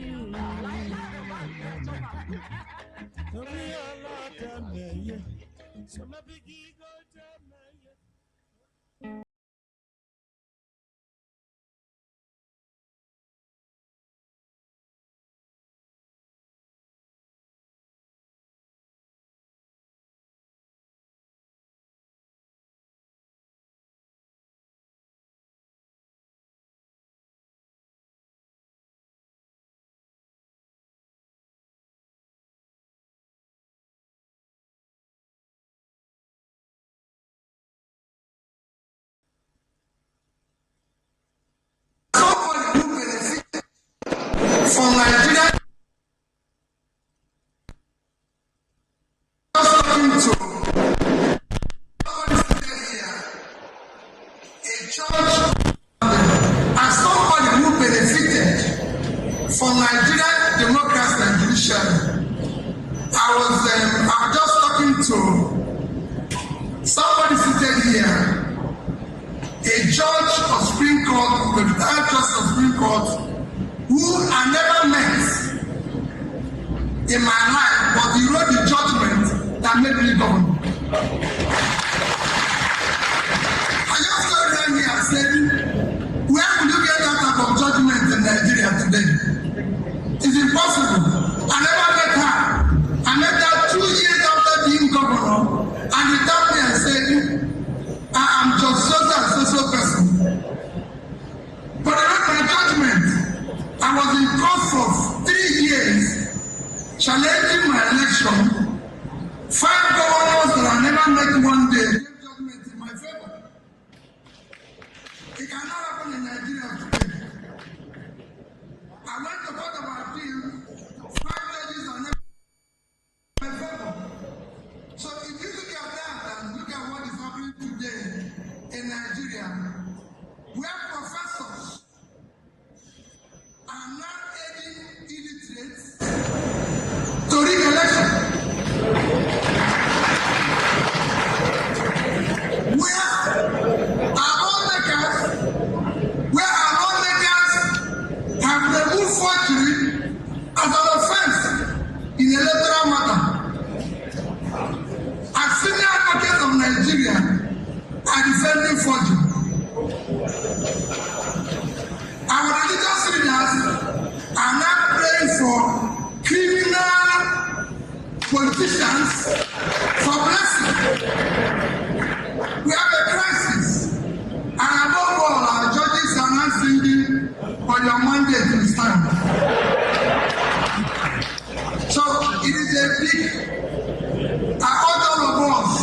Unexamined life is not worth living. It is time for every Nigerian to sit down and ask ourselves, where is our nation going? We need to reverse this because the abuse we are allowing today will take its revenge on our children. God bless all of you.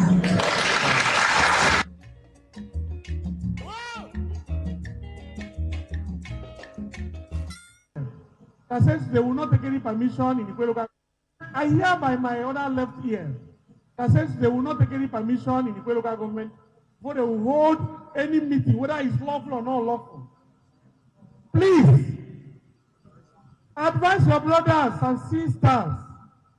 The local government chairman might be a very silent person, but I will come to you. But if you push me, I will push you times 100. Small body, big engine. Inform your people now. If you try it, you will take it very, very hot. Inform anybody who cares to know. I'm saying it in the national television. If you want to bring disunity, destroy peace in the local government, I don't want anything that will make us not to sleep with our two eyes. We will not the karma. Me, I am the karma now. I will come after you. Inform your people. For the people of non-indigenous, please, I don't even know, I've lost words. Because when I look at you, I say, Jesus, this is not really in the Gure local government. Which means that we will please ask that they give you another local government. So I can create another local government in Gure local government.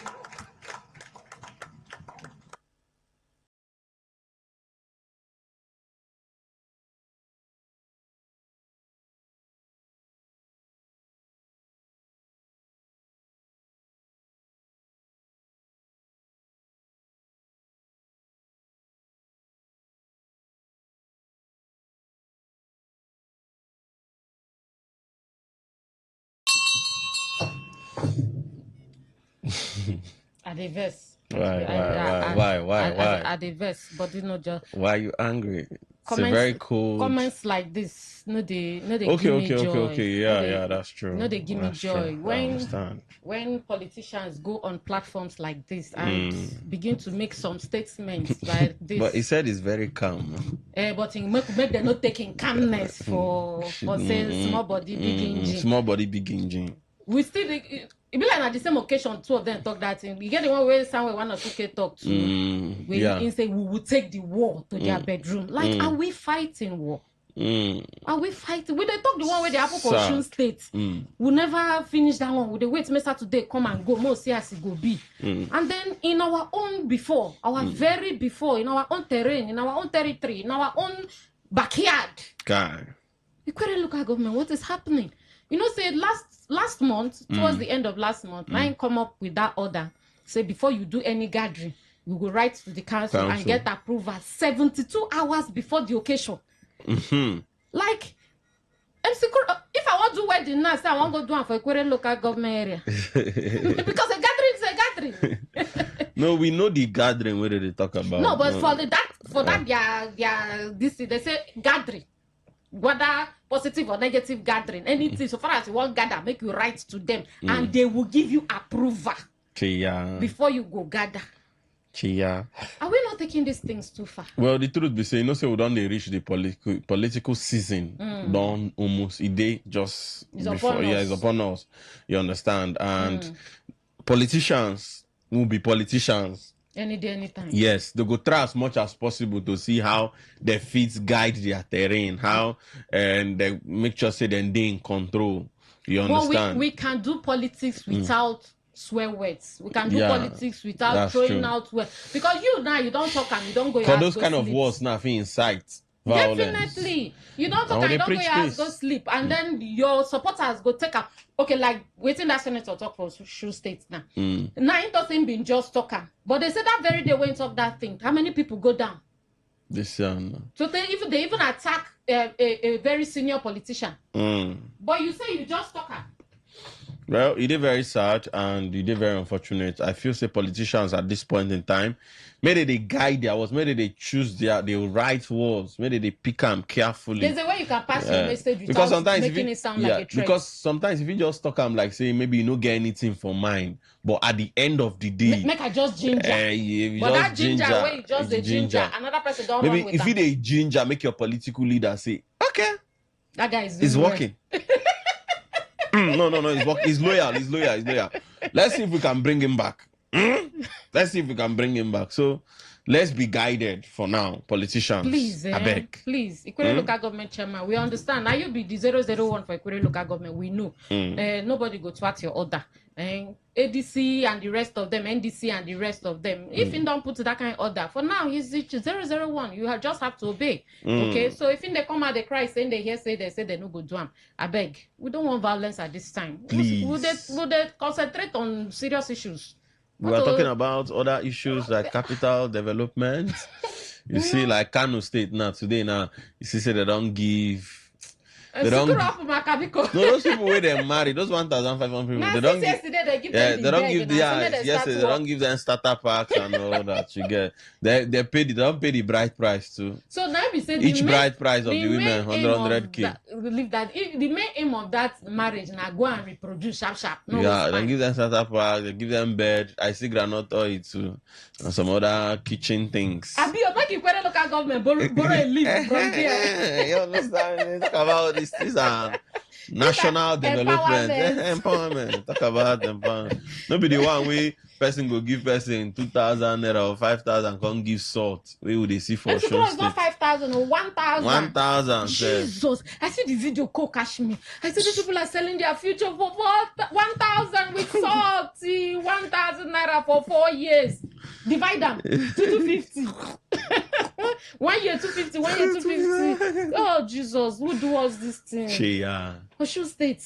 And then you get another one where the bundle just go on top of the table. They just that one, I don't know how much they wrap. I think that particular one are from one of the northern states now. Now the same Osun State. Now Osun State they hot now. Okay. All those things where they see there where they say now empowerment, aka vote buying. Now Osun State, all of them they happen. Too sad. But this last one, what I see before I enter studio, so now I scatter my head past 1K with one salt. 1K with one salt.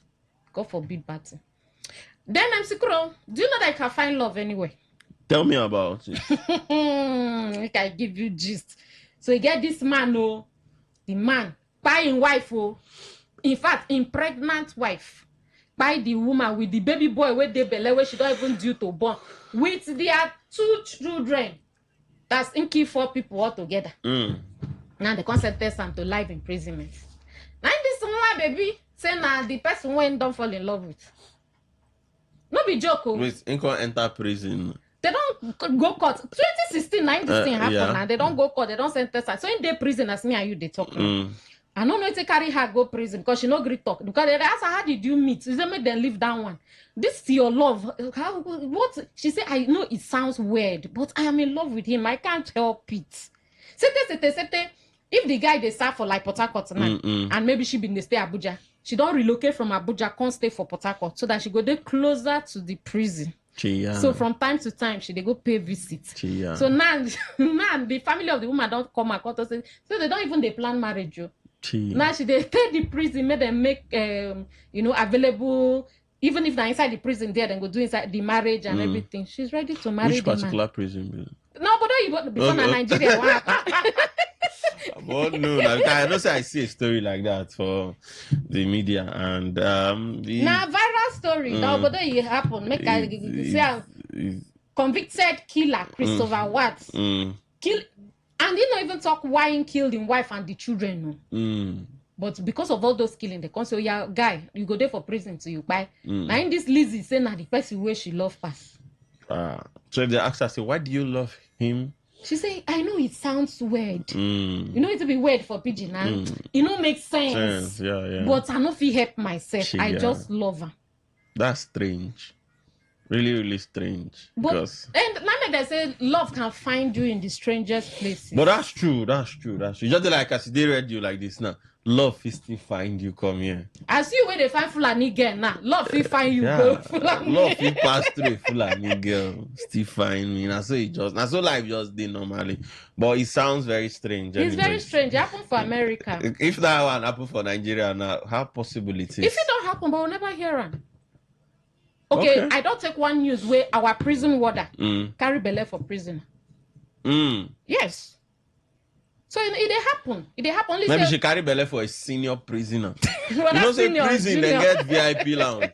What I see the junior, but the Coco be say she carry belly for prisoner. And then is it constitutional? Because of that, I think they sacked her or something. Then I take another one where 3 of the prisoners they drag the prison warder. So she dates 3 of them inside there. So I could ask, is it that she know they get opportunity? Love can be found in mysterious places. Nah, this one too mysterious. So if you're listening to us, if you're inside taxi, look your neighbor. You can find love there. Yes, because see, just as they talk this thing now, if you start to engage with the person we sit down and you say, love for inside motor na common thing now. You know how many people don't marry? When meet inside motor, they don't marry. That's true. But love inside motor, that Church, one they very common. Clubs, all those places. Anywhere. But this prison owner, they shock people. Very strange. Sure. You understand? It's a very shocking thing. If you even see your love for IDP camp. It happen. And not be inside research, no come and say inside IDP where then there they go bumpers. Oh, and I love. They are more fertile there because obviously they don't have any job. They don't get a job now. That one they don't have any job. Just like Fire Shade talk. When nights come, they don't get any other thing to do. So they go just they produce, they go. Production. But that one will carry belly for the guy. That one go be true love for her to keep the belly. That's true. Nah, things they happen. What do you call it? Did it shock you? Throwback Thursday. I tire. I just tire like this. Alright, my darling people are open for loud. I go tell us how we meet to our own love. Because if like I said today na loving anxiety stuff. Okay, today is loving day. How you take me to your first love? My first love? It's too long. I not even remember. I think my first love was on To Go. To Go? To Go that year. You. Let me say you be Gen Z now. No, I know quick spoil. I be the thing. Let me say I be Gen Z. I know quick spoil. So that means you know go throw stone for the girl their window. No. You know send in junior brother say call your sister for me. I came from a very strict home. Anyhow, where it's strict that time strict. When you read, you say take this 5 naira, go and call your sister for me. I was very very strict home. Now I come from. So you be church boy. If you see my face, you know say. You see, purity and still love when I make the righteous. So you just keep pressing further. I am a very church guy. So I think my first love was on To Go. When Lizard fall, nobody praise and you praise himself. I want to hear your own. Where you meet your first love? My own. This is, I cannot flash back now. It's too far. But that kind of first love thing, not be something they forget easily. I beg, leave that love. Anxiety something. Don't even go there. Leave it for another day. Like say the person with my first love supposed to marry by now. So. Now you break her heart. I mean, she break her heart. They always break my heart. Lazy person. My darling contribute one and don't mind MC Kuro. Don't mind him. Go to YouTube and see what he's doing. If they cry for face, they laugh for it. Welcome, my beautiful people out of the program. Well, they call Waiting They Happen. Waiting They Happen. Now that's a bunga program where they come up every weekday, Monday to Friday, 5 p.m. to 6 p.m. 1 hour. Now they run them in no pass like that. But inside that 1 hour, they make sure say you relax after this hustle and bustling of the day. But we'll bring you the bunga story in an uneasy manner, okay? No be that kind serious one where Kelly they do for money. Or even a Queen and Dawn. When they sit down here, they go, they blow BB grammar, they scatter our head. No, we don't do that. Here we relax. Then we'll go hand over to Ade and Rona. We'll go continue the English. But for this 1 hour, I won't make sure so you relax. Okay, so today, now the 13th day of August 2026, and a Thursday, a big throwback Thursday. 19 minutes on carry wakali 5 o'clock. We'll tell you so we'll go there at 6 p.m. when we go hand you over to the night crew. Social media platforms plenty. We will like make you reach out to us, and we too will go take your comments. Go find us for Facebook. Today 95.1 FM. Today 95.1 FM.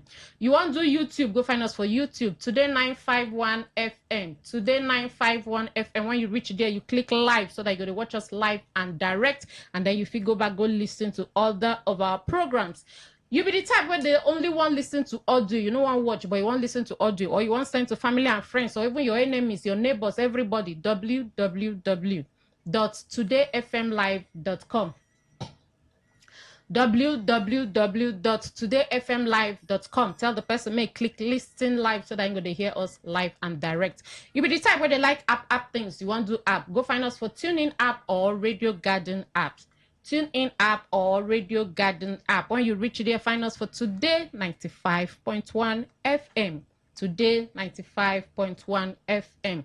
All right, another good thing about the program is not only us waiting for studio here and the check mouth for the story. We'd also give you opportunity where for the other side of the device to put mouth for any of the story where touch your conscience. When time reach 0810-9510-951. Put down for speed dial so that you can feel reach us live and direct. You they like do WhatsApp, you they like do SMS, you they like do voice notes. No problem. We got you 0701-9339-962. Send your messages, come for there, and we go take them for you. Don't forget to go Facebook, go drop your comments, and we'll go take them. My own name now, Mary Queen of the Most High. And the MC done already starting MC work. MC Kuro in the building. Yeah, everybody, Port Harcourt people, all they enjoy it. Today is a very raining Thursday, and a throwback Thursday they call them. My name is MC Kuro. They call me the king of weddings. Anywhere we wedding they happen for the city, outside the city, if you look very well, you go see MC Kuro we did there at the way stock this thing. Say Pikin we then carry for back. And they didn't know say the Johnny Far. We don't show. That's why they call me the king of jollof rice. And I wear done. You like jollof rice? Yeah, normal. Nigeria or Ghana? Nigeria jollof is the best. Pamoy or nabi granotoy? Granotoy jollof is the best. Ice fish or beef? Because or of goat meat. Because of Sabi water side boy, I'll go for fish. You go for fish. Okay. So yesterday you go speak to the youth. Happy International Youth Day. Speaking of throwback. Yesterday was a very nice one. I had to talk about Nigeria's economy, and we told them about the macro and the micro. We told them about the macro economy. The macro economy is doing well, but the micro economy is not doing well. Let's not go into that. Don't take me to my lecture. I don't want to go my lecture. All right. You don't want to do strong things. You want to be on a lighter note. It's all right. If I want to go my lecture now, there's a way I can dissect the Nigeria's economy now. Like the fish that is dead. The fish that is dead is also part of the economy. Okay. Leave it at that. NDC presidential candidate. The fish can be dead, but the economy is not dead. Somebody say power. Power. Okay. The head is not rotten. That means the body is not rotten. It isn't only you Sabi slogan. Okay, our very first story now, the one where our presidential candidate of the NDC don't come out contact same as it be now saying they advocate for better and independent institutions. What in that one mean? It's from INECO to judiciary to our churches, our schools, any institution and every institution. People be they talk say, I beg, Nigerians, time don't reach where all of us need to sit down, put all hands on deck, make we begin to see how this thing to work. All right, so that video one I listen to now the video where they talk for the Good Luck Ebele Jonathan the Foundation dialogue where they organize. So an idea when they talk how him been benefit from the judiciary as far back as when he be governor of Anambra State. Because say in election we get some kind higgy. Everybody must go to court. So in saying as of that time him to go court and say for one day no meet the judges. But they get favor for him. Saying win the election without meeting the judges. That time we don't know the judge. But say that kind of thing no go fit happen now. Say because now the corruption don't to enter the system where we say everything just they go ziggy zaga. So the question why they put out now be saying, you agree with them, say all institutions need to work, because we even throw what they call and stray bullets go touch pastors too. Say pastors now them they even pray for the corrupt politicians pass. No, so in the complaint say every sector don't they corrupt and something needs to be done urgently. Well, we can talk no they completely false, because if you see the rate of corruption for this country, the thing they increase every day, and the thing don't bite into every grassroots. You understand? Because the Nigeria judiciary self, people know to get that confidence in them. So it's no longer the last hope of the common man. Yes, like if you say that the last hope of the common man, that particular now, they like before. Okay. Not really now, because most of the things where they come out from the judiciary self, you will be say you never read law. Sometimes you can ask yourself, say how far? It's just a politics. No really day into this one. Today this court go talk this one, another court go talk this one. So the unification of the judiciary self. Now one problem be the law, no be one law. But the lawyers go still argue say you can go into the books and look for a law that fits your case. So there's a law for every case, and if you can use the law for to win your case, good for you. Okay, so the thing they say when they talk about the independence of the judiciary, all sectors. I even wait. I never see, and I wait for the time when judiciary maybe they go do one presidential election, then judiciary will come and say this election was null and void. Was flawed. The person that took second will now become the president. There is no need of going into an election. Let the person that took second for the previous election. No, I just imagine maybe one day. I follow you imagine that you're imagining. Now imagination, I want to enter your shoe right now. Make our judiciary grow to a certain level where we say then they very, very independent and the institutions they very strong. And maybe then do an election with the flawed. We will not say the election, a lot of malpractice, a lot of vote buying, everything go down for the election. Then the judges come out, say all this thing happen and say there's no need of conducting another election. The person that took second in that very election, where apathy happened. No, that will not be still justice. Maybe the person. No, I did try. Maybe instead of conducting a fresh election, we be say we go cost another money. Okay, because now the apathy make the first person win. Yes. Okay. Yes. Okay. So make the person we take second just become the president. And they wait for maybe it happened for Imo State now. I say presidential. No, they talk about governorship. I say presidential. So, but I hope and I pray, so because even some of the people too don't they say these are executives, they don't they chook hand well for the judiciary because all these houses where they built for them. It's in done. If you listen to that video, P2B even question the Senate. So because they don't tamper with laws where we say, if you use, really hit hand for chest, do like according to Ramden, say electoral rigging. They said something about it and all that. But some people go still argue with you, say all these institutions they work, they do their work to the best of their ability. So they always talk say one man food and another man poison. That's so true. You get people who go still come out and tell you say all this one that they talk na bobo juice. Say as far as they concern, INEC they do their work, judiciary they do their work, the churches they do their work, the schools, the Senate, everybody they do their work to the best of their abilities. But for you if you say that they do the work. Well, the work they get a lot of interference from external bodies. So they are not 100% independent. Yes. So calling for independency for each of them. Make they check those judges too. Where they, I think they get this in Judiciary Commission. They get bodies where they checkmate all these judges. Where we say they go outside. They then discipline these people. Okay. All right. So I'm gonna open the phone lines and I go tell us what you think about that one. Whether you agree with Peter Obi say these institutions need to be 100% independent so that the future of our children will be guaranteed. Because if you listen to them, it talks, not be for us now, say na the future. The children of the born now, say na then go suffer not be now. But if you too feel say no, these institutions are doing their job, I don't see anything wrong with it, good and fine.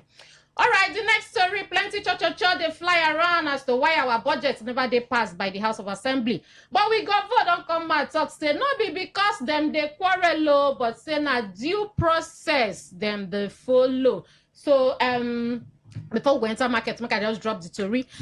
Our budget, say it don't reach 1 month or a month, few days where Govo go present the budget, and since that time till today we never hear anything because we've been expecting okay since time we don't already go you know, so they will just hit and pack, everything will just happen sharp, and the money go pass, and you know, things go to happen. If you like say now because they never pass budget, now everyone might not get money to pack them. That dirty way they around slaughter is still there. Oh, now that why they slaughter people give us update on that. Dirty day everywhere, but make I go check whether they don't pack that particular one when they ask. Country people no touch that dialogue. They come now.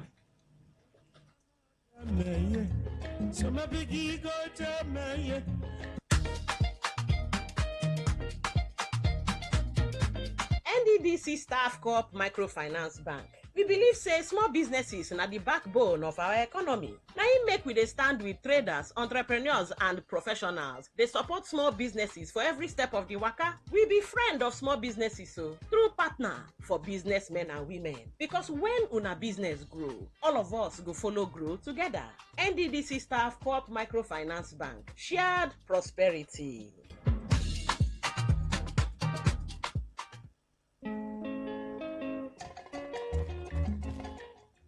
All right, my darling country people, I know say una still there. You guys love me too much to go away. No. You're gonna hook up there. So thank you for being there. My name is Mary Queen. The program now waiting they happen, and I'm not there alone. I dey here with the wonderful, the wait first, the wet daddy, the sugar daddy, and the everything daddy. All these names following me. I'm secure they are. Okay, so MC Kuro, as governor come and say, say don't go back to him family, oh. Say him and the family, they no get problem. Say the only two way they hold the passing of the budget, but say they follow due process. You know, say they take clause by clause, page by page, character by character, paragraph by paragraph, like that. See, I know say the budget no be one small book. It is big like big, this. That's true. So they need to take time, check all the money, check everything. But the cocoa way people go ask, that's when I've been they check before. Well, I just hope say no be politics where they play out, because the budget itself, the thing don't they take time. It's long overdue. It's long overdue, and the governor gets how many months, barely how many months to stay to step out. And for now, in fact, I don't know whether which reading whether I don't pass first reading of the budget. I don't even know. We never even hear anything when they happen for the budget. Since we go present the budget, we never hear anything. I don't even know what happened to the budget. The budget just somewhere. He just the assembly quarters. The assembly quarters is the midst now. Budget just the assembly quarters. The budget for now is really not doing anything. But the government don't come out and say they are following due process. It don't mean anything. You know, our governor is a man of peace. So if the same been the other side, if the same never reunite, maybe by now one person for don't Chijoki for don't drop one bombshell, for don't see one other people that we for don't talk. Or the act of impeachment for don't start again. Because the 6 months grace don't pass. Act of impeachment for don't start again. So, but I beg, Mary approves the budget. So that they can pack dustbin. Because all I go they shout say they never pack the governor go look at and say, where I want bring money come out. Go do all this work. Based on say they never pass the budget. Even if they try to play safe, say okay. All of us who day one family, they take process. I think is this not the longest time? That's not believe government. No, this is not like the longest time where River State budget they assembly, because most times where governor just go reach River State and say I seen pass the budget, you don't even reach. I seen present the budget, you don't reach better 2-3 days. They don't come back and say yes, we've been able to check the budget. Our Excellency, the governor has He has good ideas and good visions for the people of River State. We have decided if you support this budget that we should pass it. Say aye. And the eyes have it. They don't even say nay. They just say yes, the eyes have it. They don't approve money and all that. But this one is taking. It don't the flog. It don't the two flog. So you don't believe the governor when he talks say no be quarrels and I just due process. I think he just wants to be a peaceful man. And that's what peace is about. They say peace is priceless. Terror is senseless. Let's give no, but somebody go assume say okay, maybe this now one of the reasons we make him step down from a high horse. Okay, if passing the budget, if joining the family go, facilitate the passing of the budget. Let me swallow my pride, chop the shame, because the share where government they receive for River State people hand not be smart, you know, especially in supporters where the grassroots supporters will not be those one where they chop the same table with them, especially the grassroots supporters. You know, the insults and abuse when they collect, like why would he do that? Why would he do that? So for him to they chop all those things, maybe this is one of the reasons we make him come down from that high horse. So okay, make we join them, make them pass the budget. Let's put things because roads don't spoil. Yeah, as rain they fall, they gather water for road. And so pothole they come out. Pothole don't fool the whole road. True. So they get company where supposed to be road maintenance, not where they under commissioner for works. All those things are money, and if he doesn't have money to do it, now so the road goes spoil. More give them from now to the end of next week. This week will enter. This next week from now to the end of next week. If they not pass away to go happen, we are going to the assembly. We're going to protest. Yeah, protest is our right. Isn't our right? Who agrees with MC Kuro? Say aye. Yeah, I. The eyes have it. Yeah. We give them from now till next week Sunday. The speaker, the honorable speaker of the River State House of Assembly, you are Right Honorable Martins Amehule, aspiring for speaker. Aspiring for House of Rep. Can you hear us? Who is the? No, can you hear? He's hearing us. Okay, he's hearing us. Who be this person? Majority leader for the House. River State House of Assembly. We don't know your name, but no, Major Jack. I think Major Jack. Yeah, Major Jack. You don't hear us. Deputies, who be deputy speaker? Men pass budget. The only person level they have for that assembly, the only Amehule. Please, all the assembly members, we give all of you from now till next week Sunday. The budget should be passed so that we can start enjoying dividends of democracy. Because that budget took his time. It took his time to make sure he carved that, but I don't know why entertainment not really did the budget. But I'm sure you know they suspect say maybe waiting another reason where fits they hold the budget now grease my palm, I pass your budget. That one too feed day. That one they deep. That one are their own politics, but we don't care about their politics. They should just pass the budget. Just pass the budget. Whether they grease your palm or not, just pass the budget. So that our government go feed, they give us parting gifts, like doing the road, doing the schools, you know, and so many things. Even the ring road, they on a standstill now. Somehow. So many things on the stagnant. Hey John, now I beg. Speak for a query. Anubiala we speak for Krika. For a job. Don't worry. You know they share not as you speak your language. Later. But the Coco said the eyes have it. 1 week grace. Mona pass the budget. All right, this last story not just sweet at all, but it later sweet, but initially it be no sweet. So one woman don't thief newborn baby boy for Benue State Hospital. And she been disguised as nurse we want check the baby. So make I given her the gist what it really happened. So this new mother, you know, she go hospital with her own mother. She can't go born one beautiful baby boy like that. So they say when they born the pikin first no cry. You understand? It happen with some babies. So the nurse where they there, you know, they can't do their magic way, then they do the baby can't cry. So when the baby can't cry now, they don't know say get one other wish woman we stand for corner there, they observe. So they can't carry the newborn baby and the mother go the ward after they don't clean them, finish and everything. And this one can't disguise so as nurse can't go meet the woman. Say one carry the baby for further examination as the baby be no cry initially where them born. I'm say one carry and go for further examination. A newborn mother now where they very weak and all that. Now so the woman carry the pikin. But for that same story, they talk say the grandmother, that's the woman mother, been there suspicious of the whole thing. So she followed the nurse to go enter the labor room. But the woman now come tell her and say, "My why they follow me up and down? And no worry, when I finish, I go bring your baby come." And she can say, "Okay, no problem." As she come on, and so the lady carry the baby to her mouth. They no see her again. And so she just carried the baby disappear. Voila. So now when they come, they raise alarm. The hospital staff come talk say they been feel say she be their family member. Say because as they been they see her they hang around there, they still say she come with them, say na their family member. Them come to say no, not be our family member. We don't know how. She told us say she be nurse where they work here. Try. Now I make we too we leave her. So now it brings to question the security of our hospitals. That anybody can walk into a hospital, disguised like nurse or disguised like family member or disguised like doctor or one thing or the other, and then just thief person picking. But the good news now be say, I always tell people, say when our police won't work, they work. Yeah. So this thing happened for Boko. If you know Benue State, this That's one. Boko Yam. And the name of the local government, they use name the Yam. It happened for Boko. Within 24 hours, this woman don't carry that picking from that local government. Go another local government. Just like person carry from Obiakpoi or Eche now. Go Andoni.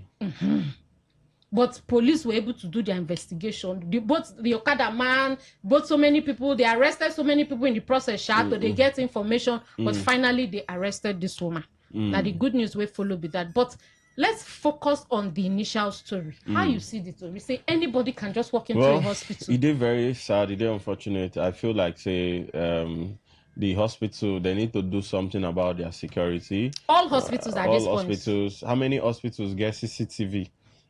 Where they work very well, even for our. And this one said, not even health center. Not even saying one big hospital like that. Okay, imagine health center. We're supposed to get all those security details because it's not too big like that. If it manage the small environment, so the truth be said, they need to invest in security. But I know hospital, one of the least things where they invest in that security. That's security because they focus more on lives. They think about how to get power. They never figure power. You understand? They think of electricity. You understand? Just break my heart. So if they never sort out electricity, now security they go sort out. They go say after all who they come. Wait till the person want use us. Wait till the person want use person when they die. Do you understand? But bandits don't prove them wrong a couple of times because bandits they bust in hospitals, they carry people. You see? So generally 80 to 90%, their mind not really to the security. Or maybe not be the hospital supposed to provide security. Maybe now federal government supposed make sure say our hospitals are well secured. But I feel like say even the hospitals supposed to get their own internal backup security. You understand? Like for instance, now if the person they carry picking, they come out, you show ID or something to prove say now you get this picking, or say you look and make I go ask nurse so and so, or make I go ask doctor so and so. Before you enter a particular ward, somebody supposed they ask you who they come see. And all, and when they leave to a standard private hospital, you know go fit even try. A standard private hospital. Are you sure? Yes, now. Before you even enter, I talk about a star. No one calls some names of hospitals. Where CCTV, they everything they work well from the starting. They see the breach. No, like even if it go happen, so before the person go on do that kind of thing, they don't find out. You get people. Or you go work with internal person. Exactly. Although sometimes when bad thing won't happen, sometimes too. You there because me, with my talk this. But if it be 1 out of 100. Yes, I don't go events to be saying na me the MC the event. I know if I see now one guy just waka enter the event. In just breaching, they ain't even they friendly with the security. They even say na wedding guest. You don't see. You can't even tell them say, you know the MC now. The MC is my God. I see me because normally they meet people. The person when they listen to you for radio meet you for event. And the guy comes to me, come shake me. MC, you're doing a good work. I don't know the person they shake me na criminal. That's all party they dance. One of the groomsmen they dance. Then can go collect one of the groomsmen phones. They making using phone video. I'm say in there with the MC now. I mean, I say now one of the family members. This one they think say. This one they think say. I swear. I say in video the guy they job me I they do my thing. After some time, since everywhere don't quiet, I say wrong. Into Ama with the phone. Now so the boy that come they ask me say, what about my friend? Where I carry come. Say where the guy did with the phone. But that one they easy to track because other cameras there now. People they video their person now. For where people they now people mind don't come up. People they dance. I mean to track them. If them played most of the videos. I want to track them. You know they easy like that, Sha. So because they don't fit even recognize the guy face like that too. Oh. Now just one, you just like view once. You just call. View once. The guy don't run. Carry the person. They come they ask me say, Alpha, where your friend? Where you go? I say which friend? Some people they get that talent. Some people they very. Their talent. Yes, they could just enter area. They could just enter hospital. Just mix up with people. You go just enter the hospital. Madam, where's that? Where's the child? Not me. Have you eaten? He goes say, don't be smart.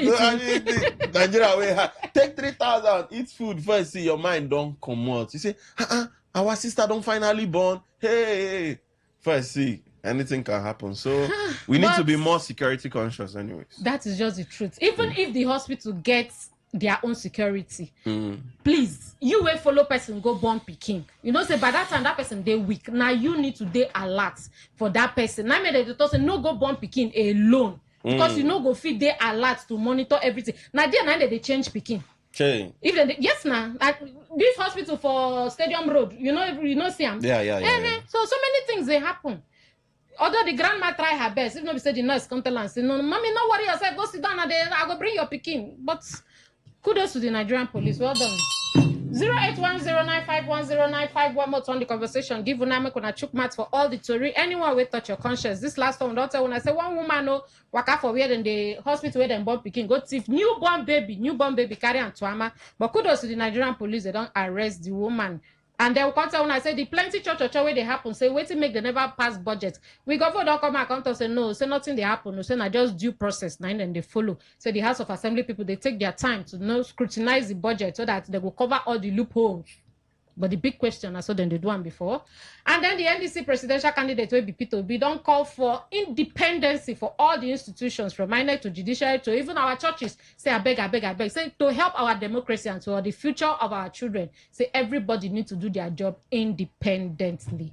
All right, now your turn. I also network no one worry to do because just they do vum. I be the weather don't change again. Yeah. Just say rain me for. What's happening to the calls? Network. 0810-9510951. We'll try this one. Hello, good evening. Happening to the call is a network. Welcome, the radio governor. Thank you very much. MC Kuro and Marikui. My name is Baridi Giadom, the radio governor. For Gokananda, I Baridi Giadom, the radio governor. Well, one woman we don't thief newborn baby for Benue State Hospital. She disguised herself, say she be nurse to go check the baby. Well, I better do proper torchlighting for this matter because not only this woman, then go figure like a gang syndicate. So I expect the Nigerian police to do proper torchlighting to arrest other gang. She know they work alone, Abi? Yes, she know they work alone. Okay. Just like Liverpool can never work alone. Then the plenty cho where they fly on the street, where they call River State Assembly now get pass budget and government can come and say nothing happen. So you not get any correct with them. I think if that same budget they've been passed on that same day or the following day, even me too, I for call them rubber stamp. Yes. Okay. I for call them rubber stamp assembly, or maybe I for say they don't receive order from somewhere. But now when they take their time. With the talk, they are taking their time to dot all the I's and cross all the T's for that budget. That budget. Mary Queen, truthful and reserved. Mr. Sampson, I need to send that Mr. message. Sampson, thank you so much. Okay, make I enter this side. Make I take this voice note with the. Good evening, Mary Queen and MC Kuro. Good evening. We greet you too. You guys are doing well. Thank you. One comment for the one way P2B talk. It's true now, it's obvious.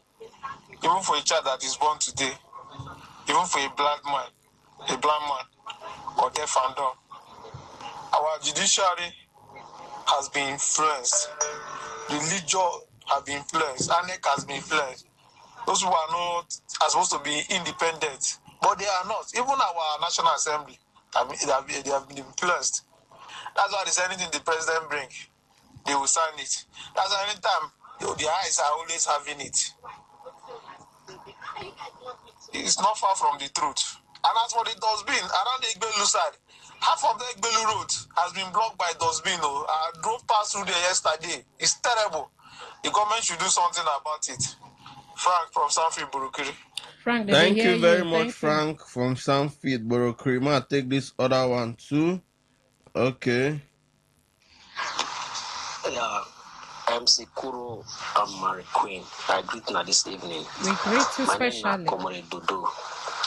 I want to talk about two things. He said Peter Obi, waiting talk, now the truth. It surprised me. If I know this surprise, because I see them they come since. Say PhD holders, professors, INEC staffs, coppers, security agencies, now they help politicians, the corrupt one, they rig elections just to collect peanuts. In 2023 for River State here, how much they give them? $100. Now then you say our conscience. How do you say their conscience? Just $100. How the $100 they down now? How much be liter of fuel now? How much be food transport and everything? $100 finish for the hand by now. Eh? Now so we do for this country. You don't reach when Nigerians will stand up. The good ones, people like good ones will stand up. Come here, I remember of APC, but my party don't deceive me. But they tell me a different thing compared to what I see now. The party don't fail woefully. Make Nigerians don't vote for my party again.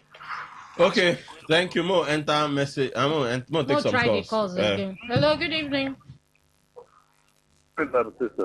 Good evening. Wait to me on where they call us from. Mr. Kure is my name. Mr. Kuro. Kuro, yeah. Kure.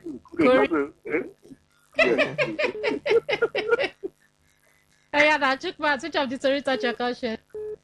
The story I want to read about the state assembly. We will have here. I think that the truth is that these people are not serious for the indigenous.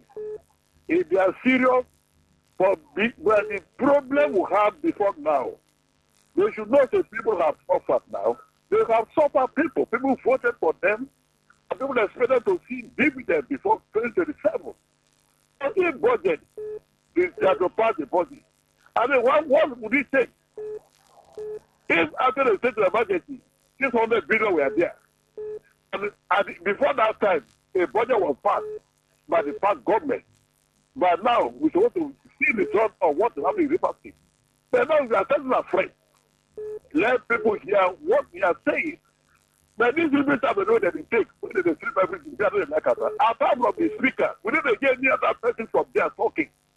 I bet these people have to make them try to wake up. In your favor, please. Thank you so much. Thank you. Hello, good evening. Welcome. Wait to me on where they call us from. Hello, good evening, Mary Queen. Good evening, sir. Sitting on the long thing and doing long thing. Yeah, welcome to the long thing program. Long thing program. MC Kudo. What else, sir? How are you? We do.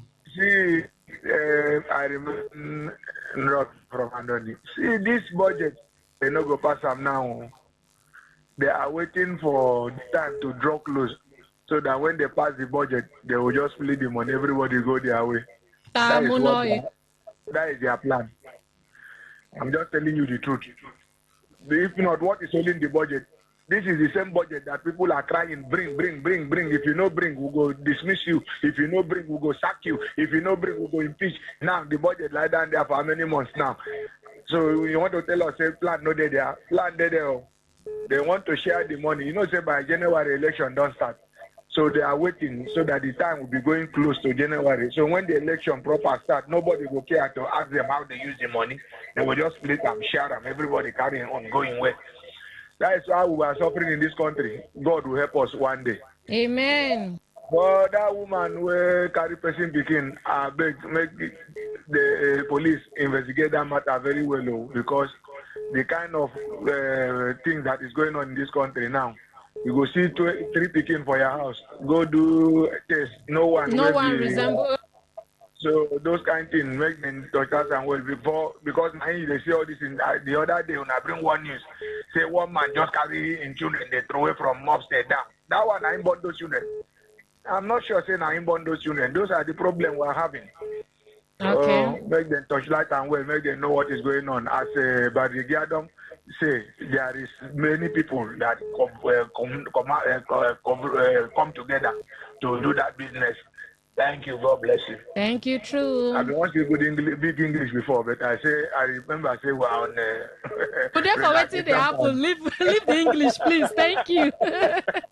Hello, good evening. Welcome to me on the way they call us from. Good evening.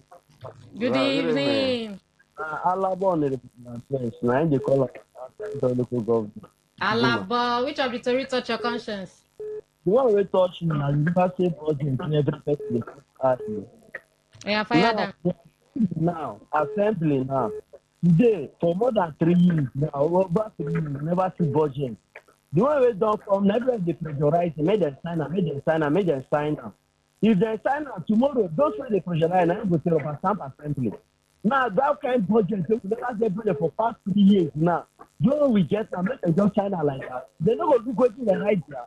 They're not going to read the budget. So maybe they just sign and pass so that tomorrow the governor do anyhow. Budget, so your budget not agriculture na 15 million. We go bring employment 15 million for that kind of thing. Education, so everything low way. They made them just sign out like that. The people that see them sign up. See, the governor do not bring budget. He never bring budget for how many years? The one way try corner, make them just sign another group. Alaba, if you ask a question.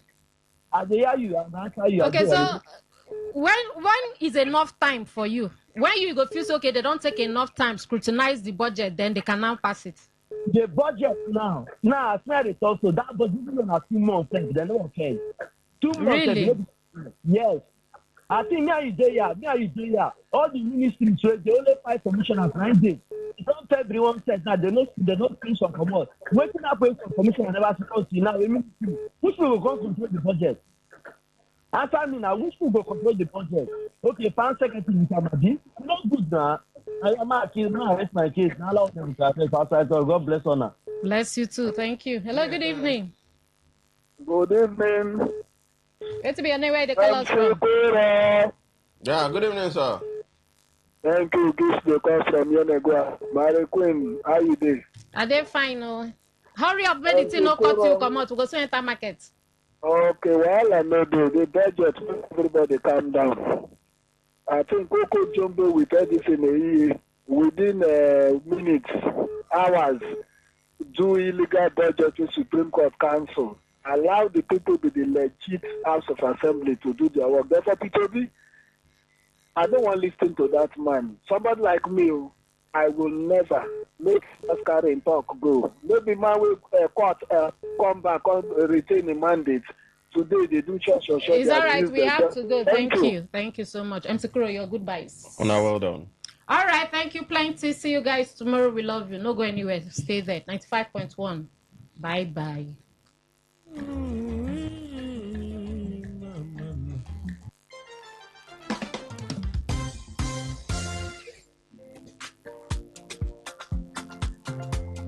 In real estate, it's not just about buying land or houses. It's about buying rights. At Odibola Properties Limited, we don't just sell land or houses. We deliver verified properties with the right roots of title. Because the strength of every property is the root of title, not noise, not unverified claims. Built on integrity, backed by proven track record. Odibola Properties, your investment is safe with us. Visit us today at Nyawale Inserim Layout, Tombia Extension, GRA Phase 2 Port Harcourt, or visit our website www.odibolaproperties.com or call 081-551-67904 or 070-655-69887. Odibola Properties. Our word is our bond.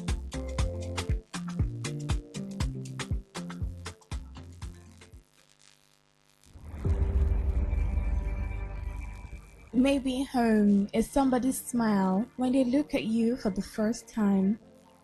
Maybe home is being a home to something you love and adore with all your heart. And that is what life, friendship, and love are all